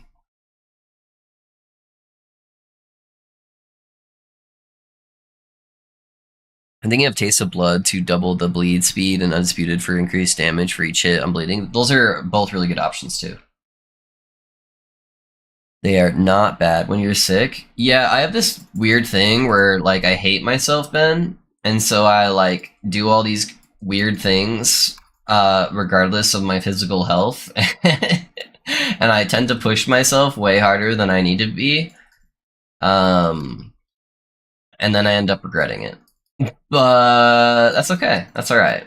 I have tomorrow off too. I normally don't stream Sundays, so I can sleep tomorrow. I won't be going too much longer, but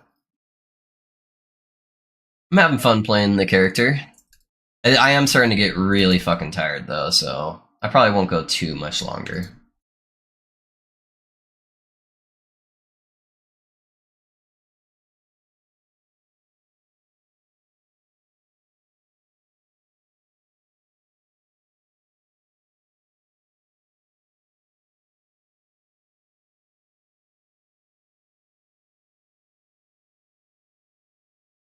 They need LP on sets.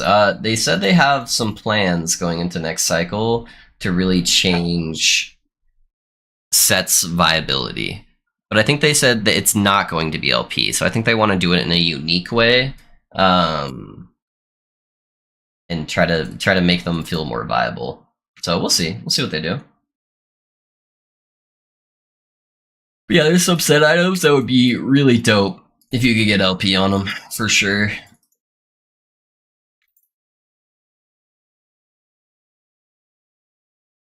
You try and use Vessel of Strife with a Titan Heart, does it cancel out, or does it just go based off of the numbers from your items and passives? I'm pretty sure it cancels out, because it disables you from having health regen, and 68% of nothing is nothing, but I could be wrong. I could be wrong. It might still give you the ward generation part of your health regen, but I'm pretty sure it cancels out. That's how logically it would make sense in my brain, at least. I'm waiting for the word rework before trying word builds. There's not going to be a word rework, Ben.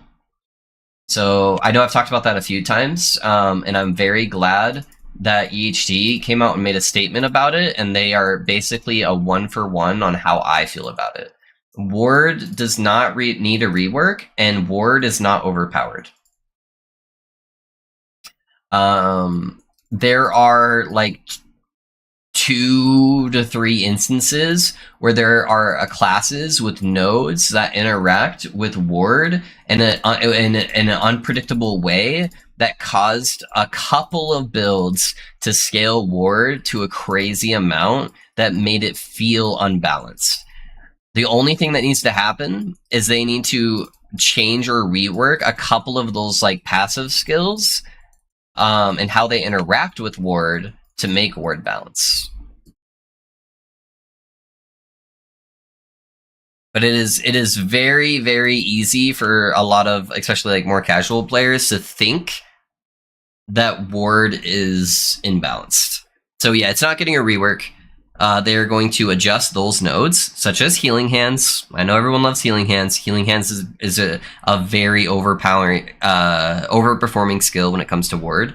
They're going to change those nodes, and then they're probably going to buff health. Because if you just nerf ward, there's going to be a whole bunch of builds that are barely able to function as like a C to B tier builds that are just going to get wiped off the plane of existence. And now we just have less builds to play at the end game. And now we have less fun. Whereas if they just adjust the outliers on ward builds with those couple of skills that were making it scale crazily, and they leave the rest of the ward stuff fine, and then they buff health, now we just have more fun builds to play. Right? So that's at least how I feel about it. And it seems EG agrees, which is good. Alright, I got all those nodes. Probably just gonna grab mana efficiency nodes. Nothing else really matters on these. Close enough, okay, but not nerfs, but rebalance. Yeah, just for not with ward itself, but just a couple of the abilities that interact with ward, which won't impact most characters. It will only impact a very small amount of the characters.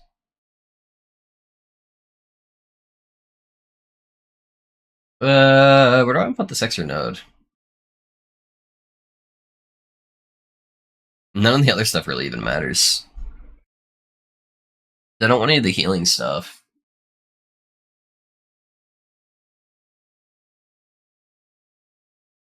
I mean, I guess I can just do the extra detonations for funsies, but yeah, nothing will impact it even in the slightest. I can't sacrifice those guys.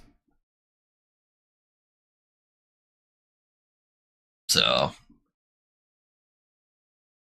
I don't get any benefit from actually hitting anything, so I don't know. Let's put it there.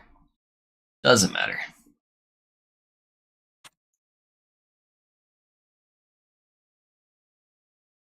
If you try and you... Oh, sorry, I already read that. No, I have negative 1 million regen. Got it. Oh, no, that makes sense. Yeah. Yep.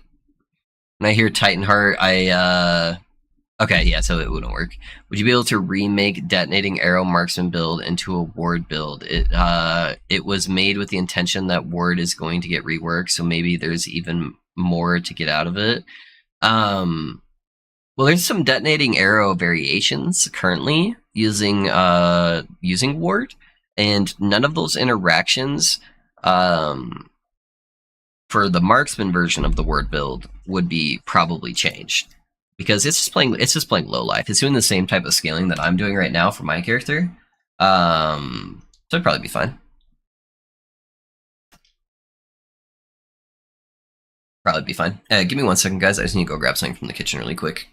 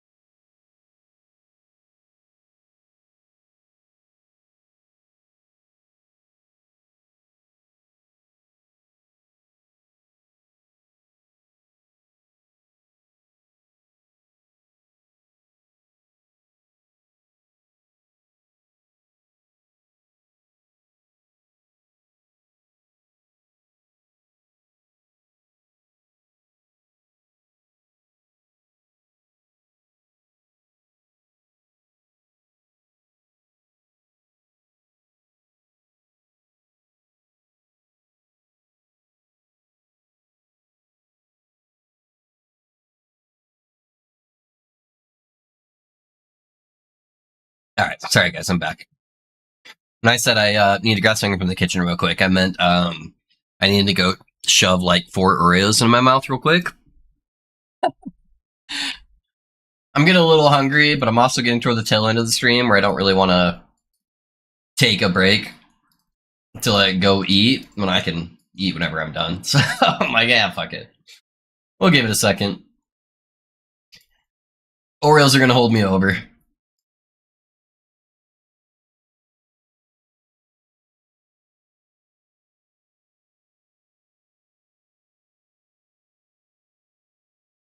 By the way, how old are you? How old do you think I am, Sky? I know it's harder because you can't see me right now because I'm sick and don't have my camera on. But I'm curious as to how old you think I am based on my opinions on matters and how I talk.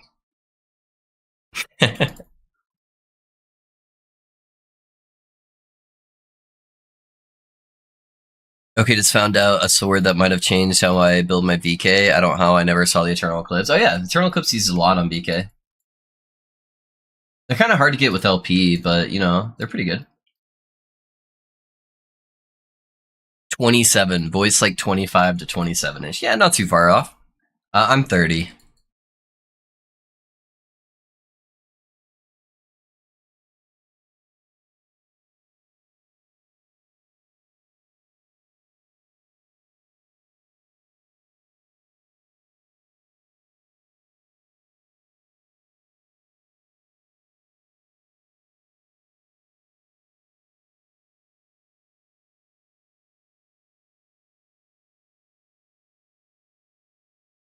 500 plus additive damage. If I put 1.2 split the void cleave damage, 50-50 fire void. Yeah, yeah, I can add for some big bonks for sure.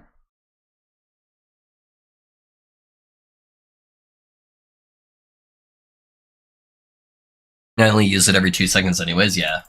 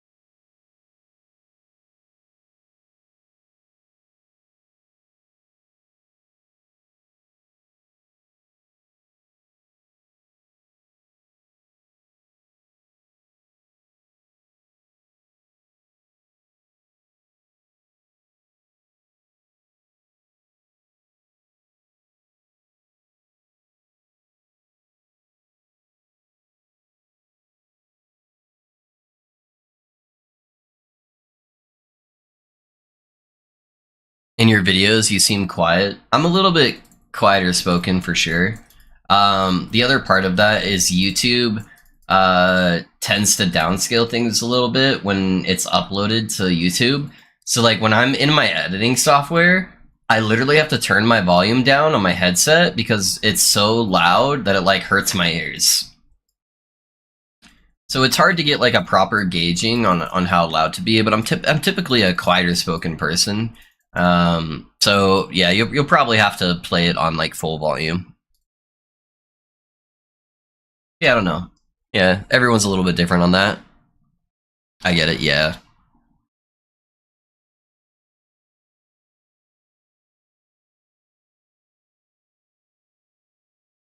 it's definitely better than my old videos. My old videos, I was so bad at editing, and it was like way too bad. So I'm getting there. I'm getting there. Yeah, I could probably make it a little bit louder.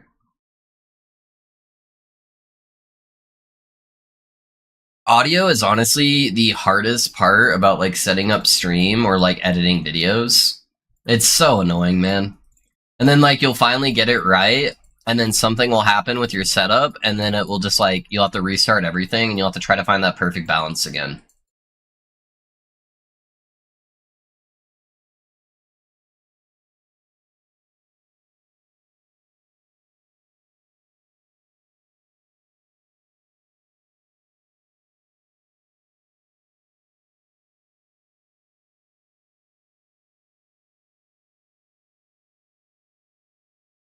Ugh, I hate doing this quest. It's so much needless, unnecessary running for no reason. Run all the way to one corner of the map, run all the way to the opposite corner of the map, and then run all the way back to your starting point. I'm leaving for today. Have a nice day, guys. Hey, no worries, man. I appreciate you being here, man, and hanging out. Have a wonderful day, man. Hopefully, I'll see you on Monday. Go eat many mini donkeys for me. Could you bust up game sound a little bit? Yeah.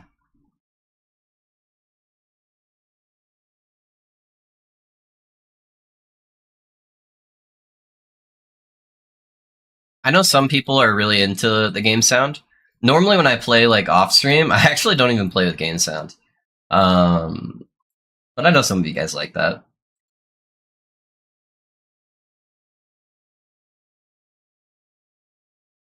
And what you guys hear is like slightly different than what I hear too. So, yeah, I don't know. I think it is a little bit quieter for you guys in general. I gotta run in a minute as well. Have a good evening, love. No worries, Cal. I appreciate you, man. Like always. I'll see you Monday, man.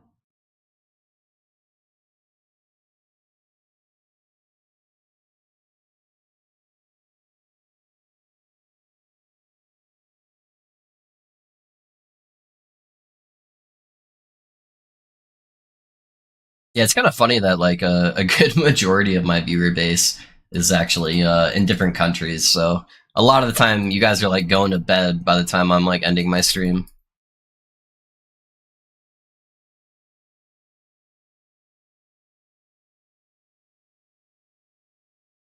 I think it's just generally because I typically stream in that like 9 to 5 window for a lot of people in America, but it leaves me a lot of like cool perspectives with how different places work in the world and different stuff, which I think is good.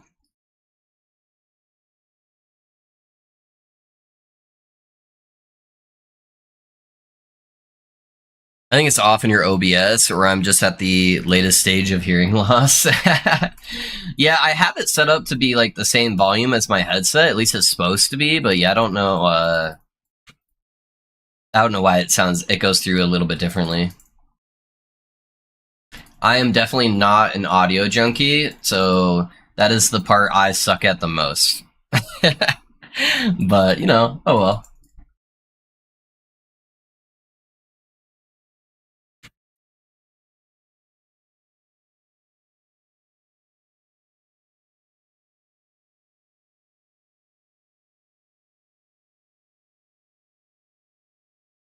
Yeah, why are these guys following me over here? Nah, let's get out of there. It's 1 a.m. for me. Where are you at, Sky? What part of the world are you in?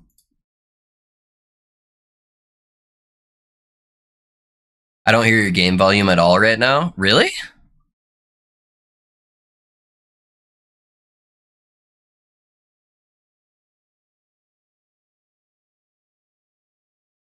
Alright, this is gonna blow my eardrums out, but let me know if this is better.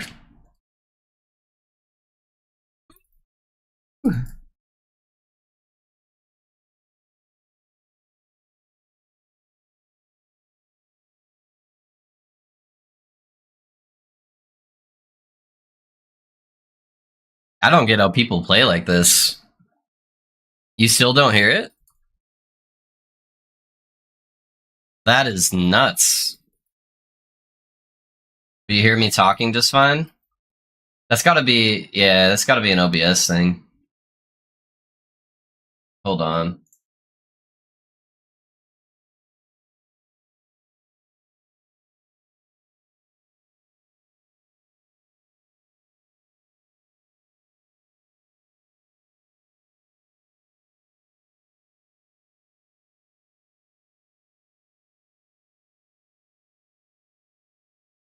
Yeah, that's bizarre, man.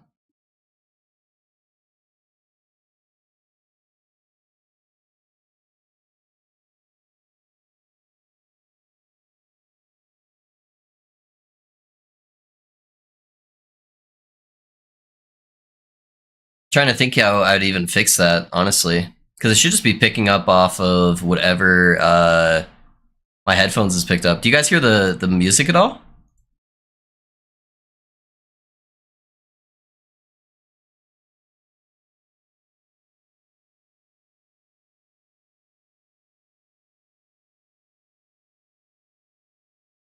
No? Okay, I fucked something up then when I restarted my computer. I just updated my computer last night. But yeah, I've been playing music this whole time too. Yeah, it's a little late for me to be trying to fix that, so I'll fix it for next stream. But yeah, that sucks. I'm sorry, guys. That's boring. You just have to sit here and hear my voice? Gross.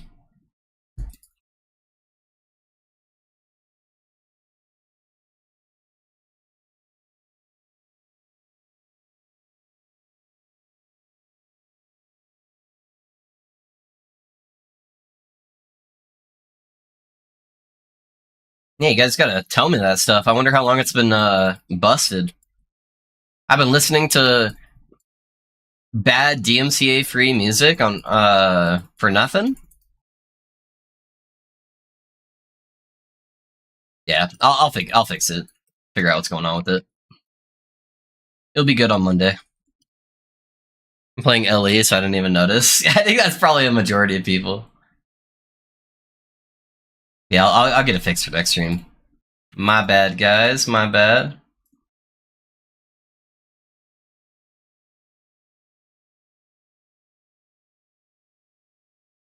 You guys don't get to hear the satisfying pops from this build.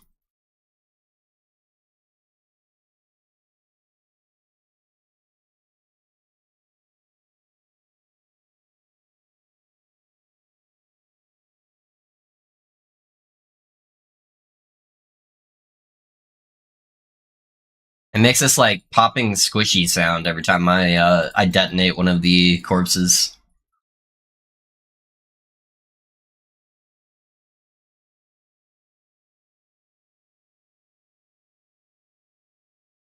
All right, time to unlock empowered monoliths, huh? It used to be like quiet for like 5 minutes. Once you coming back and talking got me so scared I was saying sounds. That's my bad, Sky. Yeah, when I don't have the camera on, especially, it does that a little bit. That's kind of funny though.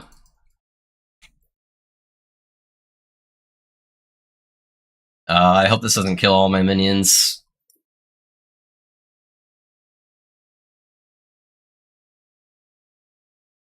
Yeah, it's not too bad. It only killed one of them.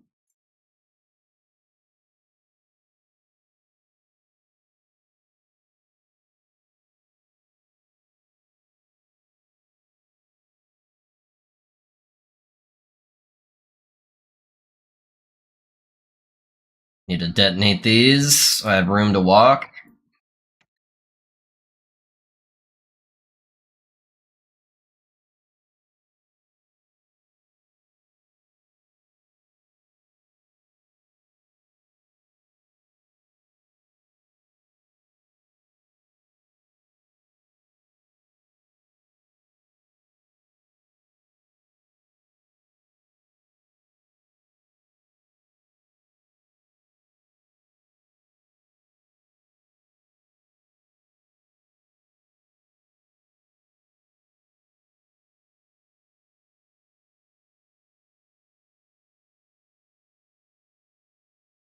I'll do class specific. After stream, you busy, or we're gonna smash some heads on BF. I'm gonna need to take a little bit of a break, but I'm gonna do that later, Risky. Yeah, I need to eat something, man. I'm getting really lightheaded. So, alrighty, boys. Speaking of, that's where I'm gonna call it, man. We launched Powered Monoliths, though. We're going pretty good, not too bad. So tomorrow we'll be doing so, or not tomorrow. Tomorrow I have the day off, guys. I normally take Sunday off just to like mess with videos and stuff like that. But I'll be back around Monday. We'll do some blessing farming, start building out the character from Powered Monoliths, get some re-gearing going on with like proper exalted gear and whatnot, and kind of go from there. I appreciate you guys being here. Sorry I have so low energy today. I'm just not feeling good, you know. I know you guys understand though. But let's see who we can give a raid to. See who we can share some love. You know, guys. Looks like Perry just went live, so I'm gonna give Perry a raid. I normally don't get to give him a raid because he normally streams before me. So we're gonna do that for today. If you guys don't know Perry, he's a good friend of mine. He's been a LE content creator for a very long time. We actually started playing LE, I think, within like a week or two of each other. So go tell him hi. Go tell him I said what's up. Show him some love. Drop him a follow if you haven't already. He's an awesome content creator. But on that note, guys, I'll catch you guys all later. I appreciate you guys being here. All right, see you guys Monday.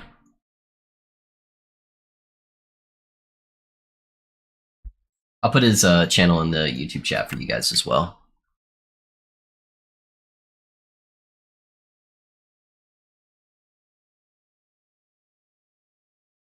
All right, YouTube. I will catch